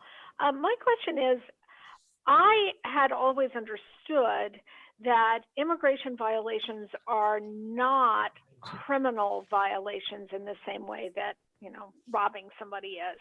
Can you speak to that? That violating, so the question is, if I violate the immigration laws, have I committed a crime or have I done something less than a criminal act? Representative, most immigration violations are civil in nature. There are some that are criminal, such as re-entry. So I hope that addresses your question. Representative Lascelles has a question. Yes, thank you for taking my question. I'm a great believer in the rule of law.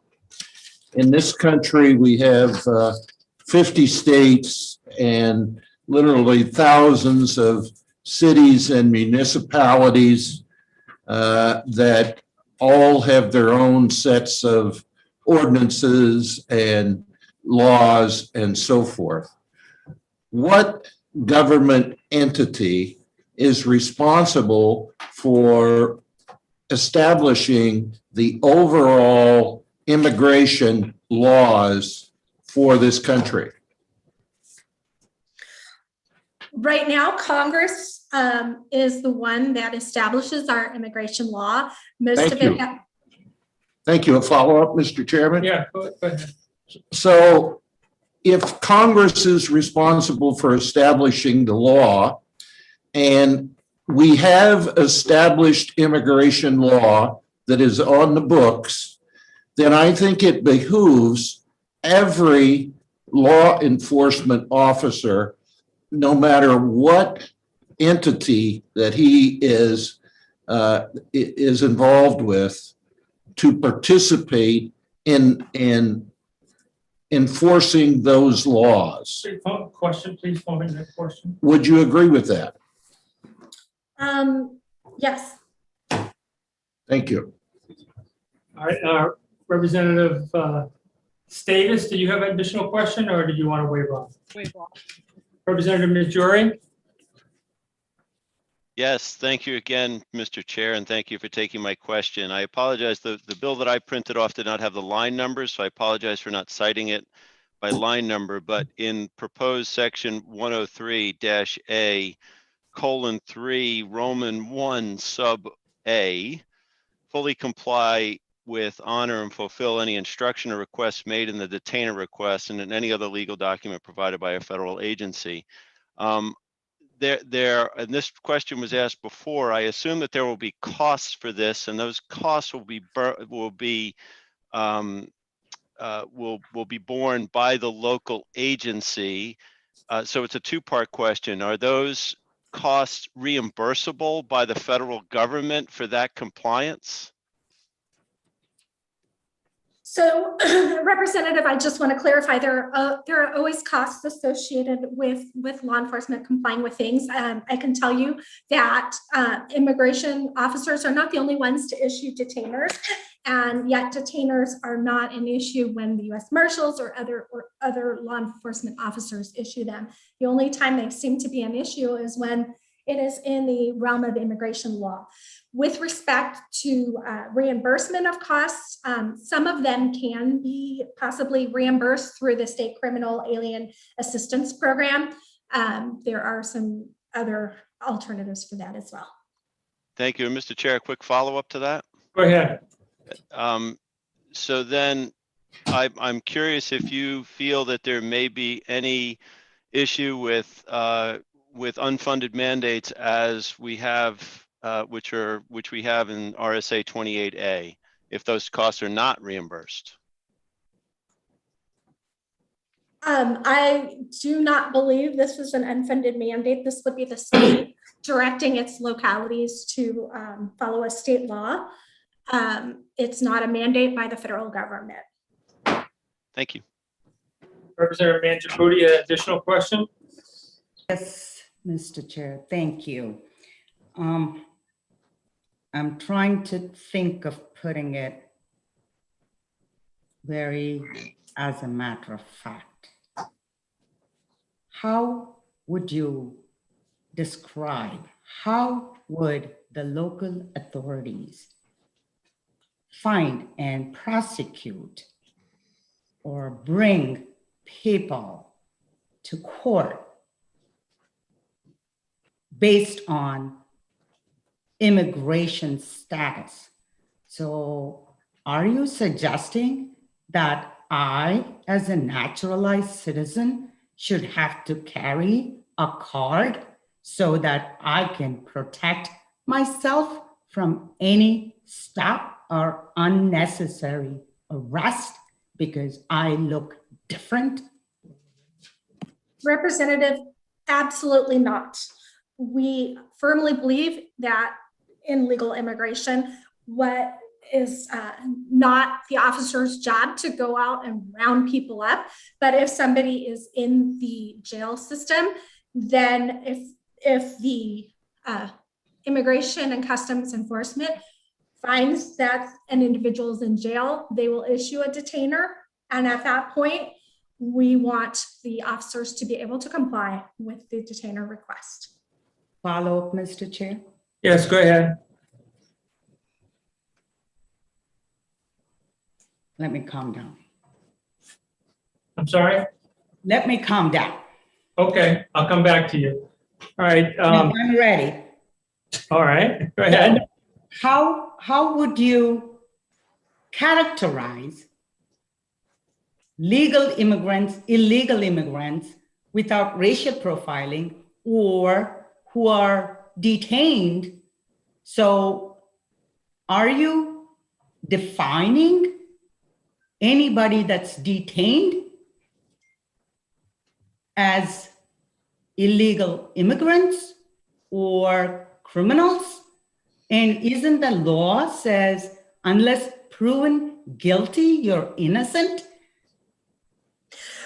Representative, I'm not sure where you got that from. What I am saying is ICE has to determine whether someone is removable or not.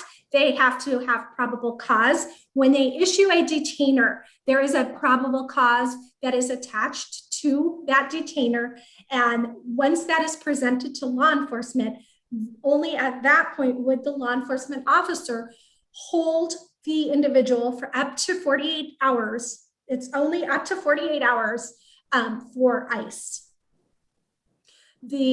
Now, I'm not quite sure what you were asking with legal immigrant versus someone here illegally. I didn't quite follow that. And if you can clarify. I want to know how you define, how can visually our local officers figure out? We need to let those testifying answer the question. If you want to follow up, you need to request a follow up. I don't want to have a ongoing dialogue. Mr. Chair, I will shut up. Okay. Representative Trelevin. Thank you, Mr. Chair, and thanks, Ms. Rendell, for taking another question. I'm a tad confused. ICE is a federal government entity, is that correct? Yes, ma'am. Thank you. And the federal government has control over the immigration laws of the entire United States of America, is that correct? That immigration is a federal issue, yes. Thank you. And immigration is a civil matter, not a criminal matter. That is correct. Under our immigration laws, the ICE enforcement has civil authority, and under the INA, they have the ability to arrest, detain, or remove individuals who have illegally entered this country and who are removable. Let me jump in. I want to ask the committee to please limit yourself to one question at a time, and then because we have so many people wanting to testify. If you need a follow-up, just ask. I'm sorry, Mr. Chair. May I have one more follow-up? Yes, please. I asked the questions in those ways to clarify. This is my last question, and I think Ms. Rendell has answered it, but it will help to clarify. So what I want to understand is how ICE involves our state, county, and local law enforcement officers in detaining, quote unquote, potential illegal immigrants if they have not committed a crime. Representative, ICE has the authority to issue a civil detainer under the INA. That is a simple request issued to law enforcement officers in the same way that another law enforcement agency would issue a detainer to a local or state law enforcement agency. This is not a matter of a criminal or civil violation. What we're saying is this is the issuance of a detainer request. Is that clarifying what you were asking me? Yes, thank you. Thank you. And question from Representative McDonald. Thank you, Mr. Chairman. Thank you for taking my question, Ms. Rendell. We don't have police officers in New Hampshire going and kicking down doors looking for illegal immigrants, do we? To my knowledge, you do not. Isn't it true? Yeah, go ahead. Isn't it true that a large majority, probably 90+% of people that are detained by law enforcement is due to them being stopped from committing a previous crime, and that's how their contact has happened? The majority is either they were because of a crime or in the jails where their name or information was run through the system, and ICE has been able to determine that they have an interest in an individual. Thank you. Okay, I'm going to take one more question for this witness from the minority leader, and then I'm going to move on to the next witness. We have, like I said, about 15 people who still want to testify. So Representative Porter. Thank you, Mr. Chair. I guess I'm just a little confused and I'd like a clarification, Ms. Rendell. In answering Representative Trelevin's question, you said that it was a civil detainer and it was a simple request to law enforcement. So can they, under the provisions of this bill, law enforcement would not be able to not comply with the request? They wouldn't have the option. You know, they come and say, we want you to, here's a request for a detainer, and our law enforcement officers could not say no. Is that what this bill would do? Under this bill, the state law would require them to comply with detainer request. They would be forced to comply to a request. They would be required to comply with a detainer request. Thank you. Okay. Thank you, Ms. Rendell. If you could be so kind to stand by. I'm not sure if there'll be more questions for you, but there might be. But I want to try to bring in some more people who both oppose and support the bill. And you've so far you've held up well with we're approaching 30 questions already. So at this point, I'd like to move on and invite Vanessa Blaze from Manchester, who opposes the bill. I am looking, Mr. Chair. You don't see her? Chair, I do not see, and since Vanessa Blaze is a member of the public, I do not have any other way other than her first and last name to try to find her. If you wouldn't mind that, I'll keep looking and you move on to somebody else. Okay, the next person would be Maggie Fogarty. She's a lobbyist for the American Friends Service Committee who opposes the bill. Okay. Well, I know that I have search capacity. It's okay. We have a lot on the list, so I'm sure we can find someone that's there. We have a lobbyist named Grace Kindicki, with the American Friends Service Committee. Oh, there we go. Okay. Oh, there we go. Okay. So I do see Grace Kindicki and should be all set to go. All right, thank you. And please identify yourself, where you're from, and how you feel about the bill. Yes, thank you. Hello, and thank you to the committee for taking giving me the opportunity to speak. My name is Grace Kindicki, and I am the program coordinator with the American Friends Service Committee. And I'm also from Manchester and have lived the majority of my life in the Granite State after immigrating here as a toddler in 1989. I know firsthand what it's like to live as both an undocumented immigrant and a documented one in the Granite State.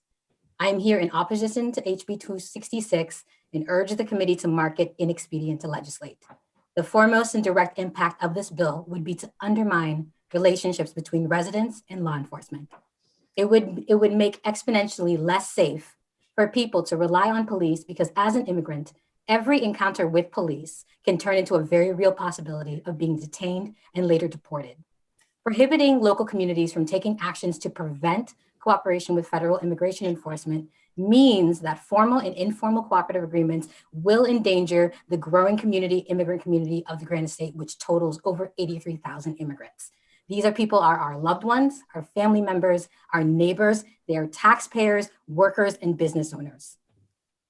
When I was a very little girl, I'll tell you a story about living in Manchester. When I was a very little girl in early elementary school, I got separated from my aunts and found myself lost in a department store.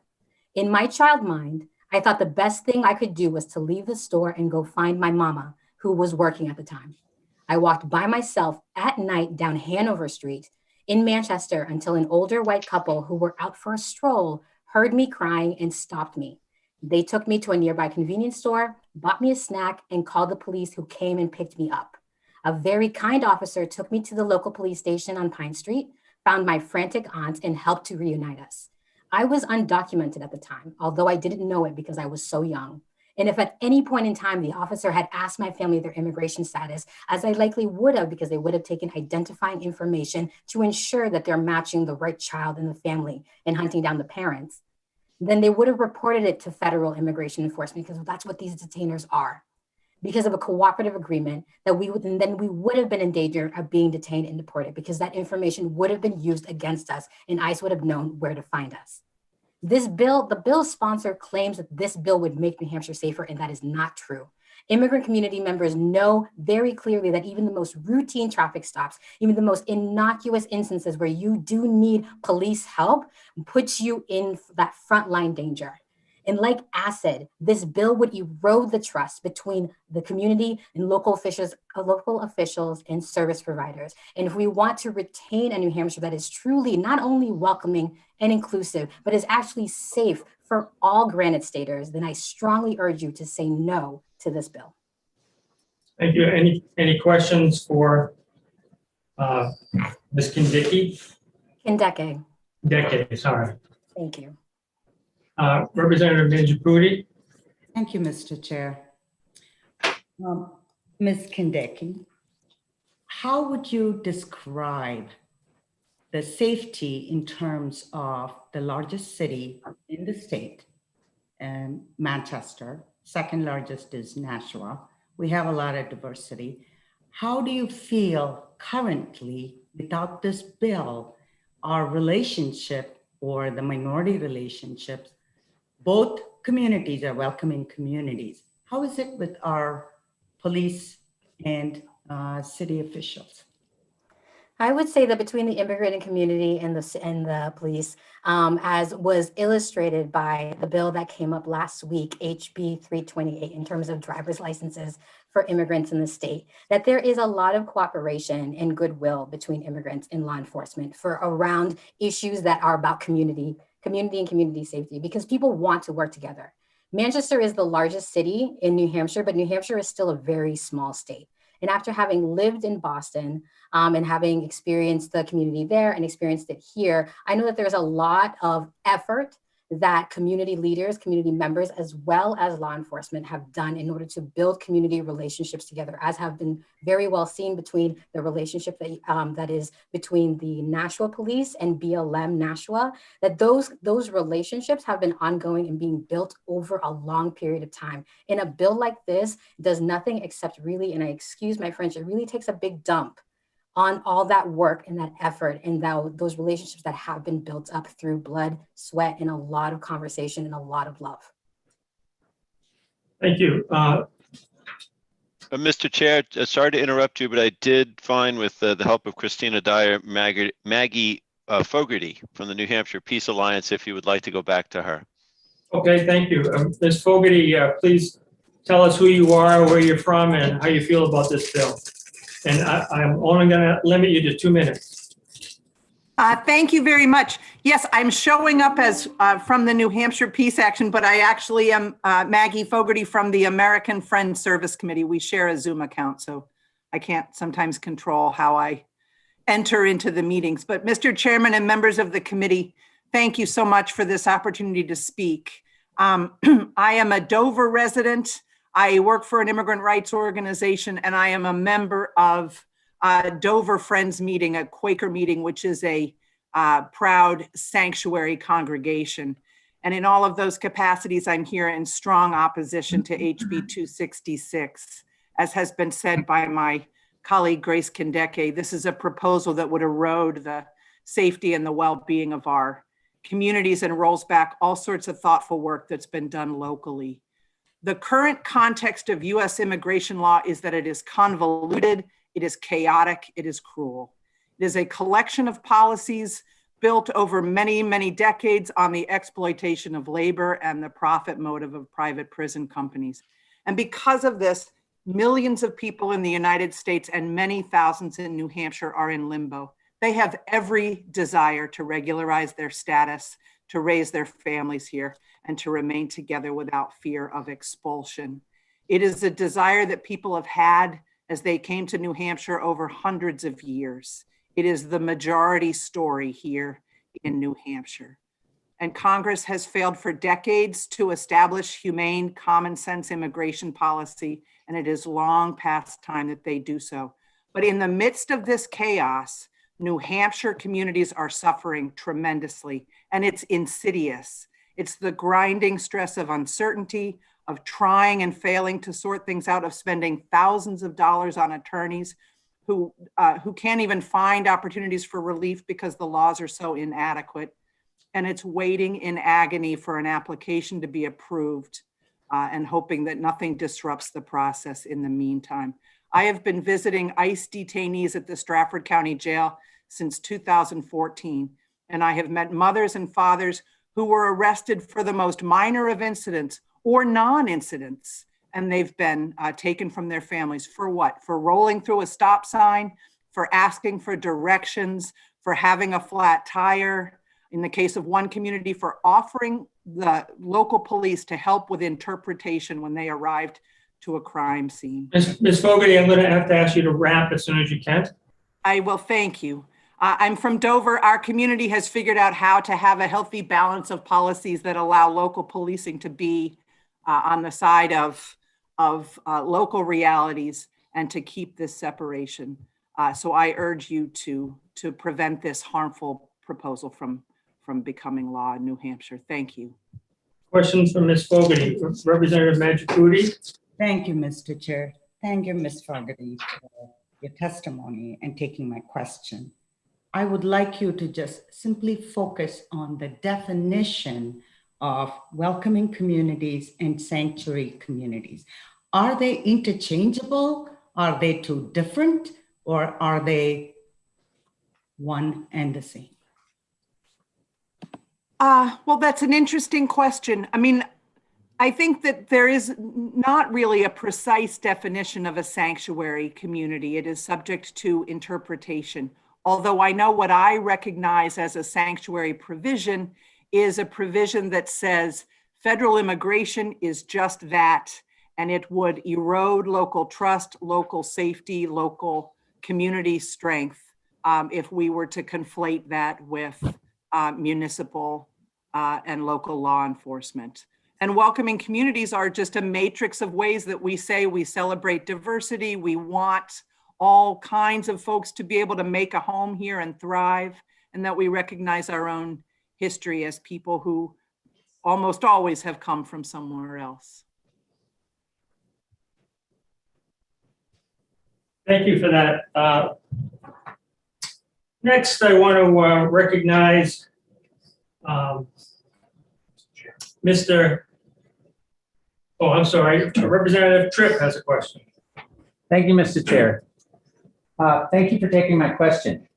You said that part of your duties with Friends is visiting people who are incarcerated in jail or whatever. Do you know why they're incarcerated?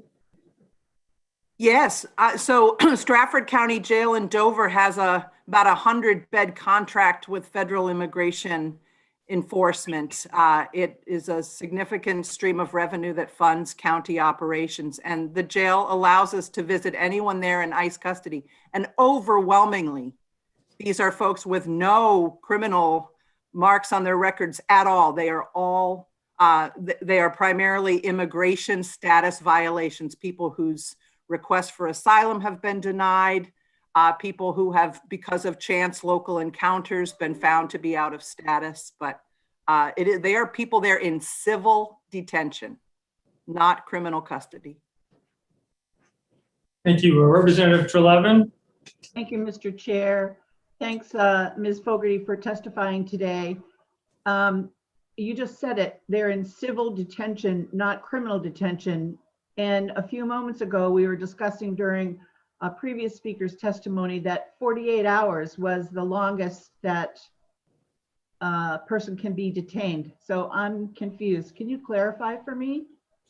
Yes, people speaking after me can speak more precisely to what a detainer request is and what law enforcement can do. But I will say there are immigrants in detention for years who are just stuck in a process that offers them no way out, even to deportation. It's horrible and it's hidden. So no, detention, immigration detention can be very, very long.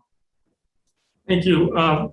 Next, I'm going to turn to Representative Power. As we're doing a little cross-training here, I want to recognize Mr. Grays from the NHMA, and then after him, we'll go to Maureen Maloney. Mr. Grays, you've asked for 1 minute, and the floor is yours. You're going to speak in opposition to the bill. Yes, thank you, Mr. Chair. My name is Nate Grays. I'm with the New Hampshire Municipal Association. In the interest of time, I'll just say that NHMA opposes this bill. My colleague Cordell Johnston earlier submitted written testimony outlining our position. If anyone has questions, I can take those, but I would also add that I would defer to the ACLU and others who are better versed in this particular area of law to answer technical questions. I've heard a number of technical questions here that I just am not that familiar with the answers to. Thank you. Representative Mangiapudi, you had a question? Yes. Thank you, Mr. Graves, for taking my question. The opposition is you represent the Municipal Association, correct? That's correct. Opposition is it due to the cost it adds to the local municipalities, or is it just the communities and the workforce? What is the highlight of the opposition? So we identified a number of areas in the bill that we had concerns with. One being that the bill prohibits a municipality from enforcing a policy or taking another action in violation of federal law. But of course, municipalities already have to comply with federal law, so there's no need for state law to compel compliance. It also further prohibits municipalities from adopting any policy that restricts or discourages inquiring about the immigration status of any individual. When we spoke with police chiefs across the state, they emphasized that municipalities are safer when residents are comfortable reporting crimes and otherwise cooperating. And there was concern, as we've already heard here today, about how the police and citizen interaction will occur. And local authorities are better positioned to determine what's best for their own cities and towns. And that's really kind of the emphasis that we want to emphasize, even though our letter doesn't outline every concern that we have. It just seems that the decisions at the local level make more sense because local officials know who their citizens are, and they're able to talk with them more effectively. We don't need this legislation to require that. Hey, Representative Gallagher, you had a question? Yes, one of the principles that the Municipal Association often cites when choosing to support or oppose legislation is that of local control. Could you go a bit more into depth about how the principle of local control comes into play here? Sure. So a ICE detainer request is a request. It's not a document with the force of law. Federal law doesn't require that local authorities hold anyone based on the request alone. And I would certainly defer to the ACLU for a further explanation of that. But my understanding is that when state law here would require local police departments to fully comply with ICE detainer requests, as well as any other legal document provided by a federal agency, it wouldn't be clear exactly what municipalities should be doing. And there's possibility, as we've heard here, that municipalities would inadvertently violate individuals' constitutional rights by attempting to interpret this phrase, which we're not entirely sure what it means. So it makes more sense that at the local level, the local police and the local officials working with their local communities make determinations about what kind of local policies they have and they want to have to determine what they should do in these difficult cases. Thank you. Next, we'd like to go to Darren Nelson, if he's available, from Hanover. Do you have him on the line? Mr. Chair, I did not see him as an attendee on the list I searched. Okay. How about Representative Joseph Shapiro? Searching again, I searched him earlier and I could not find him. Another one that's signed up to speak is Bruno Soares from Catholic Charities. Found him. You found him. Okay. Mr. Soares from Nashua. Let me, you've asked for 5 minutes. I only can give you 2. Can you wrap it in 2? Mr. Chair, I've asked him to unmute. You need to unmute Mr. Soares. If you're on the phone, I think it's *6 to unmute, isn't it?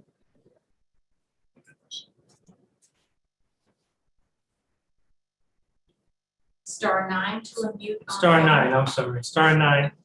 There you go. Are you with us? I don't show you muted anymore. Mr. Soares, are you with us? Can you hear us? Yes, his hand raised. There. Hello, Mr. Soares? All right. Let's try Asma El-Huni, who's a lobbyist from Lebanon. She would like to speak in opposition to the bill. Yeah, can you hear me? Yes, we can. Can you limit your testimony to 2 minutes? I will try. My name is Asma Al-Huni, and I'm the Movement Politics Director for Rights and Democracy New Hampshire, a grassroots organization that promotes human rights. And I'm really not understanding why a hate group gets all these minutes and then you want to limit us to 2 minutes. You know, I think we should respect affected community and listen to our voices. We live in New Hampshire. In order. Ms. Rendell Yeah. does not. So Hold on a sec. There's a point of order being made. We've asked her for her testimony. Yes, Ms. Al-Huni, please provide your testimony and try to keep it to 2 minutes. yes, I will give you my testimony after I share what I'm, and some of this I'm speaking from my heart. I want to start off Point of first by order. saying, Yes. Is this testimony? yes, this is testimony. This is testimony, absolutely, by a New Hampshire resident, and I'm also the Movement Politics Director for Rights and Democracy New Hampshire. I am a Lebanon resident of New Hampshire. All right, please continue. Thank you. I want to start off by saying I am a proud Muslim woman who wears hijab, and I'm also an immigrant, and I'm really upset about this bill for several reasons. I'm very familiar with the way immigrants are racially profiled and policed and discriminated against through the use of policy. Representative Patusik said if Muslims were racially profiled, then September 11th would not have happened. I want to start off by saying shame on you, Rep, for trying to encourage racial profiling. My community has been surveillance, we've been put on registries, we've been deported, and we've been targeted. The fact is the majority of terrorists are done by white supremacists in this country, and if you'd like data, I can send you data on that. Ms. Al-Huni, to impugn the intentions of a representative is not in order, so I'd ask you to move on, please. Sure. I also just want to point out the fact that you are a sponsor on the bill is quite interesting as well, and you're chairing this committee. I also want to share several things with you. First, immigrants are not. I'm sorry, Ms. Al-Huni. Continue personal attacks. I'm not personally attacking. I'm stating a fact. Is that an attack? I'm just stating a fact. I want to share several things with you. First, immigrants are not only community members and family members, they're also fellow Granite Staters. They contribute. Hey, Ms. Al-Huni, we've had to mute you because you're not wanting to follow the decorum of the committee. We will not listen to attacks or suggestions of impropriety by representatives of the state of New Hampshire. I'll give you one more time. I'm going to unmute you and give you one more chance to get your testimony on the record. We're asking you to speak to the bill and not to impugn the intentions of any of the personalities that may be involved. Go ahead, we're going to unmute you. First, as I said, the immigrants in our community, 15,000 undocumented community members, New Hampshireites, Granite Staters who live in our community deserve the benefit of the doubt. They are our laborers, they're our friends, they're our family members, and we want to benefit from their labor, but we don't want to offer them the basic human rights of being treated like human beings. And I want to also state that most people that are undocumented came here legally. And the only reason why they don't have documentation is because of language barriers. And it's difficult for them to renew their visas for most people, right? According to the American economy, undocumented immigrants paid $77.1 million in taxes. That's $18.6 million in state taxes, and that's $58.4 million in federal taxes. I live in Lebanon, and in Hanover, we have something called the welcoming ordinances that immigrants are incredibly grateful for, and they tell me, thank you so much for passing this ordinance, because we were worried that police officers may stop us and then call Immigration Customs Enforcement and then have us deported. So this is a way to tell immigrants that this is an inclusive community for everyone. And also, I also want to state, according to the Poverty Law Center, numerous courts have found that cities and counties that comply with ICE detainer requests in the absence of a judicial warrant are violating a person's Fourth Amendment right against unreasonable search and seizures, and have required those governments to pay damages to those people they held in jail as a result of detainers. I can also offer you that information. Law enforcement should not be in the business of enforcing civil immigration. That's really a waste of tax dollars. And for this sake, we should, and for the humanity of these people, we should vote to ITL this bill immediately. Thank you. Representative Trelevan, do you have a question for Ms. El-Huni? No, I'm sorry, I do not have a question for her. My hand went up by a mistake. Thank you. Okay, thank you. All right, next to testify, we have Ava Castillo-Turgeon, who would like to speak in opposition to the bill. She's from the New Hampshire Alliance for Immigrants and Refugees. Good afternoon. Can you hear me? Yes, go right ahead. You sound fine. Thank you for taking my testimony. My name is Eva Castillo. I'm a resident of Manchester, and I am the director of the New Hampshire Alliance for Immigrants and Refugees. I advocate for the rights of immigrants in New Hampshire. For over 20 years, I have had countless meetings with different police departments all over the state. In fact, I am a police commissioner in Manchester.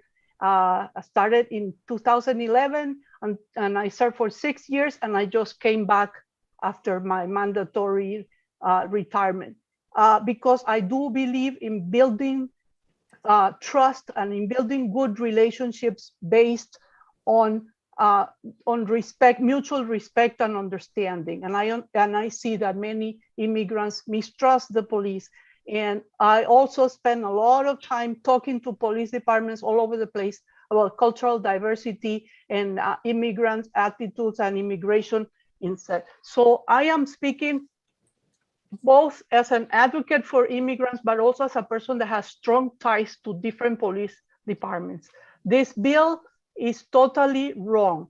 I know for a fact that so many police departments have spent countless times and money and effort to build relationships because they recognize that when everybody feels safe and accepted, our community as a whole is safer for everybody. So this bill would undermine all those relationships of trust that they have spent so much time building. And when they become entangled in immigration enforcement, that's going to hamper all public safety for all of us.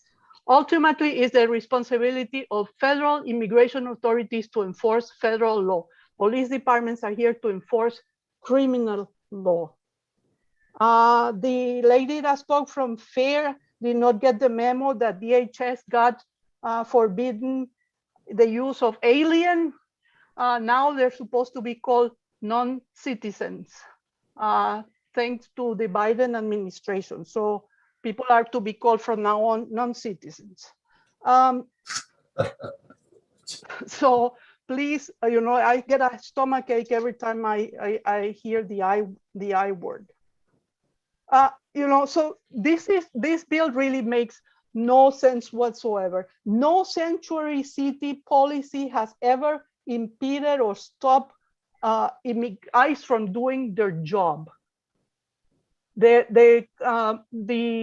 detainers, ICE detainers are not mandatory, and there's no business of police enforcing immigration law. Let the feds take care of the feds. We should not spend our limited resources doing the job of the federal authorities. So for all these reasons, I oppose this bill, and I urge you to keep New Hampshire safe and let each police department know what's best for the communities that they serve. Yes, Representative Mangiapudi has a question. Thank you, Mr. Chair. Thank you, Ms. Eva Costello, for taking my question.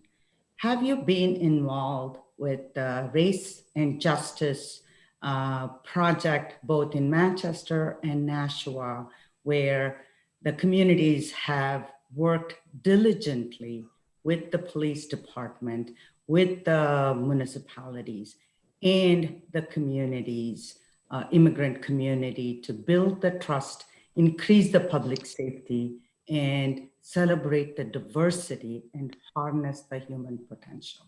Yes, I have been involved with both the cities and also with the statewide effort sponsored for the equity and race and equity group, and I work in the law enforcement for the group for the past 3 years. It's a statewide effort to build relationships of trust and respect and understanding. Representative Lascelles, you had a question? Yes. Ms. Castillo-Turgeon, thank you for taking my question. During the Obama administration, the Department of Homeland Security said that anything over 1,000 unaccompanied minors per day on the southern border would be a crisis. Today, there are over 4,000 unaccompanied minors per day crossing the border. Would you say that's a crisis? You know what I heard before, to instruct not to talk about immigration. We're talking about police and immigrant relations. We're talking about an issue that doesn't have anything to do with the border with people immigrating here. So respectfully, I really don't see the relevance of this question. Representative Tripp, you had a question? Thank you, Mr. Chairman. I believe I heard you say that the federal enforcers should enforce federal laws, and the state should have nothing to do with enforcing federal laws. Is that correct? That's right. It's not their job. So you have a follow-up? I have a follow-up. Go ahead. So you would say that people that are and not necessarily non-citizens that are breaking federal narcotic laws, it's not that the state's issue to enforce those laws? No, that's not what I'm saying. When you commit a crime, I have no problem whatsoever with people being incarcerated. And these bills that the police departments have, or these policies that they have about not honoring ICE detainers, have absolutely nothing to do with criminals. They have to do with people like somebody else referred before, that are driving without a license, that are here just present, with unlawfully present, but they have committed no crime. I have no problem whatsoever with people that have committed crimes being incarcerated. This is my community too. I don't want criminals here of any kind. You have another follow-up? Go ahead. So civil breaking, committing a civil crime is not a crime? Immigration, being here unlawfully present is not a crime per se. It is a civil violation. Okay, next, do we have Mr. Nelson in queue? Would be Darren Nelson from Hanover. Do not see him.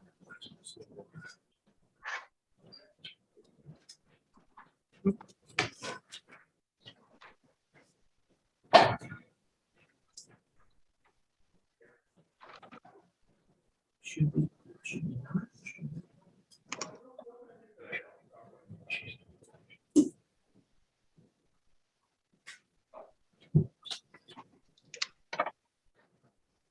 How about Representative Shapiro from Keene? Mr. Chair, I'm noticing that Representative Gallagher has his hand up. I'm not sure why. Yeah, I'll come back to him. Okay, thank you. I do not see Mr. Shapiro. It's not coming up. Representative Gallagher, you had a question? Yeah, I wanted to follow up Representative Lascelles' question about the southern border, which was, he was directing it to Ms. Castillo, so I guess that would be who I'd be directing it to as well, unless, can I direct it directly to him? No, we're not here to ask questions from other committee members, just from those that are testifying. Okay, so can I ask, is Ms. Castillo still here? I'm sorry? Is Ms. Castillo still here then? You have to, Castillo-Turgeon, is that who you're looking to speak with? Yeah. I'm not sure if she's still here. Are you still here?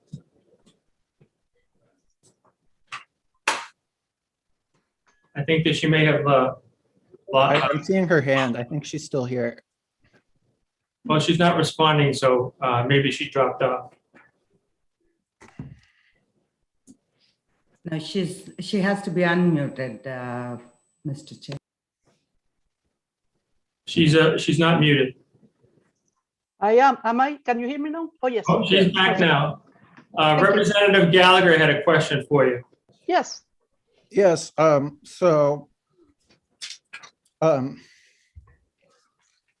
regarding regarding the southern border, so does New Hampshire's southern border, is it shared with the border along Mexico? No, it's shared with the border of Massachusetts, although sometimes we don't like Massachusetts people too much, but I don't think we have a crisis of people massively migrating from Mass. Okay, thank you, that's all. Thank you. All right. We have Gilles Bissonnette in queue. He is from the New Hampshire ACLU, the lobbyist, and he would like to speak in opposition to the bill. Are you with us? Thank you. I think so. Can you hear me? We can hear you, and I'd like to ask you to limit your testimony to 2 minutes. Understood. Understood. Can I be seen as well, or is it just audio? It's hard for me to tell. You can be seen at times, but right now we're just getting audio. Got it. Got it. I understood. Thank you, Mr. Chairman, very much for hearing my testimony. My name is Gilles Bissonnette. I'm the legal director for the ACLU of New Hampshire. We're here in opposition to HB 266. I know I have limited time, and I know the committee's gone on for a while today, so I just want to make 3 points. And the first is out the outset, just having heard earlier testimony today, particularly from one advocacy group supporting the bill, I fear that this bill really may be premised on the assumption in generalization that undocumented individuals are criminals, and it's not true. And I really would caution against this type of generalization. Having represented many immigrants and their families in my work, I can tell you that they're like us, flaws and all. Like all of us, a small number have committed crimes, the vast majority haven't. Like all of us, they're doing the best they can do to live and survive in these uncertain times. They're just as complicated and unique as we are, and there's just one difference. We have status, they don't, but they're part of our communities nonetheless.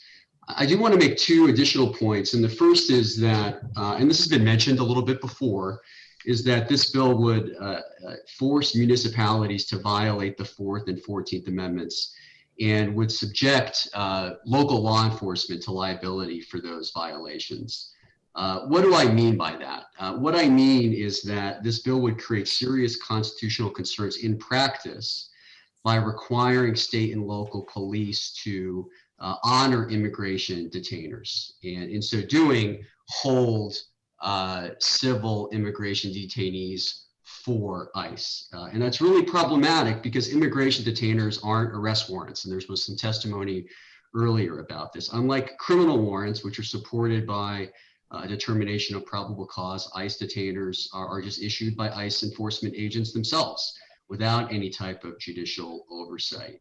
And that's really critical in why this creates a 4th Amendment violation, because if a person is held pursuant to that detainer, they haven't been held pursuant to a warrant where a judge has found probable cause. And premised within that, of course, is the fact that was mentioned before, that being undocumented by itself is not a crime. And so because it's not a crime, any type of civil detainer doesn't provide a predicate for local law enforcement to hold someone. So if local police does hold someone pursuant to a detainer, as they would essentially be required to do under this bill, that municipality is really going to be subject to significant exposure, potential litigation.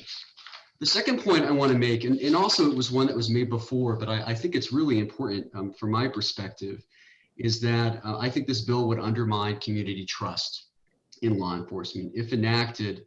When local police departments detain individuals simply due to their undocumented status, I fear that they're going to create an environment where victims, these individuals, are going to be afraid to call the police for help. And, this isn't hypothetical, it's real. We had an example of this out of Exeter, where an undocumented person provided translation services. That police department was interviewing a potential suspect. And following that interview, the department turned their attention to that undocumented individual who was providing translation services and held him for ICE. And that is exactly the problem with this type of bill, that if you are undocumented, you are not going to go to your local police department. Mr. Bissonnette, I'm going to have to ask you to wrap. Yep, that was, thank you, Mr. Chairman. That was actually the last point I was going to make. I was just finishing up. But that's the fear of undermining community trust in law enforcement. And with that, I'd be happy to take questions. I'm sorry for running over, Mr. Chairman. That's all right. Representative Gilman, you had a question? Yes, thank you, Mr. Chair, and thank you, Mr. Bissonnette, for taking my question.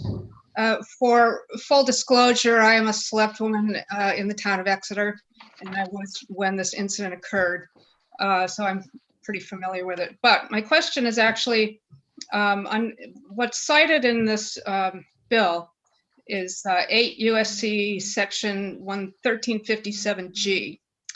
And under that, it reads that in performing the function under this subsection, an officer or employee of the state or a political subdivision may use federal, no, wrong one, is subject to the direction and supervision of the Attorney General. So does that mean the patrol officers in my town or any town have two bosses, but only one pays them? Well, I think I'm pulling up that language now. I think under this bill, that's really the concern, right? Is that essentially local police can be commandeered by ICE now whenever ICE submits a detainer. Now that department has to use its authority and resources to ultimately detain that person.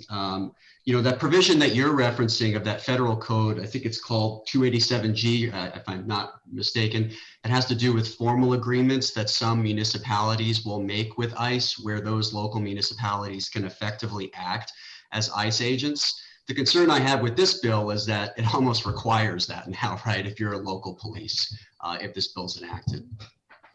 Thank you. Representative Mangiapudi. Thank you, Mr. Chair. Thank you, Mr. Bissonnette, for taking my question.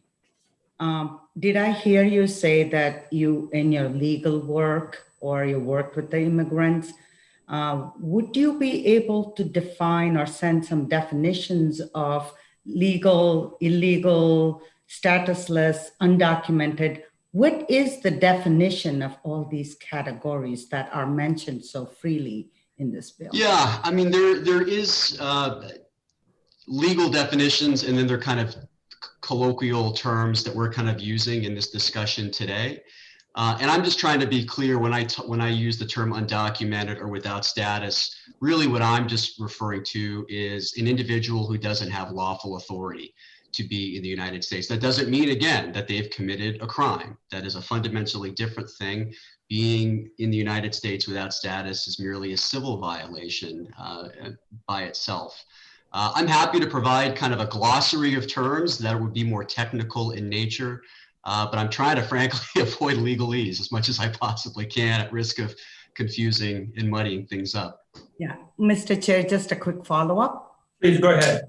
So what you're saying is it undocumented or illegal? Is this a static situation, or are there instances where some status could be fluid and changes? For example, if I am a student and I'm transitioning, I could be undocumented or statusless for a period of time. Does that make a criminal offense?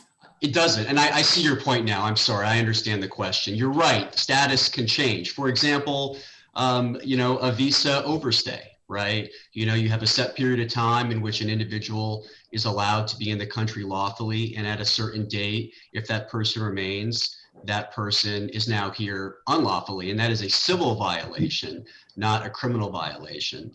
So you're right. Obviously, status is fluid and can change based on dates, whether a predicate criminal offense has been committed, that type of thing. Yes. Representative Davis. Mr. Chair, and thank you, Mr. Bissett, for taking my question. I'd like to ask your legal opinion about the perhaps unintended consequences of the talk about welcoming ordinances and confusing those with sanctuary cities and alleging that they hide under the guise of welcoming ordinances, et cetera, et cetera. Do you see any First Amendment issues arising should this bill become law, where a city or a town, let's say, decides to pass an ordinances welcoming people from Moldova to their municipality? Yeah, I don't know if it's a First Amendment issue, but I can tell you that the government, of course, can engage in any type of speech it wants to, just like individual citizens can. So I don't think there's anything appropriate about proclamations that just as a value statement, right? A city or town is saying that they're welcoming a particular group of people.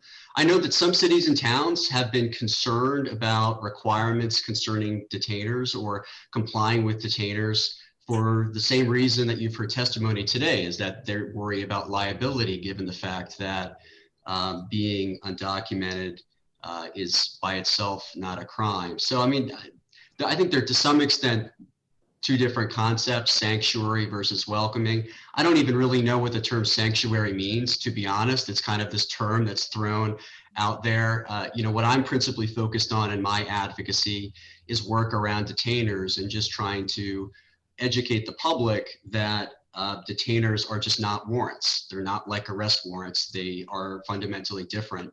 And as a result, really just can't form a basis for a detention by a local official. Thank you. Thank you. And for those on the committee, if you just indulge me for a minute, we are quickly running out of time to get our business done today, which needs to get done. And we are approaching 3 o'clock. I'd like to target 3 o'clock to finish this hearing.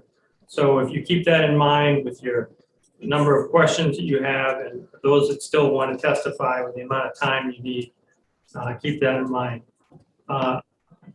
Representative Maggiore, you had another question?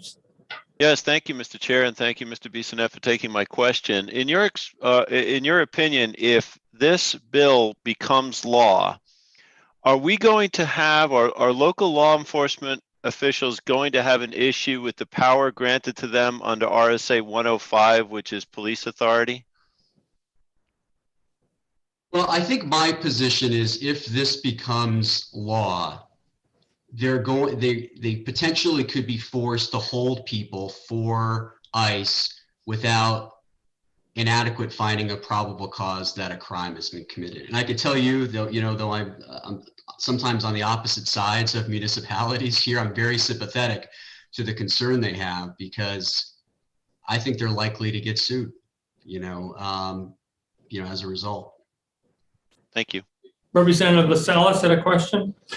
Yes, Mr. Bissonnette, thank you for taking my question. Very simple question, and I am too confused about the legalities of this.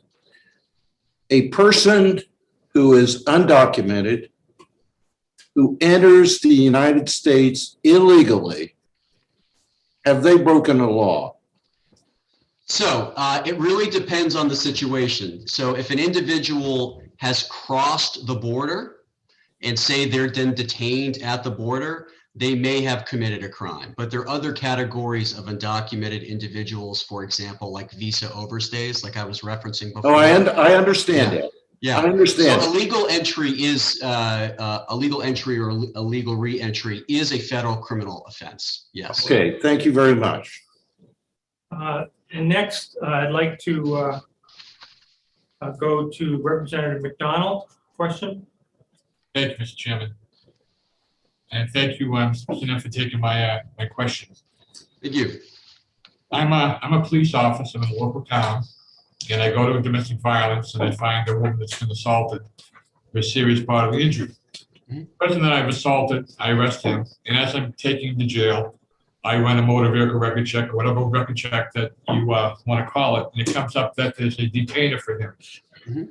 Under these circumstances, there are some towns that, if I work for them, they're going to tell me you can't contact ICE and let them know that you have them in custody.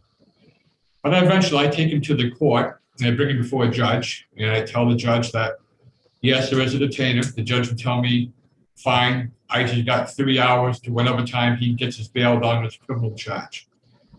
What problems do you see by, I'm aware of a crime or a civil crime being committed and being told not to contact the authority in order to help in the apprehension of this particular individual concerning the federal law? Yeah, so there's a couple things embedded with that. So one of the concerns that we have with detainers is prolonging a person's detention as a result of a detainer. That is one of the fundamental concerns I have. Now, I don't think there's really anything prohibiting now, frankly, local law enforcement from contacting ICE. But when we talk about honoring a detainer, which is what this bill talks about, it invites a situation where a local police department is detaining a person because of the detainer when there's no other lawful reason at that point to detain an individual. So, you know, in a situation that you're talking about where, hey, hold the person for 3 hours for ICE, you know, when the person otherwise would be eligible for release, that in my view is a problem. Now, if ICE were to show up at the time where that person is released and that person wasn't detained for ICE pursuant to the detainer, then you don't have a Fourth Amendment problem there. Thank you. Okay, next, we have Amanda Toll on the line. Can you hear me? Yes, Ms. Toll, could I ask you to limit your testimony to 2 minutes? I will try my best, and it's Representative Toll. Thank you. Oh, thank you. I didn't realize. I'm sorry. It's okay. Honorable members of the committee, my name is Amanda Elizabeth Toll. I represent Cheshire 16, which encompasses the city of Keene at large. I'm here today in opposition to HB 266.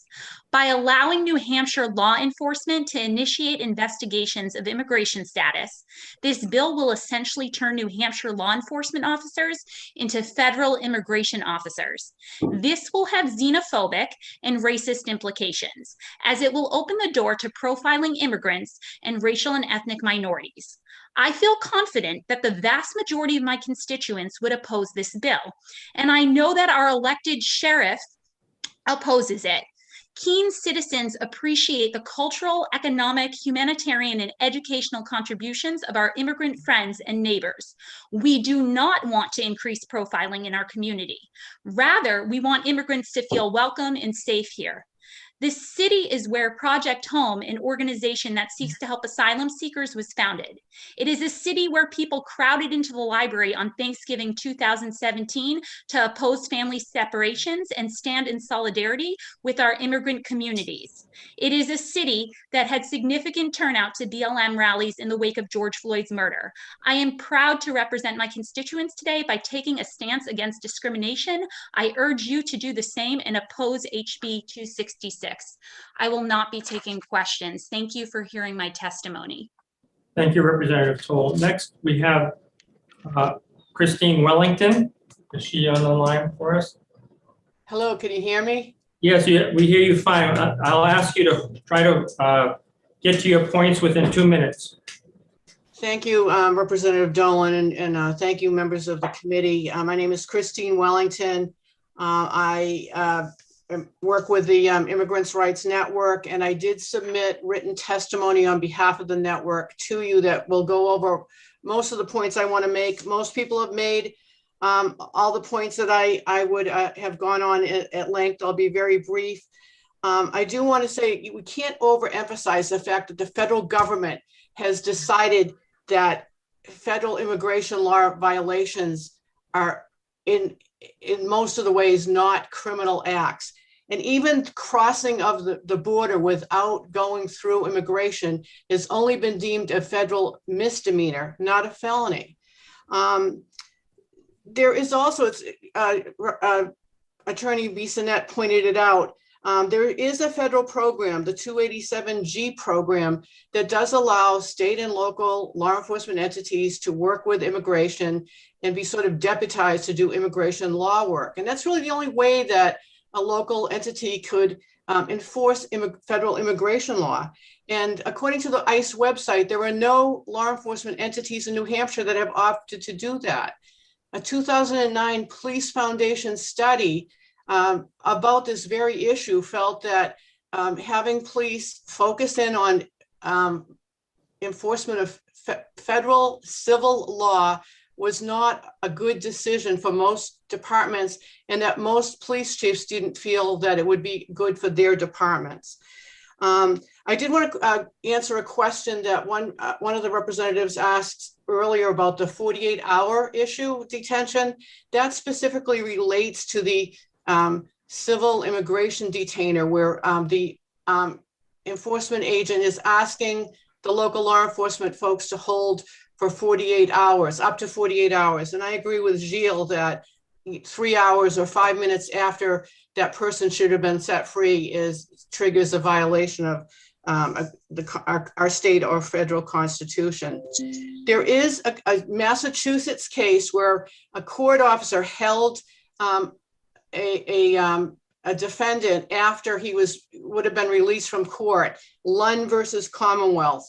The Supreme Judicial Court of Massachusetts entertained that and found that that was a violation of federal law, a constitutional law violation.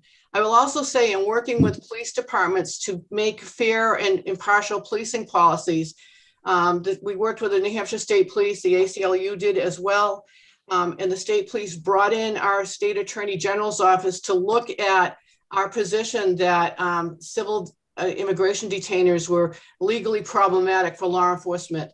And I believe that they agreed, because the state police issued what's been now considered a model policy. It's at Police Standards Training Council as an exhibit to a model policing policy, and it explicitly does not permit detention on civil immigration detainers. I think that's all I wanted to say. Thank you very much for the opportunity. Thank you. Our next comments will come from Mr. Bruno Soares from Catholic Charities, who wants to speak. Mr. Chair. Yes. Can I ask a question, or are you limiting all the questions? No, you can ask a question. Please be brief, though. Okay. Thank you. This is to Mr. Chris Wellington. Sorry, Wellington. When you talk about, would you believe that detaining people for more than or less than what they should, if there is no crime committed, that is a crime by the authorities? Thank you, Representative Mangiapudi. I wouldn't say, and by the way, I'm Christine Wellington. You can't see me. I should have mentioned I apologize. how would you know? Yes, there's so many cases that it's not a crime. It's a civil rights violation. It's a constitutional law violation. When a law enforcement officer or a state actor violates somebody's rights, it's not a crime to do that, but it's a civil rights violation. And Gilles, an expert on civil rights violations, could probably answer those questions much better than me. Thank you. Thank you. Next, we have Bruno Soares from Catholic Charities. Are you in queue? Yes, can you hear me? Yes, we hear you fine. Please go ahead. All right, so good afternoon, Mr. Chair and members of the committee. I'm going to try to be very brief. My name is Bruno Soares. I am an advocate and accredited representative with the Department of Justice at Catholic Charities, New Hampshire. And I have worked with immigration law for several years now. Instead of giving my testimony, I would like to answer some of the previous questions that were asked previously. So I'm going to try to be very brief. Although I'm not Eminem and can say 4.28 words per second, I'm gonna try to do my best. So the first point that I would like to clarify, there was a comment about Ellis Island, that the parents and grandparents, great-grandparents came through Ellis Island legally. So technically, if we compare to that, to current immigration policy, that would also be considered, the term that has been used illegally. And the reason being is because those individuals, would come to the United States without a visa. The equivalent immigration benefit to today's laws is called asylum. So pretty much all those individuals would be considered asylees upon coming in. Another point that I would like to make is that we've been working tirelessly with the chiefs of police across New Hampshire to implement a fair policy where actually the chiefs of police and local law enforcement, they do in fact enforce ICE detainers when they encounter someone that has committed a crime. Other than that, they encourage the community to actually report crimes because undocumented folks, they are victims of crimes as well in the state.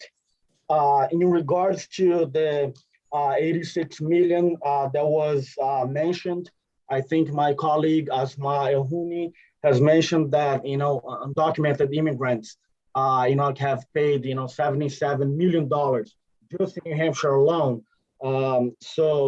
And actually, if you count all of the immigrants in the state, it amounts to $1.1 billion that these folks have paid. And I also heard that this bill is not about immigration, and this bill is definitely about immigration because it does try to control officers, state agents to enforce immigration laws. So Representative Esteves mentioned that this is a 10th Amendment violation, which that's what my testimony was going to be about. And she's 100% correct.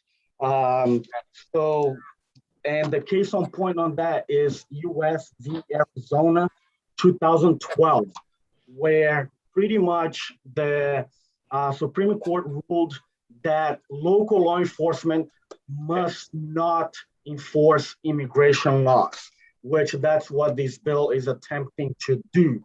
And it is also a 10th Amendment violation because it confronts the supremacy clause, because immigration law is a field that the federal government intends to occupy. Thus, it constitutes a violation. And I want to answer a question to Representative Porter, the cost of becoming U.S. citizen. So you can become a U.S. citizen after 3 years if you're married to a U.S. citizen for over 2 years. So you can apply for a citizenship. And other than that, you have to wait 5 years. And the cost of citizenship per se, the filing fee to the government is $725.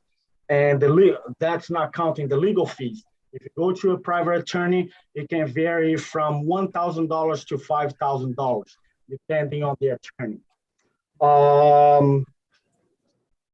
Yeah, and I would like to also ask a question to, if possible, to the sponsor of the bill and the person that spoke right after about immigrants being criminals.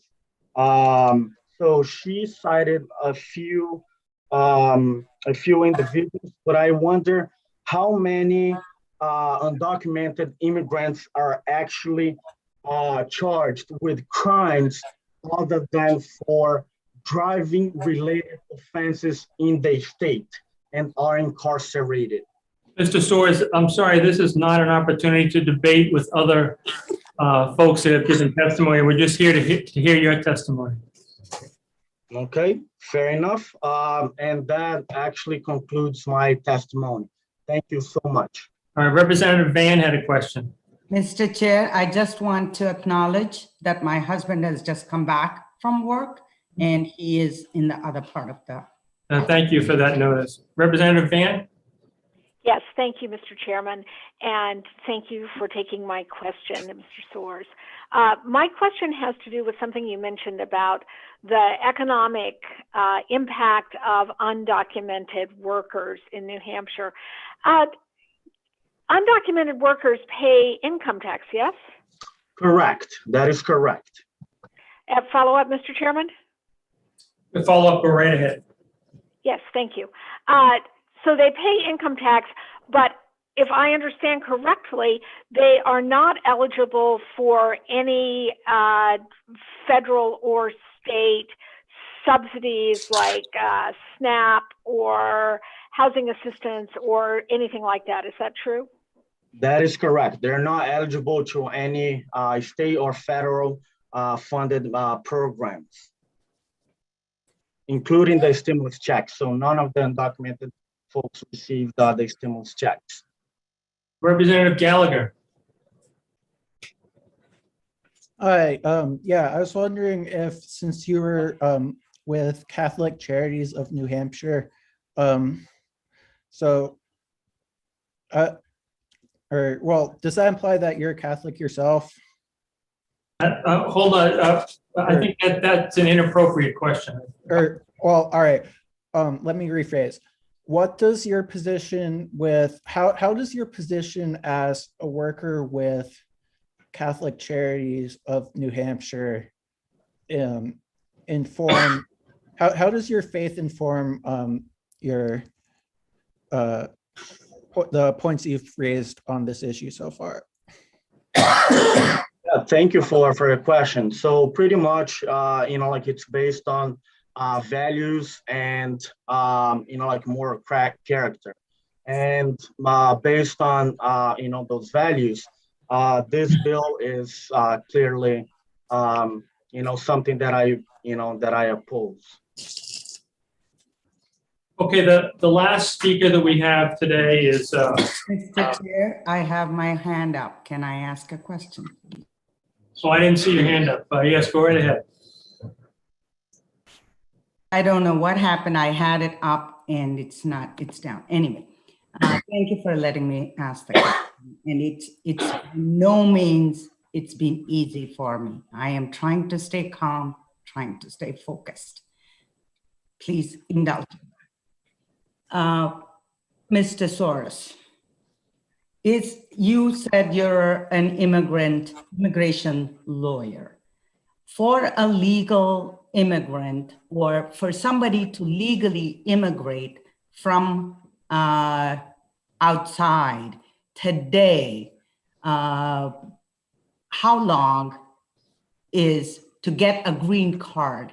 What is the time frame that is? I can tell you when I came, I landed with the green card. I walked out of the airport when I landed in '85 with the green card in my hand. And today I hear that it's more than 50 years. Is that true? So it depends, Representative Manjapuri. There are various categories. So we have immediate relatives, which, like a pretty much, the spouse, minor children, which under immigration is someone under the age of 21 that is not married, and parents of U.S. citizens that they can, apply and, the visa becomes available immediately. They're not in a preference category. But then there are, like everybody else, they are put in a list, which is called a preference category, which the wait list can go from 4 years to 30 years, over 30 years wait, for a visa. And most people, they fall under a bracket of, the average of 15, 20 years. So most of the clients that I deal with, they are, they have to wait 15, 20 years for a visa. A follow-up, Mr. Chair? Yes, one follow-up, please. If I am a professional, I come as a student and I don't have any relatives, I'm not married to citizen, I don't have children who are citizens, what would my time frame be? So pretty much at the end, because in that case, it would be considered a non-immigrant visa. So upon the end of your immigrant visa, you have, like 10 days to leave the country. And after those 10 days, you start accruing unlawful presence. We have another question from Representative Trelevan. Thank you, Mr. Chair, and thank you, Mr. Soros, for taking my question. Now it's just gone right out of my head. Oh my gosh.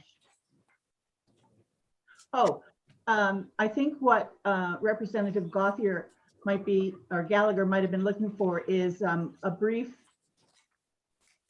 information about the mission of the Catholic Charities of New Hampshire. Could you give us a thumbnail of what your organization does? I mean, the exactly, mission statement, I don't have in front of me, but pretty much. Hold on, please. Hold on. Point of order. Thank you, Mr. Chairman. Non-germane question. Let's move it respectfully. That question is, the point of order is it's a non-germane question. Representative Gallagher, did you have some clarity you wanted to add? Mr. Chair, point of order. Point of order, go ahead. Thank you, Mr. Chair. I wasn't aware of the fact that this was a trial. It's not a trial. Then what point is there to a non-germane question objection? I was just trying to keep the questioning germane to the topic at hand, and Representative Gallagher is perfectly capable of asking his own questions. Excuse me, Mr. Chair. I'm sure he's perfect. Do you have a point of order? I do. I have a point of order. I was not asking for Representative Gallagher. I simply referred to him because it made me think of this. We know what the ACLU's mission is. We know what the American Friends Service Committee mission is. I don't know what Catholic Charities of New Hampshire's mission is. I was simply asking that question. All right, let's do this. Mr. Soros, can you briefly give us a summary of what your mission statement is? Yeah, absolutely. So would you like me to read or to tell you what we do, Catholic Charities? Just tell us what you do. I think that will satisfy the question.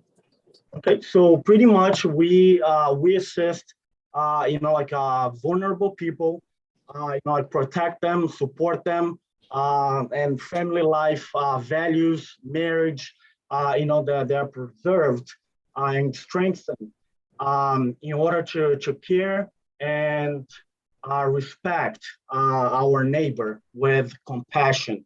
We also try to provide person-centered services to strengthen our communities despite their faith beliefs or their immigration status. Thank you. Representative Trelevan, was there any other follow-up you'd like to have? No, thank you, Mr. Chair. That really did what I needed. I appreciate it. All right, thank you. Didn't mean to cut you off earlier. All right, the last speaker we have is Ms. Maureen Maloney. I think she's on the line. Could we bring her up, Representative Power? Hi. Hi, Ms. Maloney, you're on with us, and you have the floor. Thank you. Thank you to the committee for giving me the opportunity to speak today. My name is Maureen Maloney. I am Vice President of Advocates for Victims of Illegal Alien Crime, an organization comprised of parents and family of loved ones who have been killed or negatively impacted by illegal alien crime. And I'm the mother of Matthew Denise, who was killed by an illegal alien. I am here today to state my support for HB 266. My son is dead because of lax immigration laws and the fact that legislators and judges have put illegal aliens ahead of Americans. Matthew was 23 years old when he was tragically killed by a criminal illegal alien. Matthew's life and future were taken from him in a blink of an eye. My family, as we knew it, was destroyed, and we are now permanently separated. All I have left of my son are memories, photos, and his grave. Advocates of sanctuary policies often use the term immigrant for illegal alien. They will state that sanctuary policies protect hardworking immigrants who just want to improve their lives, that immigrants avoid calling 911, going to the hospital, and seeking police and court protection out of fear that they will be reported to ICE. The reality is just the opposite. Sanctuary policies protect illegal aliens who have committed additional crimes once coming here. There is not one recorded incident of an illegal alien reporting a crime being deported. There is no reason for them to fear making that call, particularly since most of them are victims and would be eligible for a U visa that would allow them to remain in the United States. Sanctuary policies protect criminal aliens. Each year, thousands of people are killed by illegal aliens. Even more are raped, forced into sex trafficking, maimed, assaulted, and have their identity stolen. Yet these are the exact people that the sanctuary policies protect by preventing local law enforcement from cooperating with ICE. If properly screened, as our immigration system is required to do, these criminal illegal aliens would never be allowed to enter the US, and no one would object to that. Why wouldn't we hold those who have illegally entered the United States to the same standard as those who legally apply to come to the US? It is vital for public safety that laws be enforced, and that includes immigration laws. Permitting the creation of loopholes like sanctuary policies leads to local law enforcement agencies aiding and abetting criminal illegal aliens. Illegal aliens know this, and that's why they flock to sanctuary jurisdictions. Not one citizen, immigrant, or another illegal alien should be a victim of another crime committed by an illegal alien, and the odds are very strong that they will.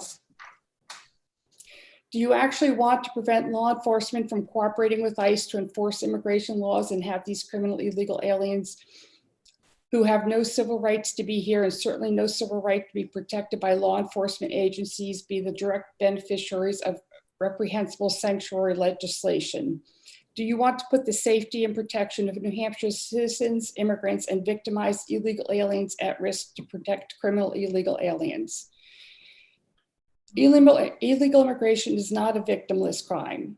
Nothing can be done to bring my son back, but I'm here today testifying to protect your loved ones. Therefore, I urge you to vote yes for the anti-sanctuary bill. Thank you. Other questions for Ms. Maloney? Seeing none. Thank you very much. I had targeted 3 o'clock to finish this. We're at 3:20, so I have failed in my mission to get this done by 3, but it's okay. We heard some valuable testimony and some very compelling testimony. So with that, Mr. Chair, I'm going to end the hearing on this. Yeah, who's speaking? Representative Manjipudi. Yes. I am having some people texting me that have had the hand raised to speak in attendees. Can somebody who is in charge take a look? Yes, I have. Yes, there are a few reps and a few audiences, attendees. Yes, I understand. I have. They have been here since morning, so I'm just asking. We had 15 people signed up to testify, and I have given opportunity to all 15 to testify. If there are additional people beyond that, then well, there was one person, Darren Nelson, that in Joseph Piro that I didn't give an opportunity to testify because they weren't here. Representatives, Mr. Chair. I'm sorry? 2 of the representatives that have their hands up, and also 2 that have been listening to the testimony since 11 a.m. or since 12:30. Yes, I'm sorry, we're out of time. This is This could go on all night, I would imagine. It's a very emotional topic for a lot of people. We've had folks from our committee who have asked questions, as many as 15 questions for an individual. So I think we've had ample opportunity. This is it's not an unlimited time period. We have to do the best we can and try to hear from as many as we can. And I think we've succeeded in that. We'll never satisfy everybody, but there are some people that probably haven't had a chance to testify. I guess my word of advice would be in the future to sign in. Indicate, hold on, please. To sign in, indicate to the committee that they want to testify on the bill and how long they want to testify for, which is part of the process, and then we can queue them up and we can allocate time for them. But if they don't do that, then it's very difficult to try to just have an open-ended, unlimited time period. No, Mr. Chair. This is, with all due respect, people who have calling are also signed up and requested to testify and have been told to wait. And I am just asking for a process. And I understand it's been a long, this is my 5th term. I have sat through in criminal justice and public safety committee, where we heard testimonies for 2 days in a row for 8 hours each. I understand. And I understand this is an important bill, and it may not seem, but it's important. And we need to have the voices heard. And I truly object for rushing through bill that makes an important point and changes the lives of many of my constituents, including my family. So I would like to make sure that everybody has had or a fair, I'm not asking for an unjust time. It is a protocol. I'm just asking for a courtesy. I'm sorry, do you have the name of anybody that signed up to testify that wasn't given that opportunity? Mr. Chair, Representative Perez says that she signed up to testify. She has been waiting a long time. She's not on the list. I don't know why she's not on the list, but she has signed up. Point of clarification. Yeah. So I see these attendees that have their hands raised, and they are not on the printed out list of the House remote testimony list. So these people that are being referred to at this point in time are in fact not on the list that we have. Right. But we're given a list. In fact, it should be shared with all of you. A list right before the hearings begin as to who has signed up, whether they oppose or support the bill, where they're from, and how much time they're requesting from the chair to speak, and actually when they signed up, date, time stamp when they signed up. So I had that list in front of me, and it totals 15 people who signed up to testify.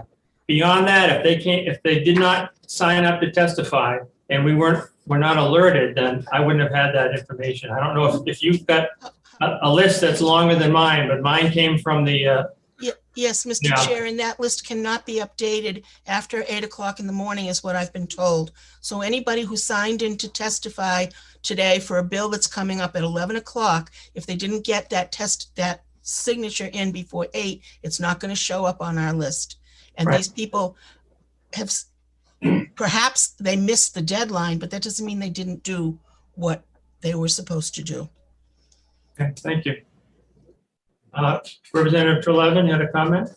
Yes, I object very strongly to limiting debate in any way, shape, or form, and especially limiting testimony from people who are here ready to testify, some of whom are members of the public and some of whom are representatives. I think we should take the time to hear them. That's what we're here for. Thank you for that input. Any other comments on that? Representative Wallace. Thank you, Mr. Chairman. As elected representatives, we are expected to be aware of the rules of proceedings. The procedural requirements are quite clear. If you have not signed up to speak on the bill prior to 8 o'clock on the day of the hearing, you have lost your opportunity, unfortunately. Mr. Chair, I would, in the old days before, hold on.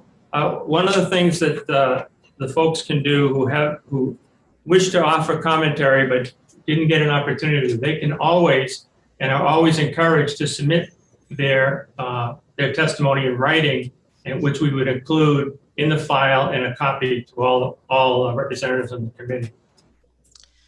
Yes, Representative Porter, you had additional comment? well, I do, because in the good old days before we had to do this remotely, someone could walk into our room and fill out a pink card and pass it on down to the chair, regardless of the point in the hearing where we were. And that was their right, and we always honored it. And now we're saying, I'm sorry, but if you don't do it by 8 o'clock on the day of the thing, you can't speak. And I'm just concerned about that, that's all. Representative Gilman? Thank you, Mr. Chair. I would just like to point out that this has been inconsistently applied, that other bills we have allowed people that weren't signed up by 8 o'clock, and I just want to point that out. Thank you. Representative Stavis? Thank you, Mr. Chair. I would just like to be on record as strongly opposed to limiting any testimony on a bill that touches on the civil rights and the constitutional obligations of our police and of our citizens. I think it is unconscionable to limit debate or testimony on such an important bill in the interests of moving a process along. Representative Mangiaputi? So if I have the written testimony that was emailed, but can I read that as a representative? Do I have a right to read a testimony that were blocked because of the constraints put, arbitrary constraint, I feel like. Can I read that? Representative Powell, how many people are still here that want to testify? I see 6 individuals with their hands raised. 6. Well, I'm going to ask the committee, do you want to extend your time? Because I think we're going to go well past dinner tonight if you want to keep this going. Representative Van, you want to weigh in? I was just going to say, yes, I am willing to stay. Mr. Chairman, Yes. I happen to be a selectman in my town, and I do have a meeting tonight. It's very important, non-public meeting. If we stay much longer, I will not be able to make the meeting. Representative Klee?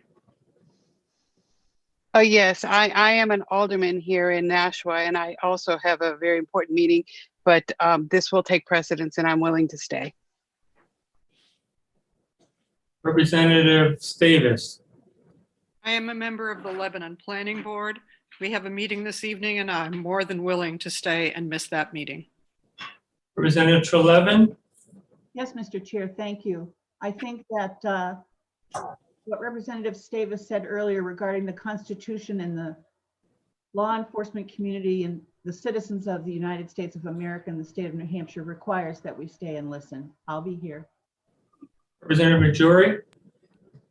Thank you, Mr. Chair. I'm the chair of the select board here in my town, and I will be torn, but I will serve at I will do whatever it takes to get through this meeting. Although the matters pressing before us on the select board side will require my attention. Okay, it's kind of a mixed review. I'll tell you what I'm going to do. I'm going to reopen the hearing, and I'm going to tell those people who want to speak that they have very limited time to try to support both emotions on the committee now of wanting to hear additional testimony, but also understanding that people will start peeling off and not be able to participate in our executive sessions this afternoon. Our work needs to be done by tomorrow morning, and or else the bills that are pending are not going to finish by the end of the calendar, and we'll have a bigger problem on our hands for all those bills. We have nine bills to accept, still before the end of today. And we have some additional committee reports that are still pending that need to be written by the end of today. So, Mr. Chair? Yeah. Mr. Chair, would it be possible to accept the bills and then return to the hearing?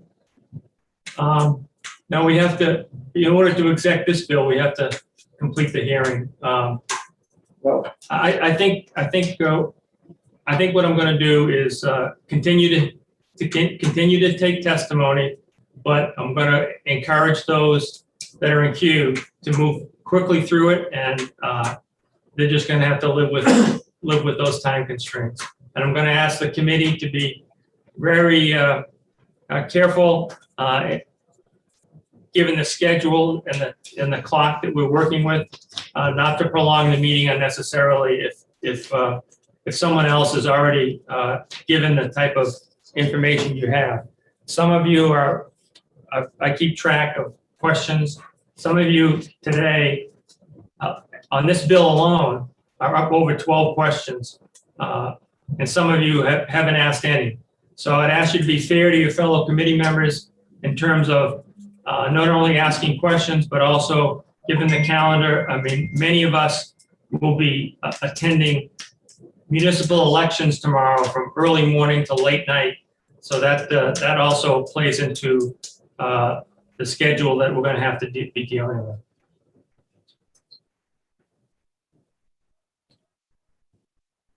Okay, Representative Treleaven, one last comment. I just wanted to say thank you, Mr. Chair, and I will listen and endeavor not to ask any questions. Okay, thank you. All right, so we're going to reopen the hearing on HB 266. As the consensus, I'm sensing a consensus among the committee that we extend the hearing time.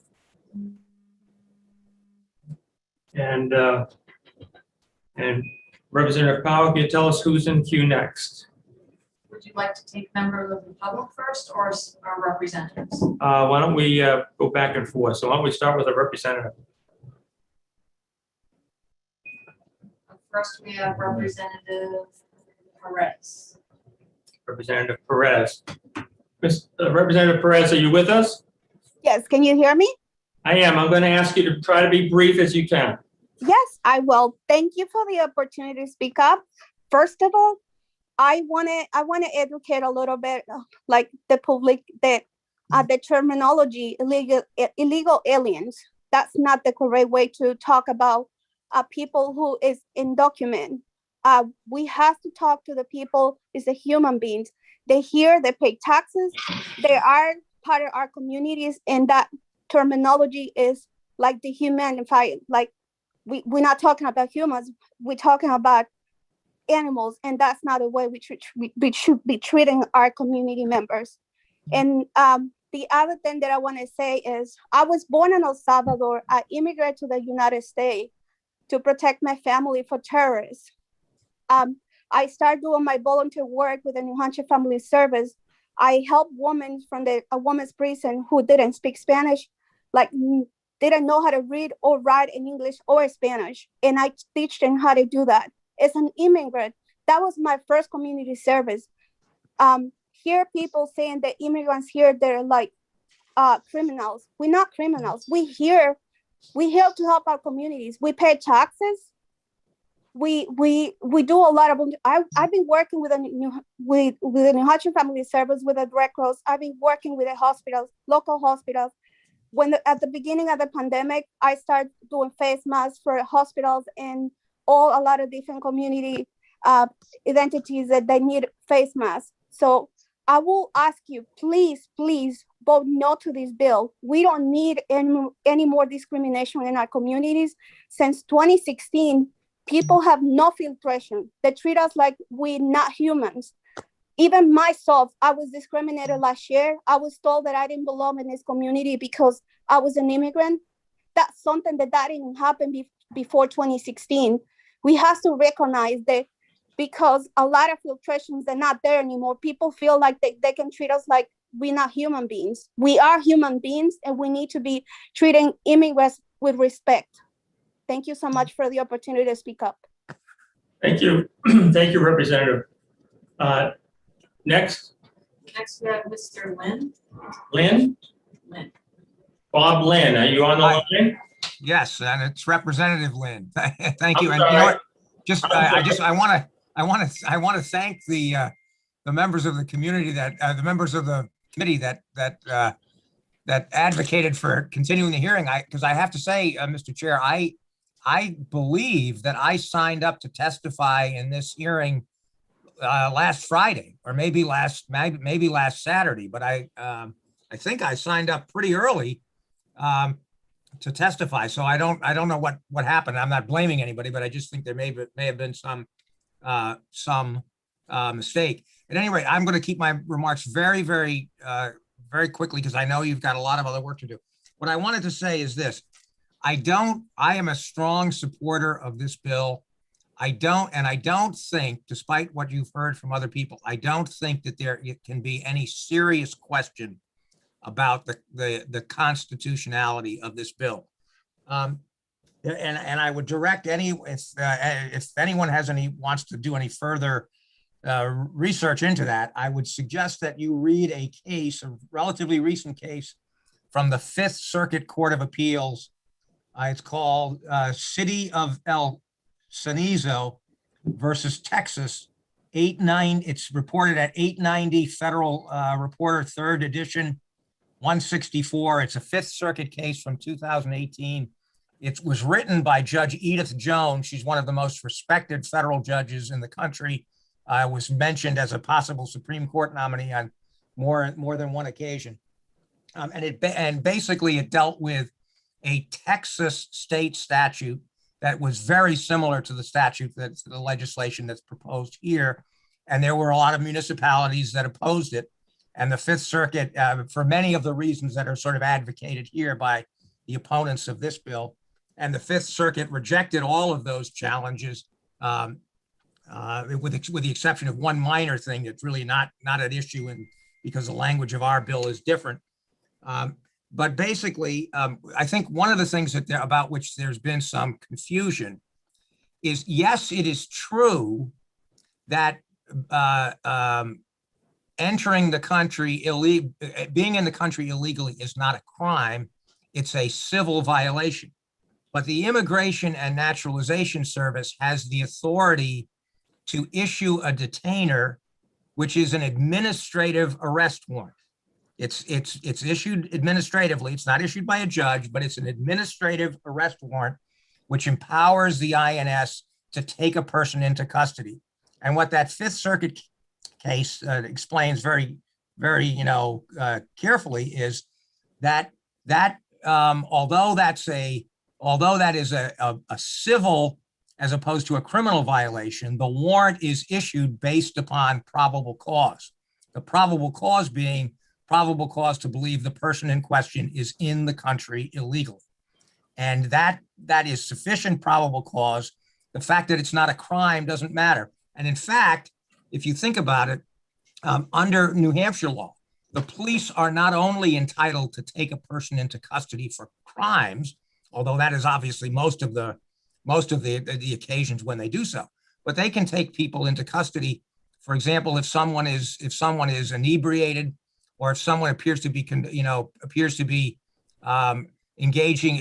mentally unstable, or is likely to hurt themselves or hurt someone else, even though they haven't committed a crime, the police can take that person into custody and detain them, in effect. And so what this Fifth Circuit case says is that the same thing applies here. The immigration detainer is something that the police can enforce. It doesn't violate any constitutional provision. And the last thing I'll say is, as far as this 10th Amendment issue, which I believe Representative Maggiore had raised, there's no 10th Amendment issue in question here, because the 10th Amendment would come into play only if it was the federal government trying to enact a statute requiring the states to do something. This is a state statute. There's no 10th Amendment issue whatsoever, because this is a state statute saying we, the state, will adopt as our policy that we will cooperate with the federal government. That doesn't raise a 10th Amendment issue at all. So for those reasons, I think there isn't any serious constitutional issue here. This statute is constitutional. I think it's important that we allow state authorities to cooperate with the INS in enforcing the federal immigration laws, because there is a real problem with immigration. I don't think anybody can deny that. There simply is, and we shouldn't be thumbing our nose at it. So with that, I'm happy to take any questions, but thank you for giving me the time. Any questions for Representative Lynn? Mr. Chair, in lieu of time. I'm sorry? In lieu of time respect, I will not ask any questions. Okay. Next we have to speak is Representative Abramson. All right, are you able to hear me? Yeah, you sound fine. Go right ahead. All right, I'm just going to talk really fast and not take questions, because I was on this committee last year and I organized the floor debate in favor of House Bill 232, which every Republican on the floor voted for except for one. And I think we also picked up about a dozen Democrats. I can't remember exactly. This does create RSA 103-A, which would not be part of RSA 103. Politicians should not be allowed to micromanage emergency responders. Many peace officers contacted us last session in support of this bill because of their growing concerns for public safety. Most of them were in New Hampshire, but we did get one sheriff from Massachusetts who was talking about the effects of sanctuary city policies in southern New England. We already enforce federal laws like welfare fraud, kidnapping, terrorism, etc. The cost of the taxpayer was estimated last session at $1,200 per year in additional federal, state, and local taxes. That's mostly state and local. Illegal immigrants do have anchor babies here, which is the way that they're able to qualify for various welfare benefits. Some of the countries involved have 10 to 15 times higher homicide rates. In other countries, El Salvador has a 16 times higher homicide rate, which is why we need, why criminal background checks are so important. Tucson reported 3,000 kidnappings in 1 year, became the kidnapping capital of North America. Many of those Americans have never been seen or heard from again. Many Latin American gangs get established down there by murdering dozens of people and leave their bodies on the ground in town centers to terrorize the locals and get their reputation established. Mr. Chair, I object. There are. I'm sorry? Point of order. What's your point of order? Chair, I find these comments to be torture. This is not acceptable. Please stop. Porter. Representative Porter. I find that these comments, unsubstantiated with fact, are disparaging and not insulting to the people. Representative Abramson, I just asked you to consider the comments and continue. All right, it will do. I'm just trying to go through the statistics as quickly as I can. What we're trying to do is prevent dangerous criminals. Hold on, Representative Abramson. What is your point of order? Earlier, when a young woman was testifying, she was muted and she was told to not talk bad and not be disparaging. And this is okay. I am seeing such double standard, Mr. Chair. It is very difficult for me to serve. It is making me so emotional and very stressful to see this double standard. I understand. Representative Treleaven. Thank you, Mr. Chair. I believe that Representative Abramson should limit his comments to what happens here in the state of New Hampshire, not what happens in El Salvador or anywhere else in the world. Thank you. Representative Abramson, go ahead and continue. I will take questions by email, but I just want to, for interest of time, I just want to go through these statistics. What we're trying to do is prevent dangerous criminals from coming into the country. And I'm saying that we have to have secure borders in order to make sure that everyone coming into the country has been through proper criminal background check. There are 450,000 homicides around the world, including 150,000 in Latin America alone.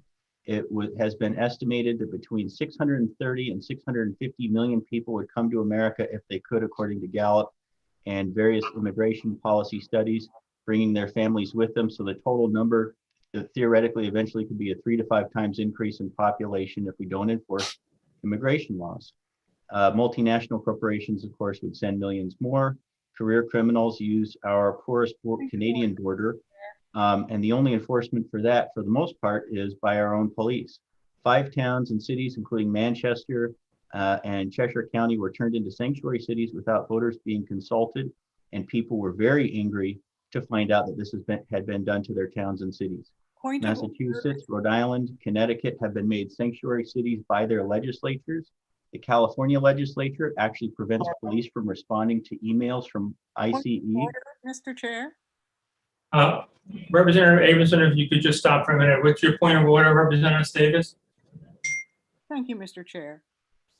What Representative Abramson is talking about has absolutely nothing to do with this bill. And I object to his line of testimony. Okay, I think I hear what you're saying. A point of order would be when we're not following our process. I don't believe we are following our process. Representative Mangiore, you have a comment? A question for Representative Abramson? I have a would you know question. Just to clarify something made in the beginning, it would be Representative Abramson, for whom I have a great deal of respect, and as a neighbor, would you believe that the vote on the floor was 211 to 132 in favor of the ITO with 8 members of the Republican Party? It wasn't 1, I just had that in front of me, and I thought it would be useful for the committee. Thank you. Okay, Representative Abramson, can you wrap? Yep, I'll just go as quickly as I can. Those with false documents who are not working are not, quote, undocumented workers. They are here illegally. Would we prevent park rangers from removing someone who's illegally trespassing on a state or national park? Why have elections process to create laws if activists and criminals are going to just ignore them? We did have a citizens petition here on the Seacoast, and 60 to 70% of voters in each town voted against sanctuary cities. The Communist Party put up, I'm not going to read the quote, but they said that it was aiding and abetting immigration and customs enforcement. Aiding and abetting refers to helping criminals. ICE employees are hardworking public servants, not criminals, and should not be treated as such. Violent criminal gangs, Russian and Ukrainian mafia, and Latin American drug cartels are criminals. Representative Abramson, I'm going to have to ask you to wrap in the next few seconds. That was my final comment. Very good. Are there any questions for Representative Abramson? He didn't take questions. Oh, he's not taking. I'm not taking questions. Chairman, Mr. Chairman, Mr. Chairman. Who is this? Deborah, I'm sorry, I can't figure out how to raise my hand. I apologize. My wife is home and she's in the family room. I just want to let you know. Thank you for that notice. The next speaker will be, let's see,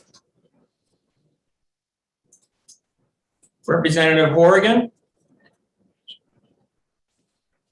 Okay, good. So I'm Representative Timothy Horrigan, the towns of Durham and Madbury, and Durham is a home of UNH, so we do have a number of international students, so they're immigrants too. First of all, I myself am the child of immigrants, although they came over at various times between the 16th and 19th century. None of them asked for permission. I don't think any of them even went through Ellis Island. We just showed up, and that's how it's been for most of American history. So the whole idea of standing in line is something that's not really the concept that we foreign to like just about all of my ancestors. It's very broadly written. Seems to me even I be covered by, because I have been one of state reps and other officials who've been keeping an eye on the immigration detention center to Stratford County Jail. So it seems like even I could have my funding taken away. So I don't know how that works for you. You don't pay me my $100. It's written very, very broadly. Two concerns I'll just mention. One is sometimes immigration and Homeland Security deal with people who are crossing borders who are citizens. I know there is a domestic terrorism case that's going on right now in federal court. It's person may be related to the U.S. Capitol terrorist attack, and he was caught by immigration coming back from Brazil, from Boston, and he was a U.S. citizen, New Hampshire resident. In fact, not even, as far as I know, a Brazilian ancestry. I think he was just of a white ancestry like me. So this does limit this does limit a large number. So the ICE and the other Homeland Security, others do a lot of immigration work. It's not just undocumented aliens. And also, I know I'm not supposed to be speculating people's motives, but I noticed a number of what we call pro-gun activists. There's a lot of people for whom the worst thing possible would be having their guns taken away. I'm just summarizing what they've said in response to other bills. And there's no special protection in here for guns that may be seized, because even immigrants who aren't citizens are allowed to own guns. There's nothing there to protect the firearms that may be seized in there. That's not really my issue. I'm more of a gun safety guy, but I just thought I'd mention it in case any Republicans have doubts about this and looking for some reason they can cite to vote against this bill, which is, I think, a very bad bill, would have myriad of undocumented but unintended consequences, to use one of the phrases we like to use here. And it's just fundamentally unfair, and also takes away funding from local agencies. So that's Representative Horgan, I didn't get your early comments, whether you're in support or I'm against opposition. Sorry. I'm against it, and also, so as I said, this is a bad bill. So I guess sometimes we vote for bad bills, but I'm against it. And I don't know. Also, just a side comment I made: the issue of the executive session you're hoping to hold after this came up. I'm not sure exactly what deadlines, self-imposed or imposed by the legislature, came in, but all you have here is the boilerplate about executive session on pending legislation may be held throughout the day. So I think probably some members of your committee inferred that if this ran over, you would not be executing any bills. So the idea that if some of them have expressed their willingness to skip other meetings to exec bills, but that was probably a choice they were not anticipating having to make when they looked at what was the calendar. So thanks a lot. Thank you for your testimony. Anyway, I'm against this. Thank you. We have comments coming from Marshall Jesperson. You could unmute Marshall and please go ahead and speak to the bill. Thank you very much, Representative Dolan. My name is Marshall Jesperson. I'm a business owner in New Hampshire from Conway. And I oppose this bill for two reasons. First, and most selfish, is we in New Hampshire are the second oldest population in the United States. And we need young people to balance our state and be members of our workforce here. Immigrants tend to be on the younger side, and throughout our history have tended to be, and we have seen this, some of the brightest, most energetic, and most productive of our citizens. In fact, the contributions made by our first generation immigrants, some of whom are our forebears, are just too numerous to list. Now, I'm a business owner. We employ about 200 people. Many of those are first generation immigrants. And I can tell you from my own experience, some of them are the best, brightest, hardest working people we have in our company. Anything to make New Hampshire less welcoming to immigrants is definitely bad for business and bad for the issue we have of an aging state. In my estimation, this bill falls into the category of cutting off one's nose to spite one's face. There are many more pressing issues, I think, for the legislature to tackle. It's hard enough getting quality workers in our state without making our immigrant environment hostile and pushing potentially good workers and solid citizens to other competing states.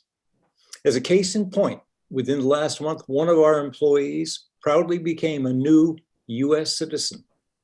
We need as a state to be more welcoming, not less.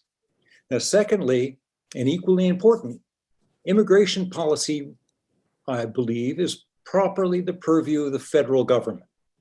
The passage of laws at the state level is encroaching on that prerogative while giving them a pass on enacting universal, sensible, enforceable federal legislation to deal with the issues of immigration.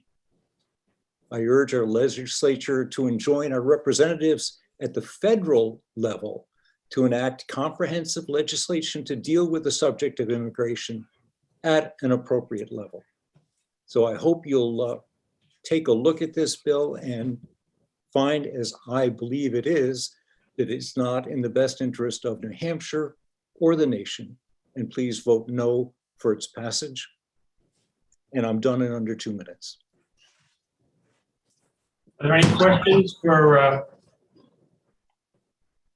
Mr. Jesperson? I have my hand up. Yes, Representative Mangiafuti. Thank you, Mr. Chair. Thank you, Mr. Jesperson, for taking my question. You mentioned about the workforce.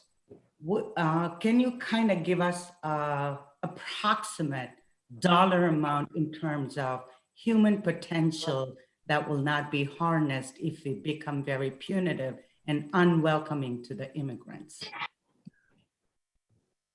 Thank you for your question. I'll do the best I can, but to give it a dollar figure, I think would be impossible. But I can tell you, I've got people from El Salvador, Albania, Russia, Mexico, just a host of other countries. And these are people who, one, add a great deal of diversity to our workforce, a great deal of energy. And, I think we are probably 1/3 of first and second generation immigrants at an average annual salary. We average out at about $47,000 a person. So you can do the calculations on that. Thank you for your testimony. We have, I believe, one more individual that's been in queue, Tristan McLean.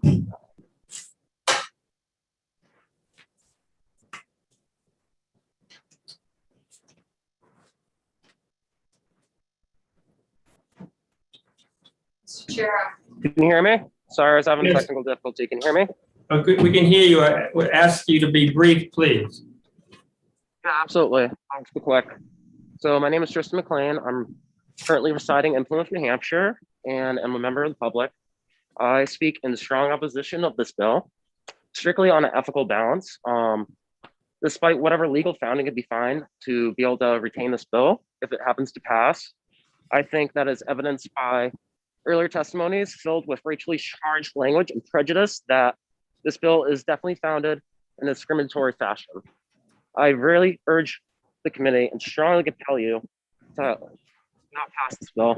I mean, you're just showing your constituents your behavior, honestly. It's been kangaroo court for the last couple hearings. Bye. And I just really can't understand how you can support these biased testimonies of allowing a woman to go on for over an hour, then say 2 minutes, and then finally recant your statements and finally go back to ethical behavior. I just think it's a real sham. I will not take any questions. Okay, thank you for your testimony. I think that's the balance of those people who request to testify. That's correct, Mr. Chair. I do not see anybody else with their hand raised. Okay, does anybody on the committee have any knowledge of someone who wants to testify that didn't have an opportunity to testify? Seeing none, I'm going to close the hearing for 266. Let's take a 10-minute break for those people that need an adjustment, get a snack, go to the restroom, and then we're going to reconvene at 4:10 and begin our executive session. Let me also say that I just got a note from our administrative assistant that we still need reports, committee reports on 243, 284, 332, 560, and 616. 243 was from Representative Porter. 284, Representative Van, 332, Representative Maggiore, 560, Representative Tripp, and 616, Representative Porter. Now, that's not to say they weren't submitted, but she doesn't have them, so they might be somewhere en route to her or somewhere else, but we're gonna have to resolve that before we go home tonight as well. So I may need, those of you who wrote these or are writing them, I may need to get a second copy if I haven't got one already. So take a break. We'll see you at in 10 minutes. All right.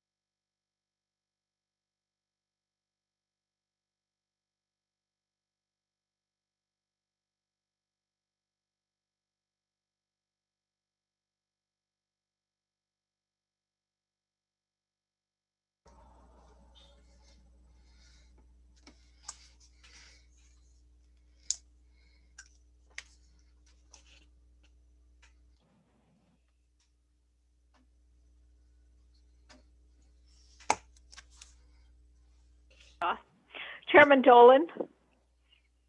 It's Ivy Van. Chairman Dolan. Christina, can you hear me? What's that window saying? Yes, it appears that the room is not unmuted, but you are. So someone will just need to unmute the computer.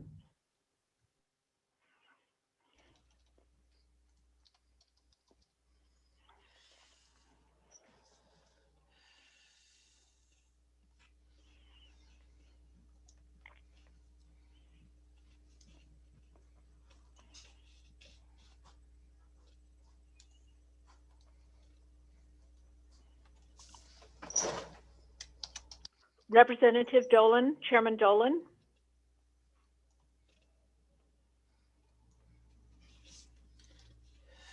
Oh, not connected. Not hear you, Chairman Dolan.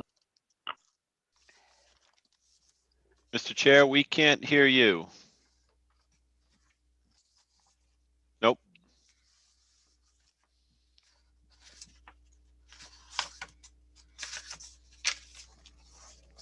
How about now? No, we don't want to do that. But we could hear it.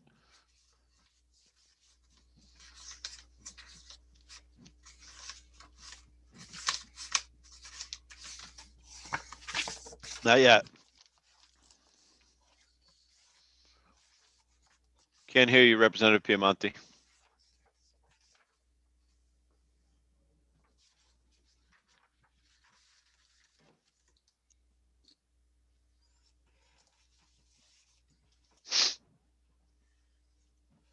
How about now? Can you hear me now?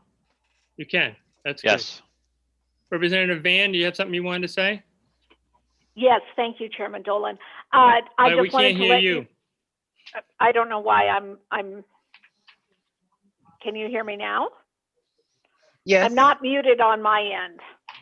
We can hear you. Who can hear me? All right, Christine. I can hear you. I can hear you. We can hear you. Virtual people can hear you. Representative Porter, can you hear me? I can hear you, Mr. You Chair. can hear me, but I can't hear you. Okay. I'll wait.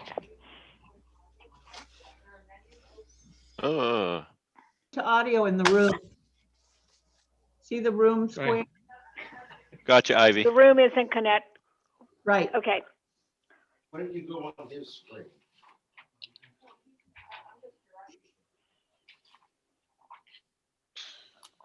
Can you reboot? It's a computer audio. How do you do it?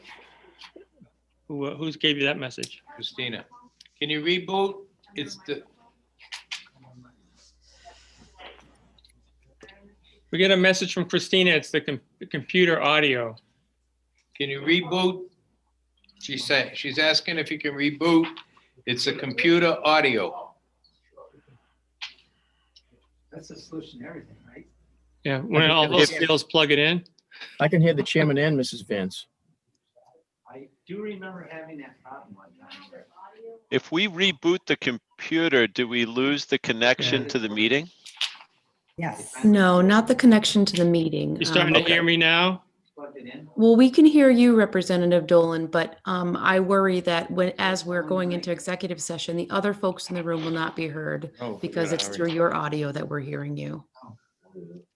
The room is saying connecting to audio, so we're definitely don't have audio. So if we turn it back on and turn it off and turn it back on, I should be able to promote the room again the same way we did this morning. Christina, can you hear us? You can hear us. Yes, I can hear you. Bless you. Thank you. Sorry, Bless I you. forgot I wasn't muted. We heard that. Good sound check.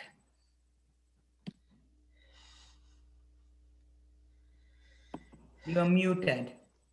I think of my mother every time I sneeze because my sneezes sound just like hers did. Have you read Cookie Roberts' We Are a Mother's Daughters?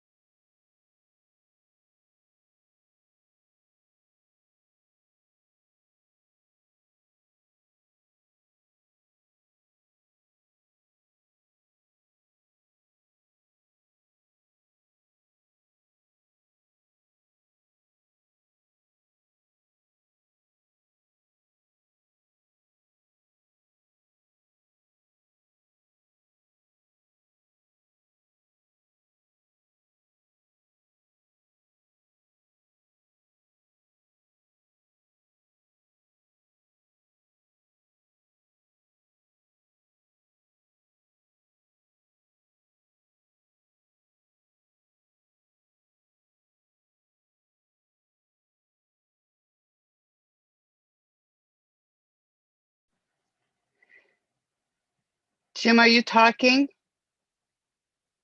You're muted. I'm talking at myself in the mirror.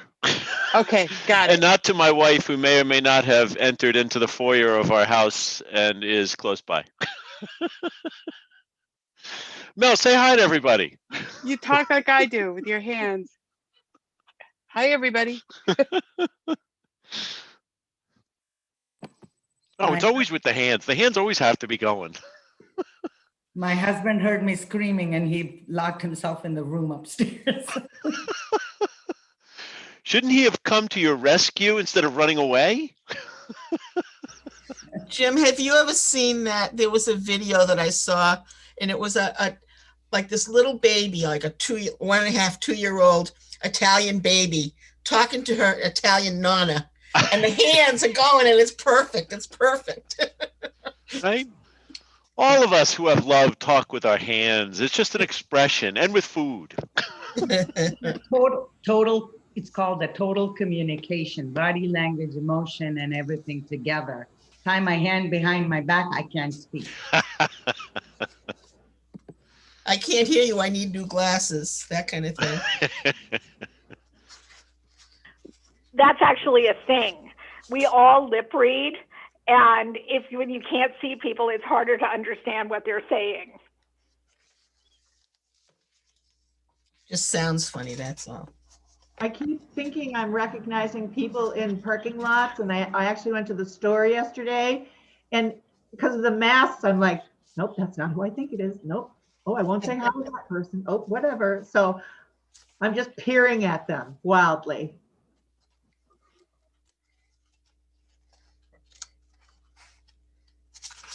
I didn't realize how much I smiled at people when I'm in the grocery store, even people I don't know, until I realized the other day that they can't see it anymore, but I'm always doing it. Okay, here comes somebody who wants to be recognized. Oh, what's her name? What his name? Him, and his name is Ernie. Ernie? Oh my. Ernie? Yeah. God, I have an Ernie story for you later, not right now. Where's Bert? One of my constituents is joining me for his afternoon meal. Wave to the people. Oh. That's my husband.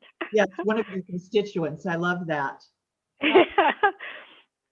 We used to always refer to my son's girlfriend and my daughter's boyfriend as their associate because, it's not really any of our business.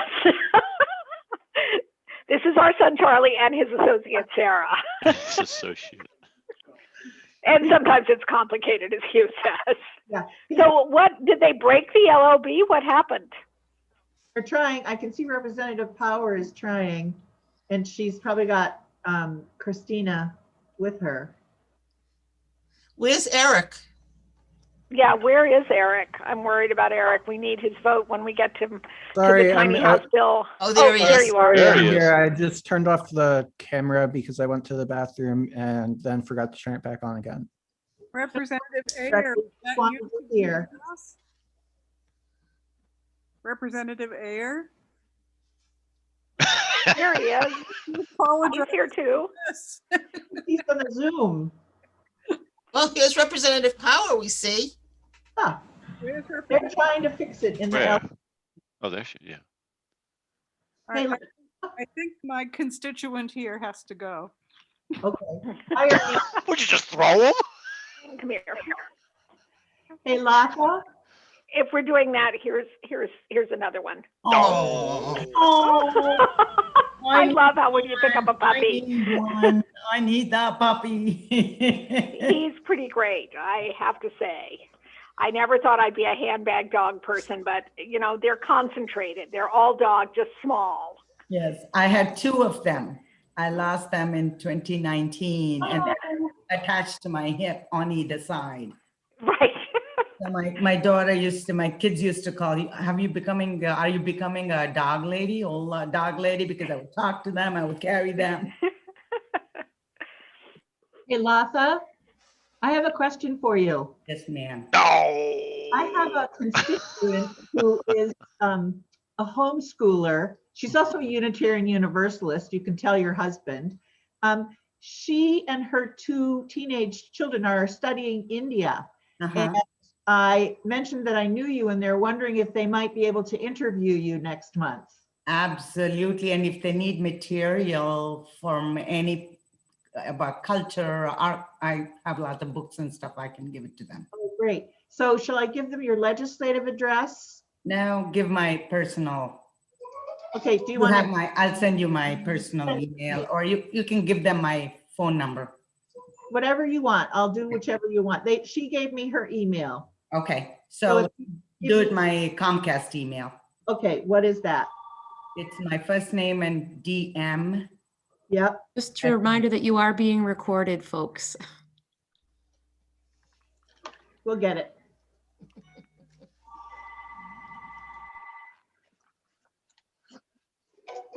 So they got all that laughter on tape. Dogs, cats, more dogs. That's not a bad thing.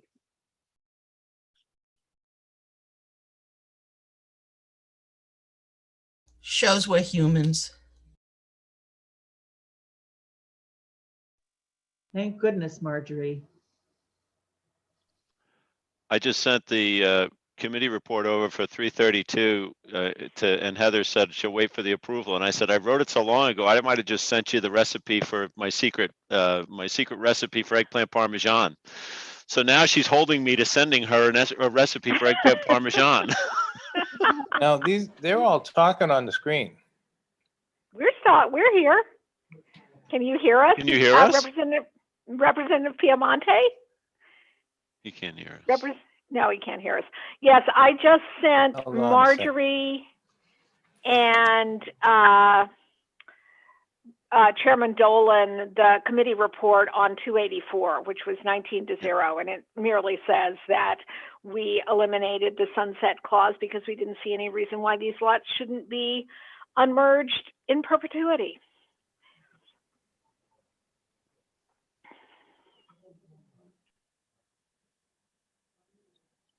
I just emailed Representative Piemonte to let him know that we can hear him. I just saw that email. So you could hear us? I can, but we're not recording, I don't think. We are. Yeah, it says we're recording. All right, Tom, John, do you have, that's only on my computer this is working. You can't see him, right? It's only on my computer. I can see all the guys. I'm talking to them now, they can hear us. Representative McBride, can you hear me? Yeah, I can hear you, but I can't hear it on Tom's computer. No.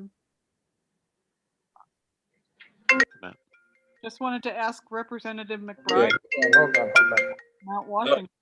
Yep, go ahead. I'm sorry, go ahead. Run up Mount Washington? Yes, I've run it 38 years in a row. I got the 3rd longest streak in the history of the mountain. Oh my God. I'm a runner, obviously. Okay, thank you. That's pretty impressive. Yeah. He's coming up now. Do you run for time, Representative McBride, or Yeah, do you run just to finish? No, I run for time. I'm 66 and I'm probably in the top 3. Good for you. In top 3, at least the top 10 in the state in New England anyway. I understand that And how long does it take to run up Mount Washington? Well, back in the day when I was an elite runner, it was about 1 hour and 22 minutes. Last year was 1 hour and 52 minutes. Wow. Up the auto road, straight up. Good for you. Yeah, it's yeah, I'm a fitness nut. Good for you. Do you then run back down? Well, one year we had to because it was icy and they wouldn't let the cars back up. But normally, no, I get a ride down. Oh, okay. The elite runners run down though, but that's too I crazy. imagine it would be pretty tough to run down that mountain. It's been more difficult coming down. Yeah, it is. So you worked at Raytheon? No. No. I was in business myself. What? I was in business Oh. myself.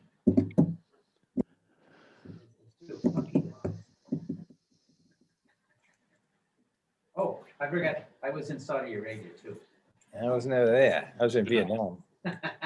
Vietnam, yeah. Been there.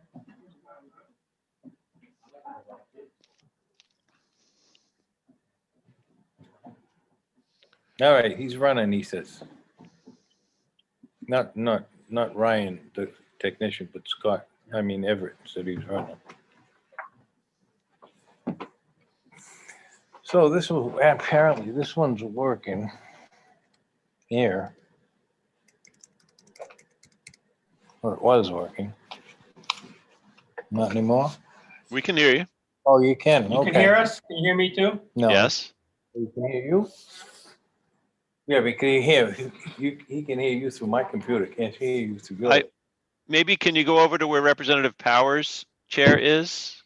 Yeah, how about now? Is it? Oh, that's that. Because that's what I did. I turned on the speaker. Can you hear? Again? No, wait. Can you hear Representative Power? Hello? I think we're only hearing you, Representative Power, through the ambiently. now? Is that a word? Can hear you fine, Mr. Chair. That's a kind of sleep aid, I think, Representative Maggiore. Ambiently. It's getting late. Can you hear him now? We got an IT guy coming. Can you hear him now? Can you hear me now? Sound like a Verizon commercial? So he's hearing us through your laptop. Through my. Yeah. Okay, so. We don't want that. But I think that we want to make sure the public can hear. Mm-hmm.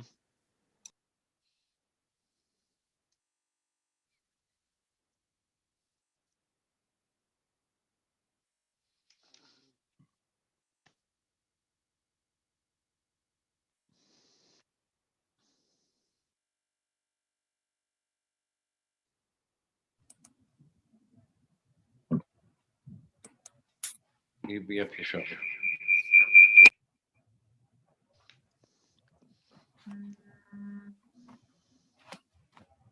I was able to promote the computer, I think. If someone wants to try and unmute and turn on the video.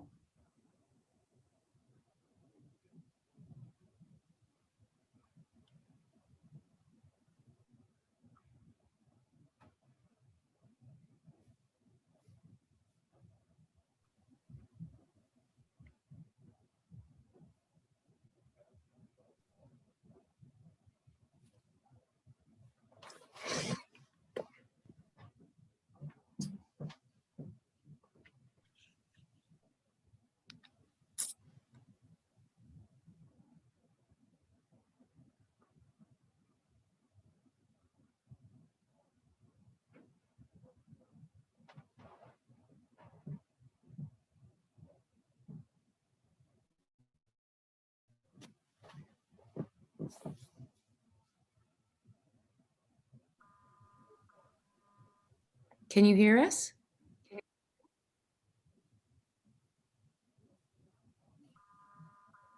Yes.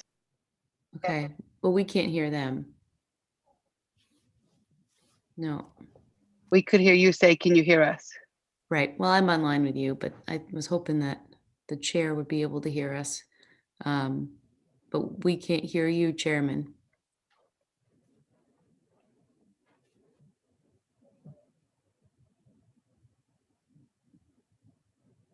I have an idea. Go ahead. Christina, can you hear me now?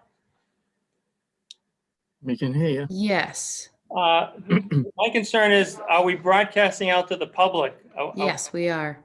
Okay, so can we continue the briefing, rather the meeting at this stage without having the screen at the end of the room on? We don't really need that. So long as the other representatives can be seen and heard. And that's, they can't do that. And we can see all of them. Yeah, you can, I but can, what the other people in the room? Everybody. I can see you, all of you. Right. I think we can. Okay. Can you hear all of us? Some of us? Yeah, I can. Here he is. Here's the big guy now. What? Forget? We are frozen over there or something.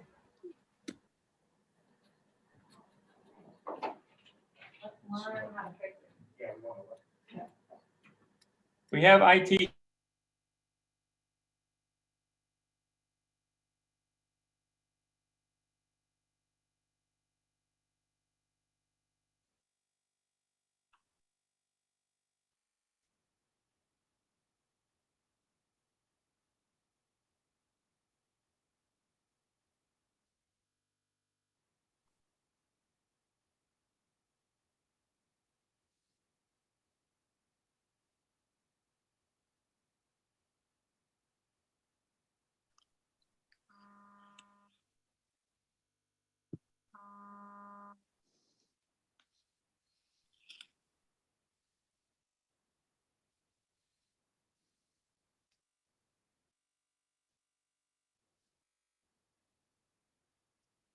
So we lost the room now again?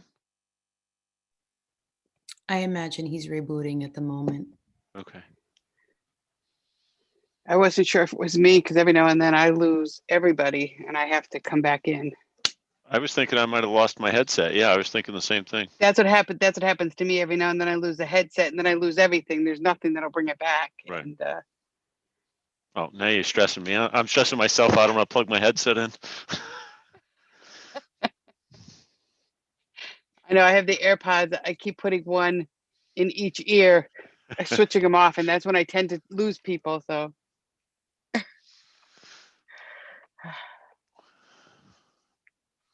I'm grateful we have this opportunity to do it remotely. Jim Maggiore, Yes.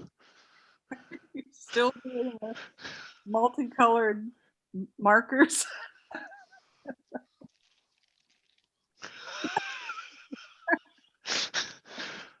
And they mean something. No, blue means I'm in favor of what's on there, so I have to highlight that. Pink means I have no idea what's going on. I'm kind of in the middle. Green is usually a go. Oh, yellow is I got questions. And orange, I don't know, I just have. Caution. Christina, danger. can the public hear? So, or they just can't hear the room? Is that what it is?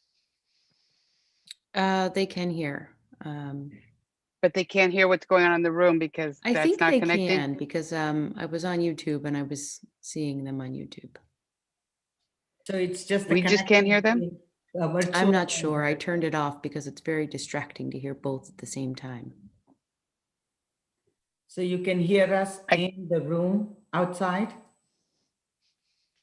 I can double check. I'm not sure. Christina, are you saying I'm distracting? Because I'm not offended by that. All right, guys, hold up for a second. I just want to make a public announcement. This is Representative Piemonte. We're having technical difficulties right now with our Zoom. Hopefully, we're going to get it done within the next few minutes. Just be patient, and we'll be right back with you, okay? Thank you.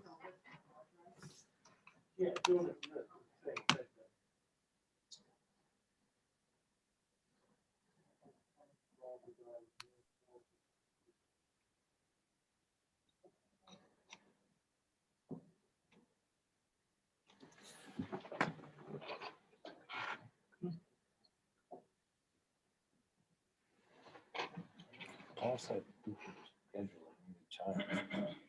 If you don't get it up, that's what the problem is. How do we notice?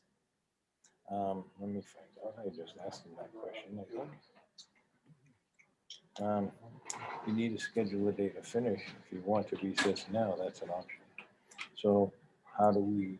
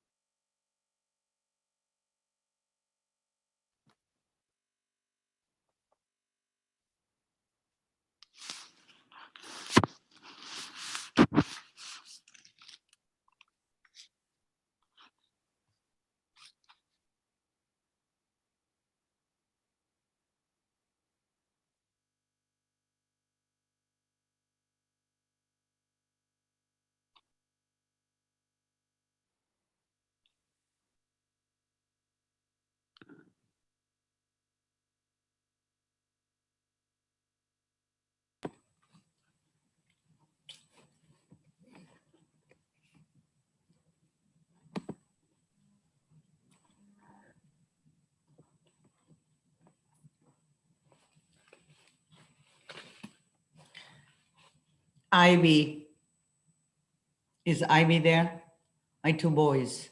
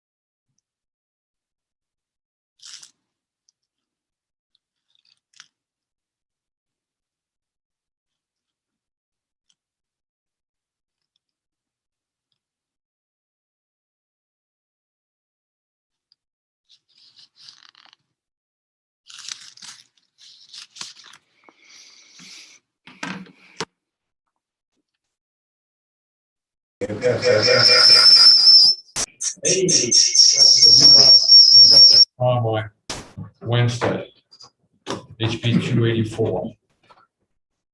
Christina, can you hear us? Yes, we can hear you. Excellent. Woohoo! You guys are up and running. Thank you. Woohoo! Yeah, that's not right. Yeah, the only thing is it's been like 6 or 7 hours. Really? What's going on? Okay, we in? Yeah. We're all set?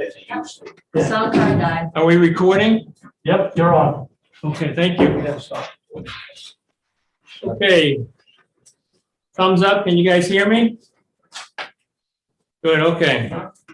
We're back. So we're going to begin our executive session. We have 9 bills to exec, so I'm going to try to do it as quickly as we can. First, I'm going to start with HB 484. I think we're looking for a motion from Representative McBride. Mr. Chairman, I'd move that on to pass. Is there a second from Representative Tripp? Yes, there is. A motion's been made and seconded. Is there any discussion? on 484. And I ask the clerk to take the roll. I'm sorry, Mr. Chair, I had my hand up. Oh, I'm sorry, I didn't see it. Quite all right. I'll go very, very quickly. Thank you. I really don't have a huge problem with this bill except for the word only. And that word gives me grief enough that I unfortunately can't support the ought to pass. I think that the budget committee should have the opportunity. It should be somehow in there that, you should be doing this only on appropriations, but, where appropriate, have that flexibility. And without that flexibility, it gives me cause for concern. So I'd even like if there was an amendment or if we could retain it, but unfortunately, and I apologize, I can't support the OTP. Thank you. Representative Treleaven? Mr. Chair, I agree with Representative Maggiore. I feel that the Budget Committee needs to have the opportunity to weigh in on a bill that might not exactly have money in it that day, but will have some sort of fiscal repercussions in the future. So I'm sorry, I can't support the OTP. Okay, that being our last comment, I ask the clerk to call the roll on OTP. OTP on 484. Okay, Representative Piemonte. Yes. Clerk votes yes. Representative Tripp. Yes. Representative Wallace. Yes. Thank you. Representative Lascelles. Yes. Representative McBride. Yes. Representative Melvin. Yes. Representative Ayer. Yes. Representative Power. Yes. Representative Porter. No. Representative Treleaven. She said no. Okay. Representative Gilman. No. Representative Majori. No. Representative Davis. No. Representative Mangaputi. No. Representative Van. No. Representative Klee. No. Representative Gallagher. No. Chairman Dolan. Yes. Passes 10-9. Okay, next bill to consider is, Anybody gonna give reports, Mr. Chairman? oh, yes. Can I ask Representative McBride to write the majority report? And who would want to volunteer for the minority report? I'll do it, Mr. Chair, if there's no objection from the minority leader. Yeah, fine. Love it. Okay, now, by the way, these reports have to be to me ASAP, and I have to submit them by tomorrow morning into the clerk. So please send them to me so that I can approve them, or she won't accept them without my approval. I'll do my best.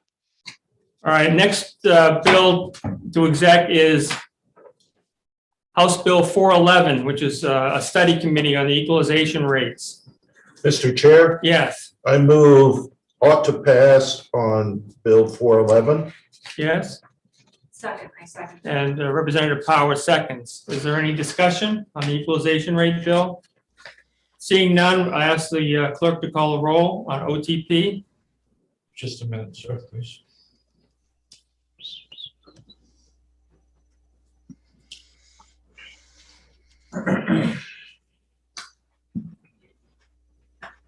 Okay, House Bill 411, ought to pass.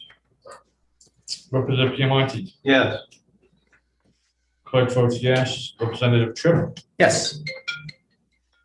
Representative Wallace. Yes. Representative Lascelles. Yes. Representative McBride. Yes. Representative Melvin. Yes. Representative Ayer. Yes. Representative Power. Yes. Representative Porter. Yes. Representative Treleaven. Yes. Representative Gilman. Yes. Representative Majori. All right, yes. Thank you. Representative Davis, Yeah. Representative Mangaputi, Yes. Representative Van, Yes.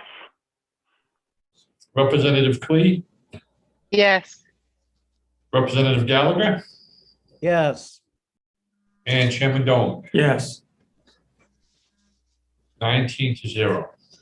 All right, without objection, I'll place this on the consent calendar, and I'll ask Representative Lascelles to write the committee report. A challenge. So I have town meeting tomorrow morning.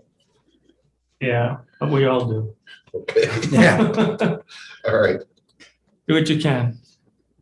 I'll have my laptop in the school gymnasium. Okay. The next bill we're going to consider is House Bill 374, which is how we adopt SB2, official ballot town meeting. Yes, we did.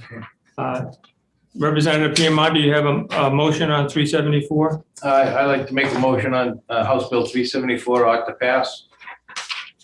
And Representative Lascelles? I'll second that motion. Okay, is there any discussion? Representative Porter? Yes, Mr. Chair. The current statute has only been in effect a very brief period of time. We haven't had a chance to see how well it works. I have not heard complaints from anybody about it prior to today. And I think it's a little soon to be reverting back to a system that was flawed and was changed because there was a flaw. So I can't support ought to pass on this. Thank you. Seeing no further comment, I ask the clerk to take the roll. I can just do the second one. Second was Representative Lascelles. Okay, Representative Piemonte. Yes. Clerk votes yes. Representative Tripp, Yes. Representative Wallace, Yes. Representative Lascelles, Yes. Representative McBride, Yes. Representative Melvin, Yes. Representative Ayer, Yes. Representative Power, Yes. Representative Porter, No. Representative Tree-Levin,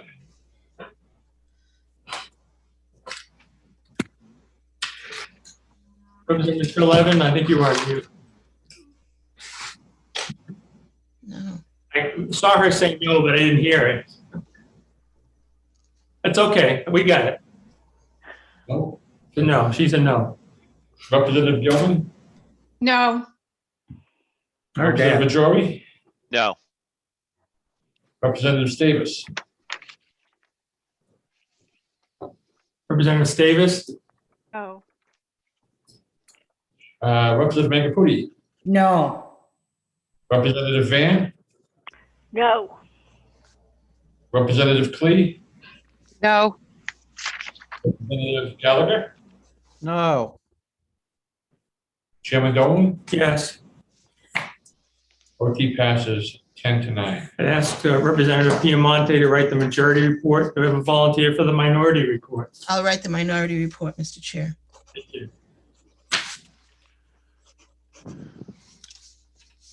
The next bill we're going to take up is House Bill 266. Is there a motion from Representative Wallace? Mr. Chairman, I move on to pass on House Bill 266. Is there a second from Representative Ayer? Miss, Representative Ayer, are you with us? I second that. Are you second it? Okay. Mr. Chair, Yes. I hate to be doing this, but I don't believe a substitute can make a motion and write the majority committee report when they are serving as a substitute on a committee. At least that's the rule that I was told last year when I wrote a committee report as a substitute on a committee, and they wouldn't allow me to do it. The clerk kicked it back. I don't know that to be true, but I'll take your word for it. So can we have somebody else make the motion to OTP? I'll move OTP on 266. It's a Representative Tripp Can't. and Representative Wallace is a second. Can't. And is there any further discussion? Yes, Representative Trelevan? Mr. Wallace can't be the second. I think it would be Mr. Ayer. Yeah, I second it. Really, my comment. You're right. My comment was I'm not used to having the chair of the committee say a specific person's name in regards to is there a motion, is there a second, so and so and so and so. Marjorie's waving her head, so I don't know if I'm right or wrong. My thought is the process is there a motion? And then whoever is going to make the motion types up and says, here's the motion, versus you calling out a name of someone already chosen. It's been done both ways, Representative Trelevan, depending on the committee that you serve on, so. Okay. I know that we did it sometimes last year, but your point's taken. Chair, point of order. Can I ask, is there a way that I could make it a motion or that's not going to be recognized? We're in voting mode now, so. I understand, but I've been trying to wave or say, but it doesn't look like I can be there, I can make a motion. Is that process? We're in voting mode. Yeah. Can I ask, please, was Representative Mangiapudi trying to be recognized before the motion was made? Or she's trying to be recognized now? I'm not sure. I didn't see any hands up. I was trying to find out if I can make a motion at all, because we have done 3 votes and, even before I could raise my hand, you were asked already to somebody to make a motion and somebody to let. Unless my name is called, I cannot make a motion. Is that correct? No, you can make a motion anytime. Okay. Thank you for clarifying. I will be quick. Right. So we have a motion from Representative Tripp and a second by Representative Ayer on 266. Is there any additional commentary before we go into voting mode? I would strongly oppose it. I would have liked to make the ITL motion, but I was not recognized or I didn't have the opportunity. So I am just going to. Well, if the okay to proceed is voted down, then there'll be an opportunity to make an alternative motion. I know the reality, Mr. Chair. Okay, seeing no further conversation, want to take the roll? Yes, Mr. Chair. Ought to pass on HB 266. Representative Piemonte. Yes. Clerk votes yes. Representative Tripp. Yes. Representative Wallace. Yes. Representative Lascelles. Yes. Representative McBride. Yes. Representative Melvin. Yes. Representative Ayer. Yes. Representative Power. Yes. Representative Porter. No. Representative Trey 11, sorry. It's been a long day. No worries, Mr. Clerk. No. Representative Gilman. No. Representative Majority. No. Representative Davis.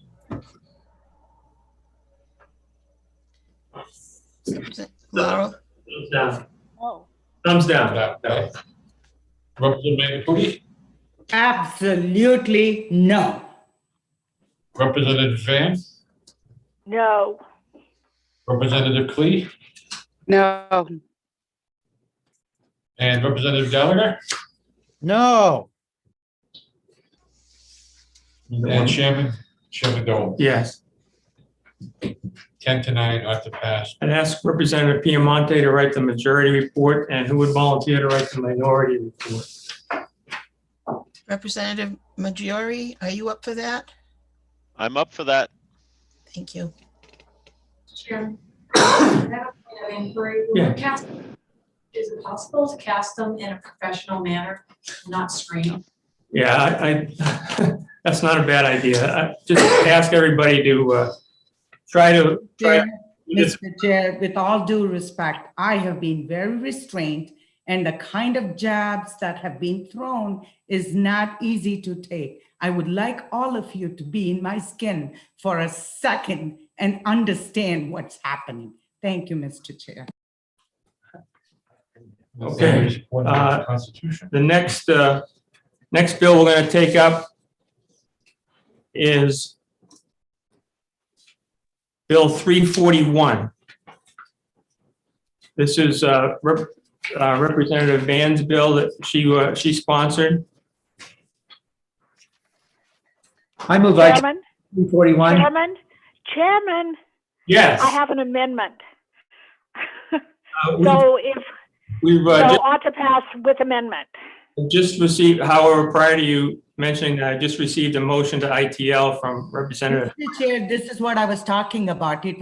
We were trying to get your attention, but you you don't look at it, and this is not right, Mr. Chair. I protest this. We were trying to get your attention. I guess you were trying to make a point of order. It is within the process of the committee for the chair to recognize someone that makes a motion, and it's up to the chair to recognize who the chair decides to recognize. Mr. Chair? Yes, a point of order? Yes, a point of order. I know maybe this doesn't matter to you or to the other members of the committee, but it certainly matters to me. I know that Representative Van has spent months working on this piece of legislation, and she has an amendment to fix issues that were brought forward. I think it would be fair to allow her to make a motion to at least deal with the amendment and then take a vote of ought to pass as amended. And if it fails, then you can do your ITL. But as courtesy to someone who has spent months writing this bill, I just think it would be a courtesy that would be appreciated by the members of the minority. Yeah, Representative Piemonte? Yeah, that's, last year, I mean, I tried to do the same thing. And the Chair Carson took the way he wanted to make the decisions to correct or do the vote. And I lost out. I mean, I felt badly last year. That's the way the chair decides to do things. You have to put up with that, Point of order, Mr. Chair. Yes, what's your point of order? Representative Piemonte, I understand about last year, but here we are now in this year with a very different environment going on. I'm a little square box, rectangular box in front of you right now. And however many of you are in the LOB, you're all people who can see one another and chat with one another and be off the camera. We only have this little hand, the one that we can raise or we could shout out, which I understand is inappropriate, to get the chair's attention. So I think there needs to be some awareness and latitude in this. And I think that especially the chair, since he's the person with the power to supervise all of us, that he makes sure we're all included. Thank you. In deference to the ranking member who I have worked with now for 2 sessions, and out of sensitivity to what Representative Van has been doing, I will allow her to present her amendment and make a motion. Thank you very much, Mr. Chairman. I truly appreciate that, and thank all of you who spoke up. So there was confusion about the whole question of being attached to water and sewer. You have to be attached to water and sewer. So I have an amendment. Chairman Dolan, you should have received it from OLS. Man, wait a second. Wait a minute. Wait.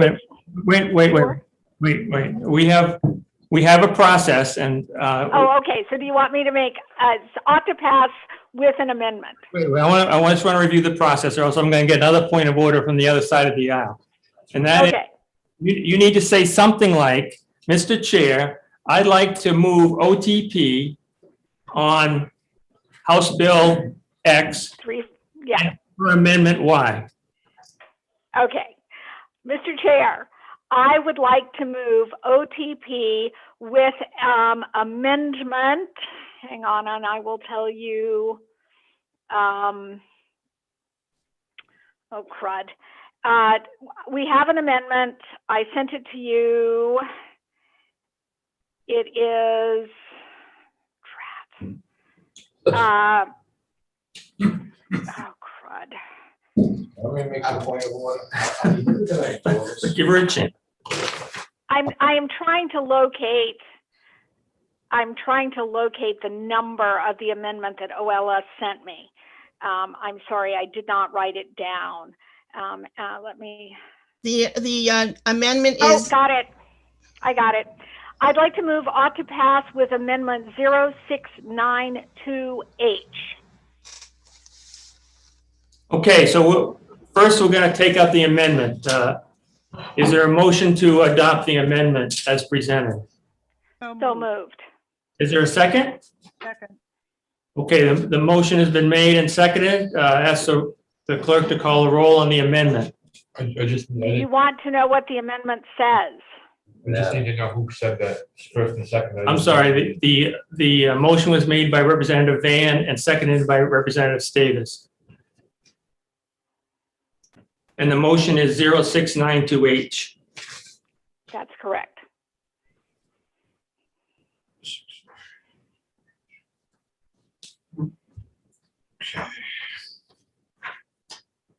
And I'll thank you in advance for the work you've spent on the amendment. Mr. Chairman, Yes. do you want to know what the amendment says? I mean, you have it, but I'm not sure the rest of the committee does. I think everybody has received a copy of it through distribution. Okay, perfect. That's fine. You don't have a copy? I do not. No. I think the amendment had to do with water and sewer issues. Is that correct? It has to do with water and sewer issues. We struck the words or which can be connected to water and sewer by any means. So that came out. It says in a residential zoning district served by water and sewer. And then there's an additional sentence in line 10, which reads, all relevant building and fire codes shall apply. And in line 9, it shall be, lot coverage shall be no more restrictive. There was an extra R in that sentence, which Representative Tripp pointed out. Okay, well, let's, since we now know what the amendment says, let's go ahead and take a vote on the amendment. Okay, this is on adoption amendment 0692H. Representative Piemonte. Yes. Clerk votes yes. Representative Tripp. Yes. Representative Wallace. No. Representative Lascelles. Yes. Representative McBride. Yes. Representative Melvin. No. Representative Ayer. Yes. Representative Power. Yes. Representative Porter. yes. Representative Levin. Yes. Representative Gilman. Yes. Representative Majority. Yes. Representative Stavis. Yes. Representative Mangaputi. Yes. Representative Van. Yes. Representative Klee. Yes. Representative Gallagher. Yes. And Chairman Dolan. Yes. 17 to 2. Okay, now the amendment passes 17-2. So now I'll need a motion to OTP as amended. Mr. Chair, I move OTP as amended on House Bill 341. Second. Who gave the second? Representative Gilman gave the second. So Van and Gilman. Okay. And is there any discussion before we Call the roll. So the motion is to OTP as amended. Ask the clerk, to please call the roll. Representative Piemonte, No. clerk votes no. Representative Tripp, No. Representative Wallace, No. Representative Salas, No. Representative McBride. No. Representative Melvin, No. Representative Ayer, No. Representative Power, No. Representative Porter, Yes. Representative Tree-Levitt, Yes. Representative Gilman, Yes. Representative Majority, Yes. Representative Stavis, Yes. Representative Mangaputi, Yes. Representative Van, Yes. Representative Klee, Yes. Representative Gallagher, Yes. and Chairman Dolan, No. 10-9. Motion fails. Motion fails. So now I'm looking for a motion to move forward with this bill. I move House Bill 341 ITL. Is there a second? Second. Tripp and Piemonte. Is there any discussion before we call the roll? Seeing none, please call the roll on 341 ITL. Representative Piemonte, Yes. clerk votes yes. Representative Tripp, Yes. Representative Wallace, Yes. Representative Salas, Yes. Representative McBride, Yes. Representative Melvin, Yes. Representative Ayer, Yes. Yes. Representative Porter, No. Representative Tree-Levitt, No. Representative Gilman, No. Representative Majority, No. Representative Stavis, No. Representative Mangaputi, No. Representative Van, No. Representative Klee, No. Representative Gallagher, Representative Gallagher, You're Sorry, I was trying to find the unmute button. I vote no on motion to ITL. okay, thank you, and Chairman Dolan, yes. 10-9.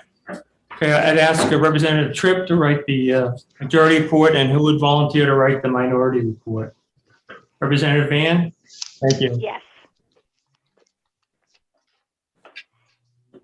All right, next, we're going to tackle House Bill 573, which is a change in use without variances and for large retail businesses.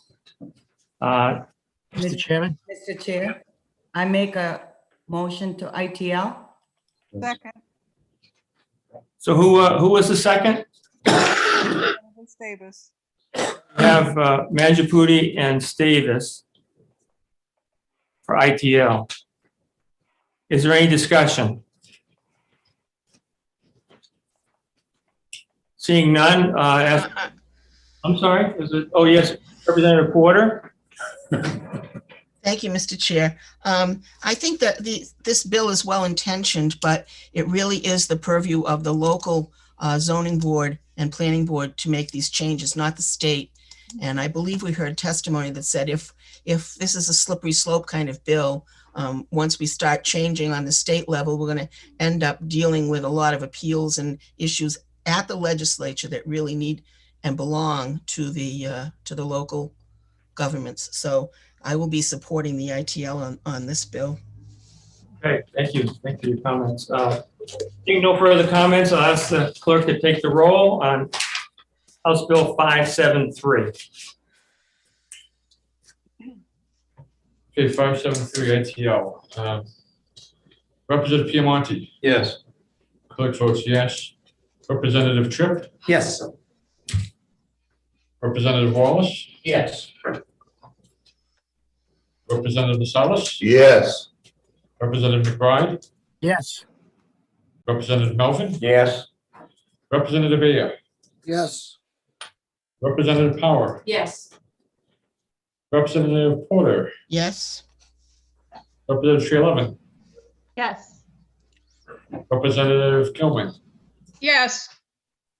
Representative Majority, Yes. Representative Davis, Yes. Representative Magapudi, Yes.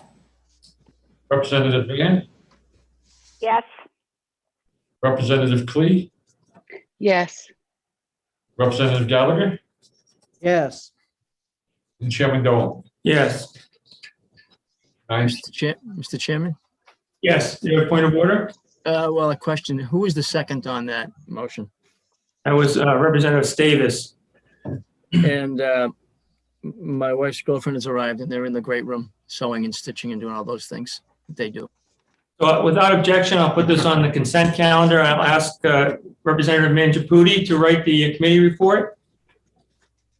Okay, I will try. Thank you. Next, we're going to take up House Bill 574, which was a similar or a companion bill to 573 about changing categories of use without obtaining a variance. Mr. Chair, I would like to make a motion again, ITL. I'll second that. Motion's been made by Representative Mangiaputi and seconded by Representative Tripp. Is there any further discussion? Seeing none, I'll ask the clerk to call the roll on 574.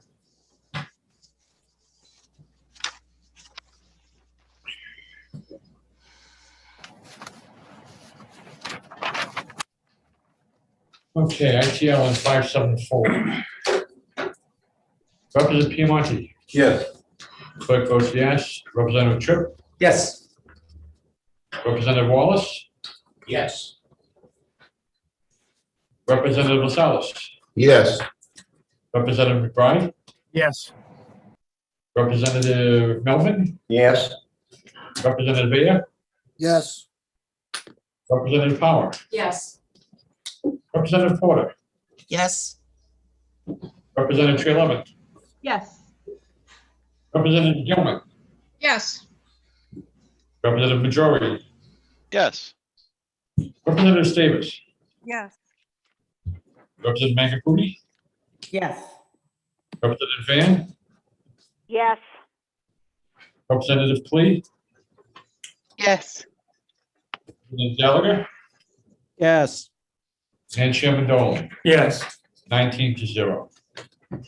All right, without objection, I'll put that in the consent calendar. And Representative Mangiaputi just volunteered to write the committee report for 573. Would you like some help with 574? Yes, Mr. Chair, and I will send it. Do I have to do it in the next half hour or can I do it? You can send you email. Yeah, I need it by tomorrow morning. Okay, then I can do it. No worries. Okay, then you're gonna do both 573 and 74? Yes, Mr. Chair. Okay, thank you. Next, we're gonna take up House Bill 588. Mr. Chair, I'd like to make a motion with ITL 588. Is there a second? I'll second that. Piemonte and Ayer. Is there any discussion before we do the roll call? Yes, Mr. Chair. Yes. Well, I guess just not fast enough. I would have liked to have gone in there and had a discussion about the amendment and the merits of the bill, which we've heard a lot about for a tool in the toolbox to help the affordable housing in New Hampshire. But unfortunately, I wasn't quick enough and, doesn't hurt me. I have a house. I guess this hurts the people of New Hampshire and I'll be voting against the ITL.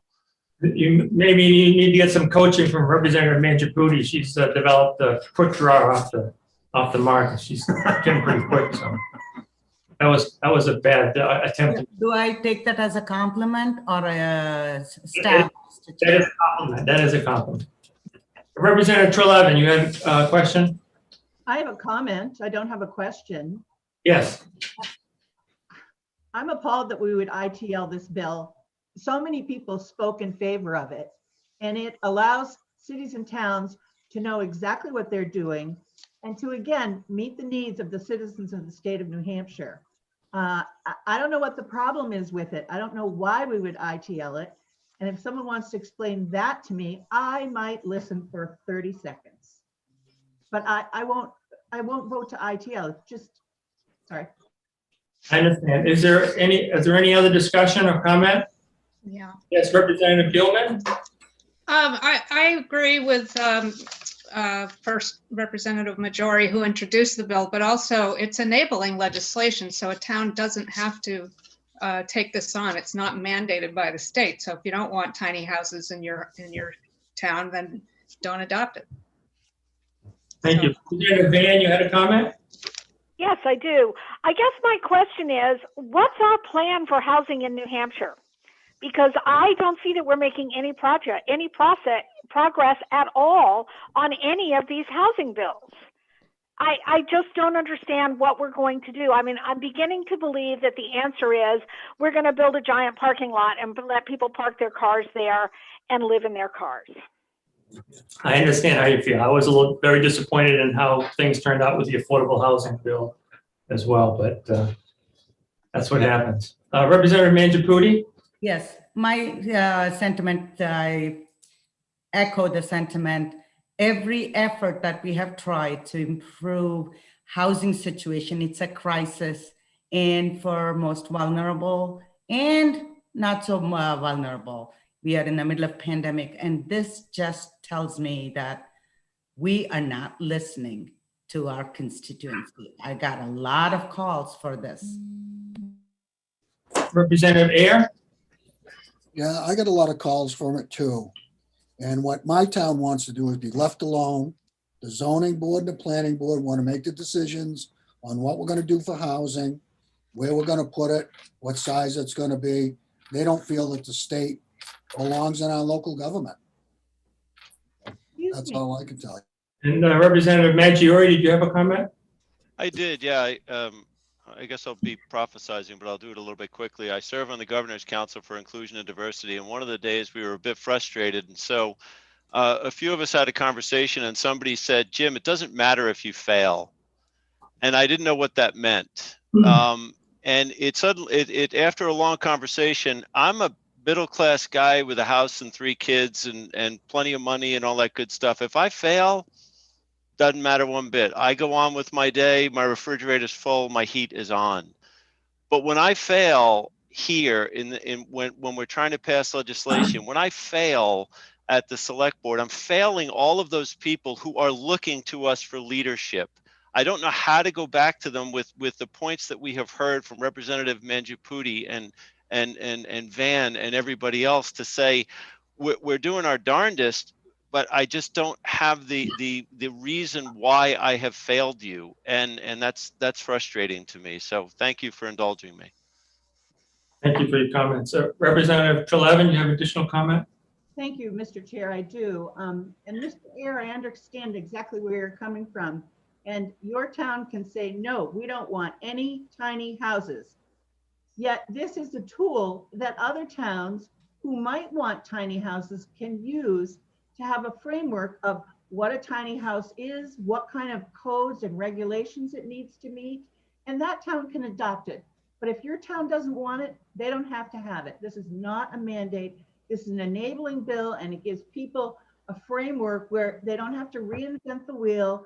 They can look at this and say, oh, we can have a tiny house park. Let's do it. Representative Porter. Can I answer that? Representative Ayer, I'd rather not have a dialogue back and forth between committee members. But you can make additional comment if you'd like. Representative Porter. Thank you, Mr. Chair.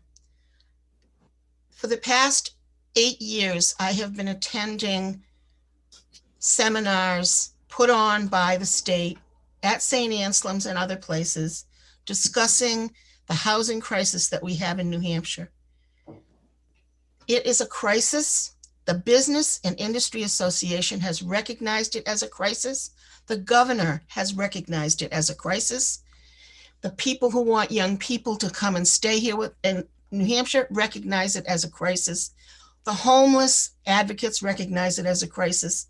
And over again, we hear how dire the circumstances are. And people in our state and our towns and cities are crying out for ways to help bring in affordable housing or housing of any kind so that people have an affordable place to live. And every time this year that we've brought forth a viable bill that is not mandating, it's enabling, it offers an option for towns and cities to do what they need to do for their folks, that the governor is crying for, that the Business and Industry Association is crying for. We get to this point in the committee and the bill is killed. And I don't understand how we can be partisan about an issue like this. I'm not understanding why it's a Democratic issue and not a Republican issue. And that's how these votes are coming down. I really need someone to explain it to me because it is a state issue. And our job is to take care of the people of the state, regardless of their party. And this just doesn't make sense to me. And I really would like someone to explain. I'm sorry to get upset, but this is so important. This is so important. People need places to live. Our occupancy rate, we don't have any openings. We have not even 1% vacancy rate in our state. That's ridiculous. Thank you. Representative Clee? Thank you, Mr. Chair. I have to agree with everything that my colleagues have said about the necessary housing. I live here in Nashua, and our availability is nil. It's a crime, and we keep talking over and over again all the things we want to do to get young people to come into the state. We talk about all the things that we want to do to keep those who are older, staying within the state and not having to go into another type of home. We have systematically killed every bill, and like you, Mr. Chair, my heart was broken when we lost the affordable housing bill. It truly killed me because I thought for sure that there were enough people on both sides of the aisle that would want something like this. I feel like right now I'm almost wasting my breath because everybody has made their mind, and I mean no disrespect for anybody, no matter how they vote, but it's a very, very frustrating thing when I hear people from both sides of the aisle say, we need to increase our housing. I am an alderman here in Nashua, and we are working desperately hard to get affordable housing, to get housing mixed within all communities, small, large, ADU type of things, and so on.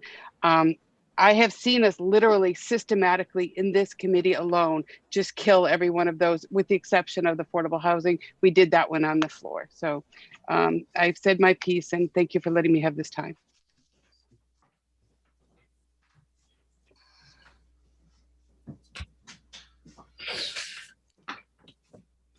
Okay, thank you. Representative Ayer. I just have a comment. I keep hearing over and over and over again that, well, if your town wants it, they can have it. Your town wants it, they can have it. Why don't you guys have it? You can have it. Just go to your planning board, tell them you want it, put it in. Chair, You know? Mr. Chair, may I point of order? Please indicate that you want to raise, if you want to raise your hand and make a comment. I would like to raise my hand. Representative Davis, I see your hand up on the screen. Thank you, Mr. Chair. For those of us who have served in municipal and county government before, we understand that that is not the case, that the state must grant permission to the towns to do what they want to do. And that's the purpose of enabling legislation in a Dillon's rule state. So it's not the case that a town can just go out and do what it wants to do. The town requires permission from us, the legislators, to allow it to adopt these measures. It's not forcing them to do that. It's simply allowing them to do it, or leaving them alone, as your constituents would like to have happen. Either way, it can go either way. But if you vote to kill this bill, they can only go one way, and that's the no way. Thank you. Representative Van. Yes, thank you, Mr. Chairman. I'd like to respond to that. We don't allow local jurisdictions to decide what to do about toxic waste. We don't let local jurisdictions decide what to do about safety issues. We need to treat housing the same way. There is no incentive on earth for any single jurisdiction to ask for even a modest improvement in density, because the NIMBYs will kill you every time. We have to do these kinds of things at a larger level, because otherwise they won't get done. And we've seen this over and over and over again in New Hampshire and across the United States. It's not really a local issue anymore. Thank you. Additional comments?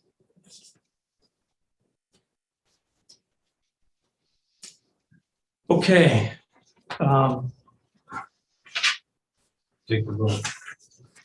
We have a motion and a second. Ask the clerk to call the roll. Okay, motion is to ITL HB 588.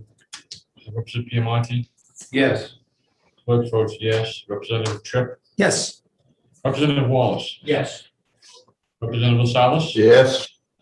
Representative McBride? Yes. Representative Melvin? Yes. Representative Ayer? Yes. Representative Power? Yes. Representative Porter? No. Representative Tree-Levin? No. Representative Gilman?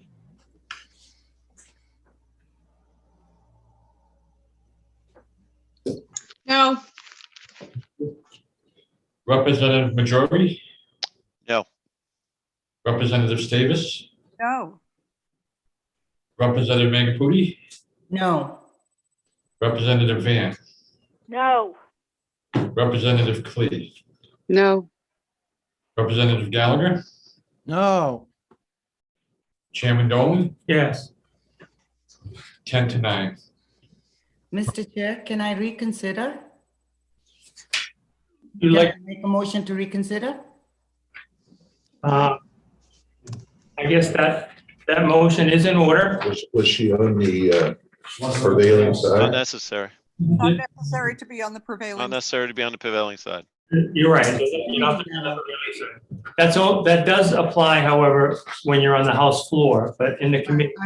I'm very aware of that. Okay, so would you like to make a motion to reconsider? I would like to make a motion to reconsider, and I would urge my colleagues to rethink and make a last-ditch effort to help the most vulnerable. So please vote yes, so we can make a reasonable motion. Okay, so the motion on the floor of the committee here is to reconsider the ITL on 588. Mr. Chair, I have my hand. Discussion? Yes, Representative Davis. Thank you, Mr. Chair. Thank you very much.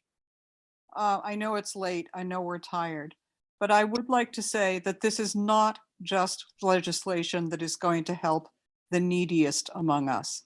This is legislation that will help those who, as Representative Van has termed it, the vanishing middle. You know, New Hampshire is going to become a state of rich people and indigent people.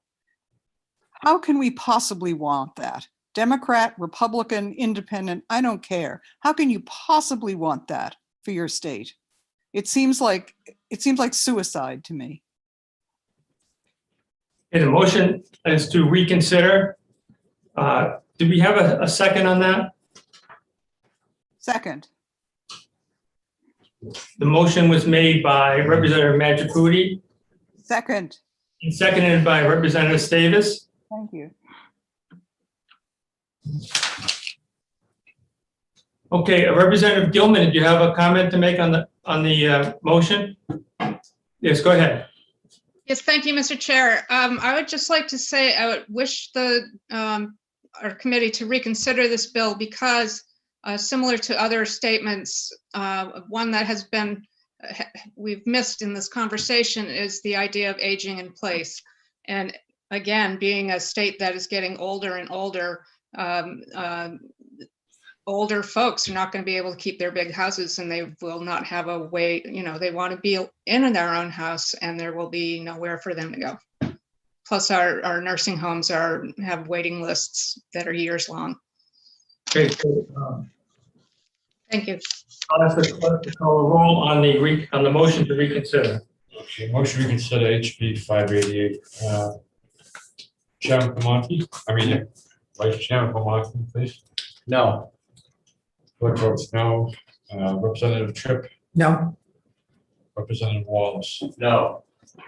Representative LaSalle's, No. Representative McBride, No. Representative Melvin, No. Representative Ayer, No. Representative Power, No. Representative Porter,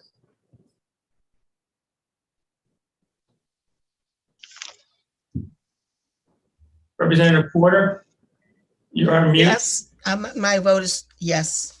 thank you, ma'am. Representative 311,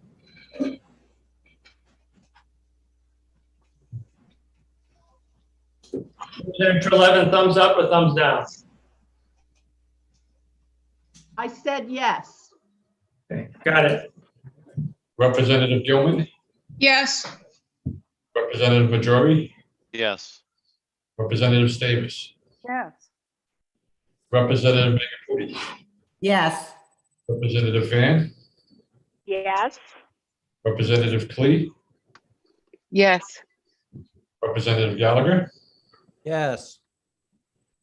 and Chairman Dolan. No. 10.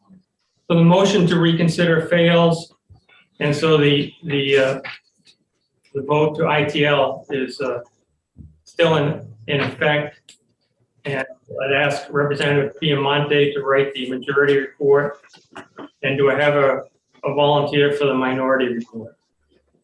You do. I will write it. Jim Majori. Thank you, Representative Majori. All right, next we're going to take up House Bill 392.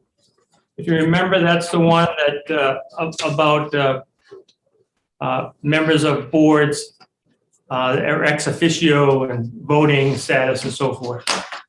I move ITL on House Bill 392. Is there a second? I'll second the motion. Oh, Representative LaSalle seconds. Is there any discussion? Seeing none, I'll call the roll. 392. That was LaSalle's. Tripp and LaSalle's.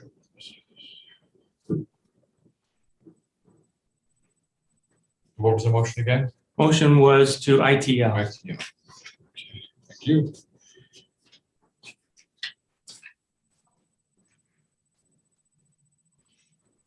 Okay, ITL 392, Representative Piamonti, Yes. clerk votes yes.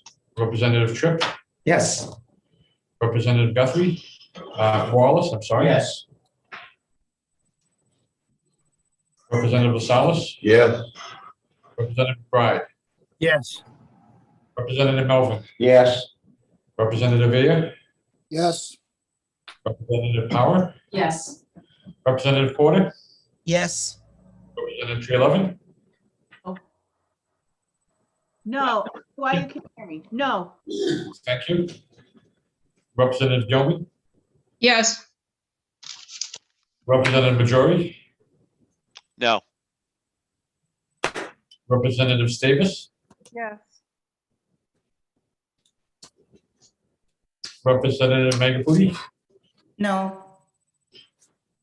Representative Van, No. Representative Klee, Yes. Representative Gallagher, Yes. Chairman Dolan, Yes. 15-4 passes. Okay, the vote is 15-4. I'd ask Representative Tripp to write the majority report, and do I have a volunteer for the minority report? Do we need a minority report, Mr. Chair? It's only 4. Yes, because this won't go on consent. There's too many no votes. So we do need a minority report. Representative Porter, could you identify a member of your caucus for the minority report? Well, would one of the people that voted no be willing to write this? We have Representative Trelevin and Representative, how about Representative Trelevin? You have nothing so far. Could you do it? Yes. Trelevin is the minority writer. And please remember to get these emailed to me. You miss, Representative Trelevin is trying to talk. We can't hear her. She's not, she doesn't look like she's muted. I'm not muted. I don't know what's going on. I have everything, Representative Porter, and I'm happy to do it. Thank you very much, Representative. I would ask that anybody writing these reports, please put them in my email inbox ASAP, but no later than late tomorrow morning. Point of order, Mr. Chair. Yes, you have a point of order. Thank you, Mr. Chair. In your previous statement, you asked Representative Porter to ask a member of her caucus to write the minority report when many of the members of her caucus had not voted with the Democrats on this bill. And I would just like to point out that we do not all vote as a bloc. And the assumption that we do is offensive. My apology. I was looking just to spread the workload a little bit. So she's our minority leader. So I turn to her for those types of things. I will be more cautious going forward. Mr. Chair, just a point of order, just my comment. I just want to make sure you're a chair of the committee. We are all part of this committee members, correct? So you are the chair, and I would look to the chair to say, you know, who's making the motion, who's seconding it, and not assign ahead. It's been appalling, or it's very frustrating watching it, and that's why I had to jump like that. And that's it. I'm just 5th term, and this is my first time on this committee, and I'm just shaking my head. Representative Porter, you had a comment? Yes, Mr. Chair.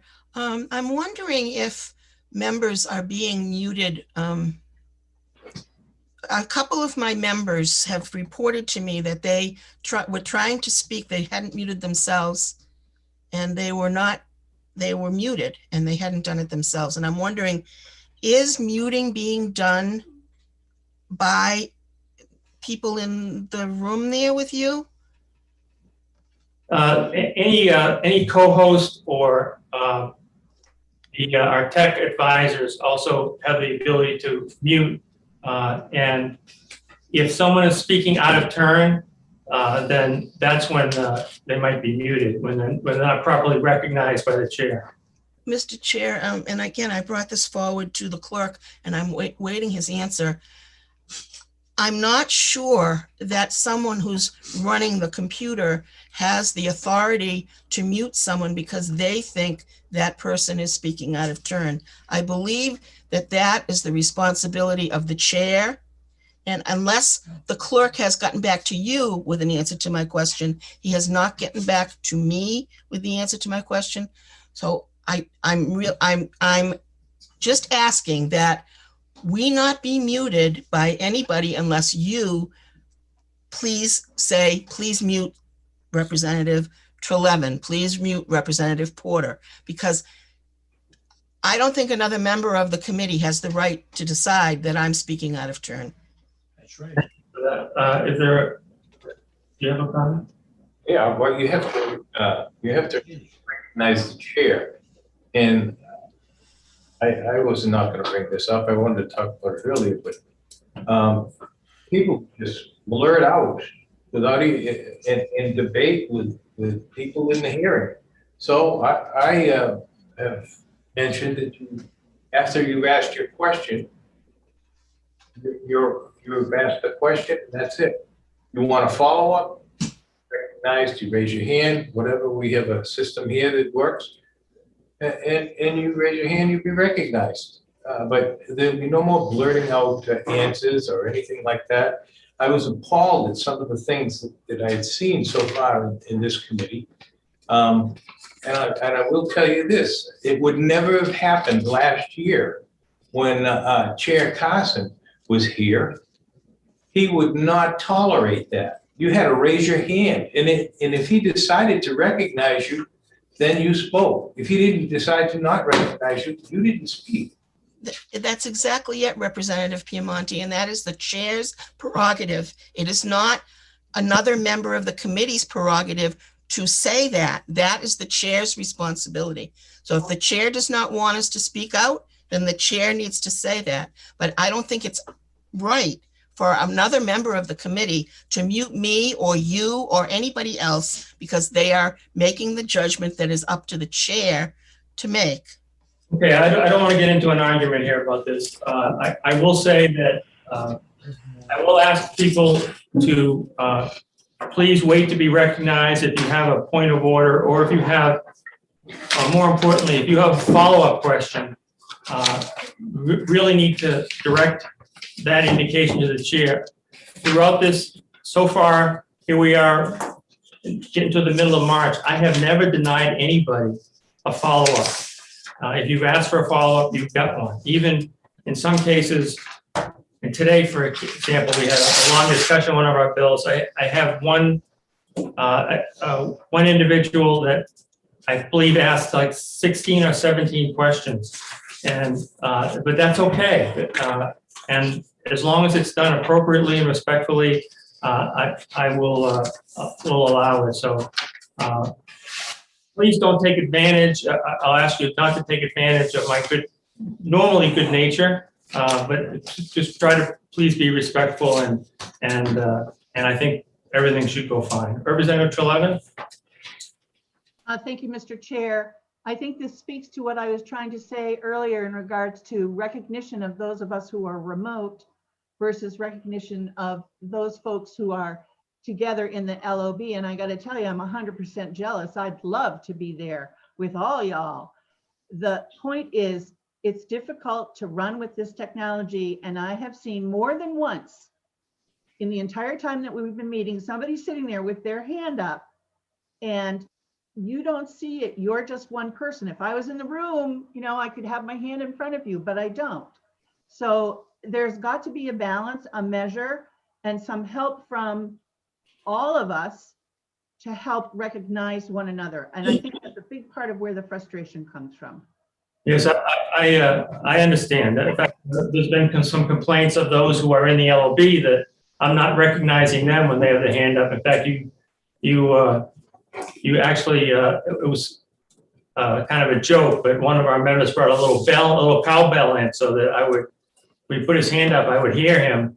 And because I wasn't recognizing everybody that had their hand up. So this, I will tell you, it's extremely difficult to manage a Zoom meeting that's blended like this, half in person and half on the computer for 20 people. It's very challenging. And so please bear with me. I'm doing the best I can, and I'm trying to be even-handed. And like I told one of you, I'm trying to call balls and strikes here without being partial one way or the other. Representative Van? Yes, Mr. Chairman, thank you very much. I have to go be chairman of the planning board. Do we have any further work to do? I will tell them to start without me if we do. Otherwise, I should probably go. Yeah, but one quickie. Okay, what is it? It's House Bill 132, which I thought we were done with, but I'm told that we didn't finish it. It's the one about acreage for single-family housing that Representative Philip sponsored, and I thought we either changed it or ITL'd it. You ITL'd it because that was a bill that I supported and was one of the sponsors of. and you certainly did ITL it. Okay, so I have I'm an sorry, I thought we did not. Okay, so I have an indication from our clerk that it's still an open action. So if you're all confident that we already ITL'd it, then we don't have to revisit again. I was just going to call another vote on it, but if you probably have a better memory than I do, so I'll take that as a that you're confirming that we did ITL it. And Mr. Chairman? I didn't who wrote the report on that though, the majority report. Mr. Chairman, I have that we retained it 18-1. Am I wrong? Okay, I had in my notes, I had retain or ITL, and I didn't indicate in my notes which one we did. Maybe that's. I have retained 18-1. Me too, Mr. Chair. Retain 18-1. Okay, 18-1. Is anyone else confirm that, Representative Power also? Yes, my notes say that we retained 18-1 on 2/18/21. Yeah, I have a spreadsheet that I keep track of the bills, and I have a note in there that we retained it, but I didn't write down the vote. 18-1 is what I'm hearing from more than one person. So, do we know who? I think. Let me say it was Representative Porter that voted not to retain. Is that right? We don't need a report if we have a retention, and it was, I think, Representative Gallagher who voted against retaining it. I voted against retaining it because I thought we ought to pass it. Okay, back to you, Representative Ban. It looks like we're done. Mr. Chair? Yes. Thank you for recognizing me. I would like to respond to Representative Porter's comments that she made. Before you do that, we're going to have some little additional discussion about muting and so forth. But I can tell you that it looks like our business is done, and except for those committee reports that need to be written, I would just ask you to move as quickly as you can. I understand I have to be to open the polls at 5 a.m. tomorrow, and I'm going to be there probably to midnight. It's going to be a very busy time going forward. So if you can write those reports and put them in my inbox as fast as possible, I really appreciate it. And so those of you who have to go to other meetings, I have to go. We're not going to take any other votes, but we are going to have some discussion about our process. So if you want to bail at this time, feel free to do that. Mr. Chairman, I have 132 is retained as well. Okay, good, thank you. All right, the Representative Powell, you have the floor. So what I wanted to say was, the members of this committee, to be clear that during this executive session this afternoon, in the interest of time and to, process through, I know that it takes time for people to unmute themselves. I did not mute a single person. So just to be clear, and additionally, Representative Mangiacuti, she was expressing that she was unable to unmute herself. I, recognize that, impediment there in trying to click to unmute oneself in order to make a motion. And again, I did not mute anybody for those reasons. So it's not clear to me exactly what Representative Porter was referring to, but I would like every committee member to know and to understand that I did not mute anybody. I also have. Thank you, Representative Power. I just know that several people were trying to talk and they weren't being heard, and they don't know how they were muted. And maybe it was a glitch today with the technology. We seem to have a lot of them, but I just wanted to make that. I also, as a co-host, I have the ability to mute people as well, and to take their hands and if they're up, to put them down. I can tell you I didn't mute anybody today, but I did put hands down. Thank you. We sometimes have the situation where someone asks a question and their hand is up and it stays up, and I end up going back to that person and say, "Do you have a question?" And they say, no, my hand is up from a previous question. So when I call on somebody, like if Representative Gilman has a question and her hand is up, electronic hand, the little yellow hand sticks up, I can click on her face and I can put her hand down once I recognize her so that her hand doesn't stay up. So that's what I do. I haven't muted anybody yet this year. Okay, thank you. You did have some disturbance by a person giving testimony today that was very aggressive, and I did ask to have that person to get past. Thank you, Mr. Chair, and I do too also have to leave. I apologize to everybody. Thank you for listening today. Well, thank you for all your help and guidance. You've been a help to me so far this year with your experience, and I appreciate that. Representative Clee? Yeah, thank you, Mr. Chair. I just wanted to make comment that my ability to raise hand keeps disappearing, like it's not there right now. The only thing I have the ability to do is mute and rename myself. Those are the only things that I can do at this moment.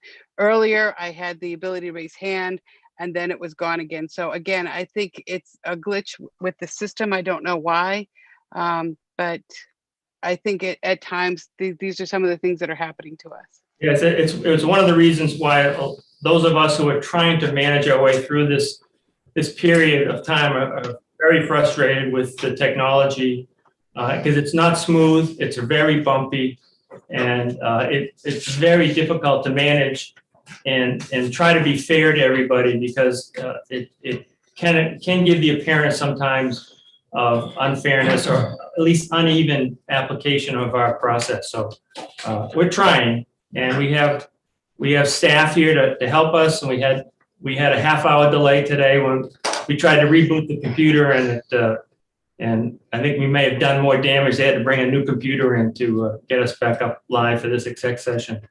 So we're working on it. I think we're doing okay. I mean, given the blended technology, it is a challenge. Representative Power, you had something else to add? Yes, may I suggest to Representative Clee that she might want to try reinstalling or downloading Zoom? That might alleviate the problem, perhaps? I could possibly re-download it, but I just upgraded it last week. I don't think there's a new upgrade to it, but I'm happy to do that. I don't know if it was because I asked Christine to change my name. Friends call me Trish, but my actual name is Patricia, and I would prefer that to be on the screen. And that suddenly, she had changed it and then suddenly it disappeared. So I don't know if this is part of the glitch that I was, that kind of messed things up, so to speak. But I will ask at the beginning of each meeting to have my name changed to Patricia, because that is my name. So it could have been something as simple as that. Well, we've lost about half the committee, but I'm happy to say that I believe that with the exception of some of these committee reports that need to be finalized, I think we're going to be done for about 3 weeks or so. I'm hearing a rumor that we may have a general session sometime around the first week of April, but the details aren't known yet. And I think the venue is going to be the same as the last one in that indoor arena. So thank you. So you can take some time off and please help me get those committee reports done, or else the legislation won't go through properly. I gotta go, Mr. Chairman. I'll let you go. Okay. Thank you all, and we'll see you next time. Watch the calendar, and I'll also send you messages when I hear something about what next time we're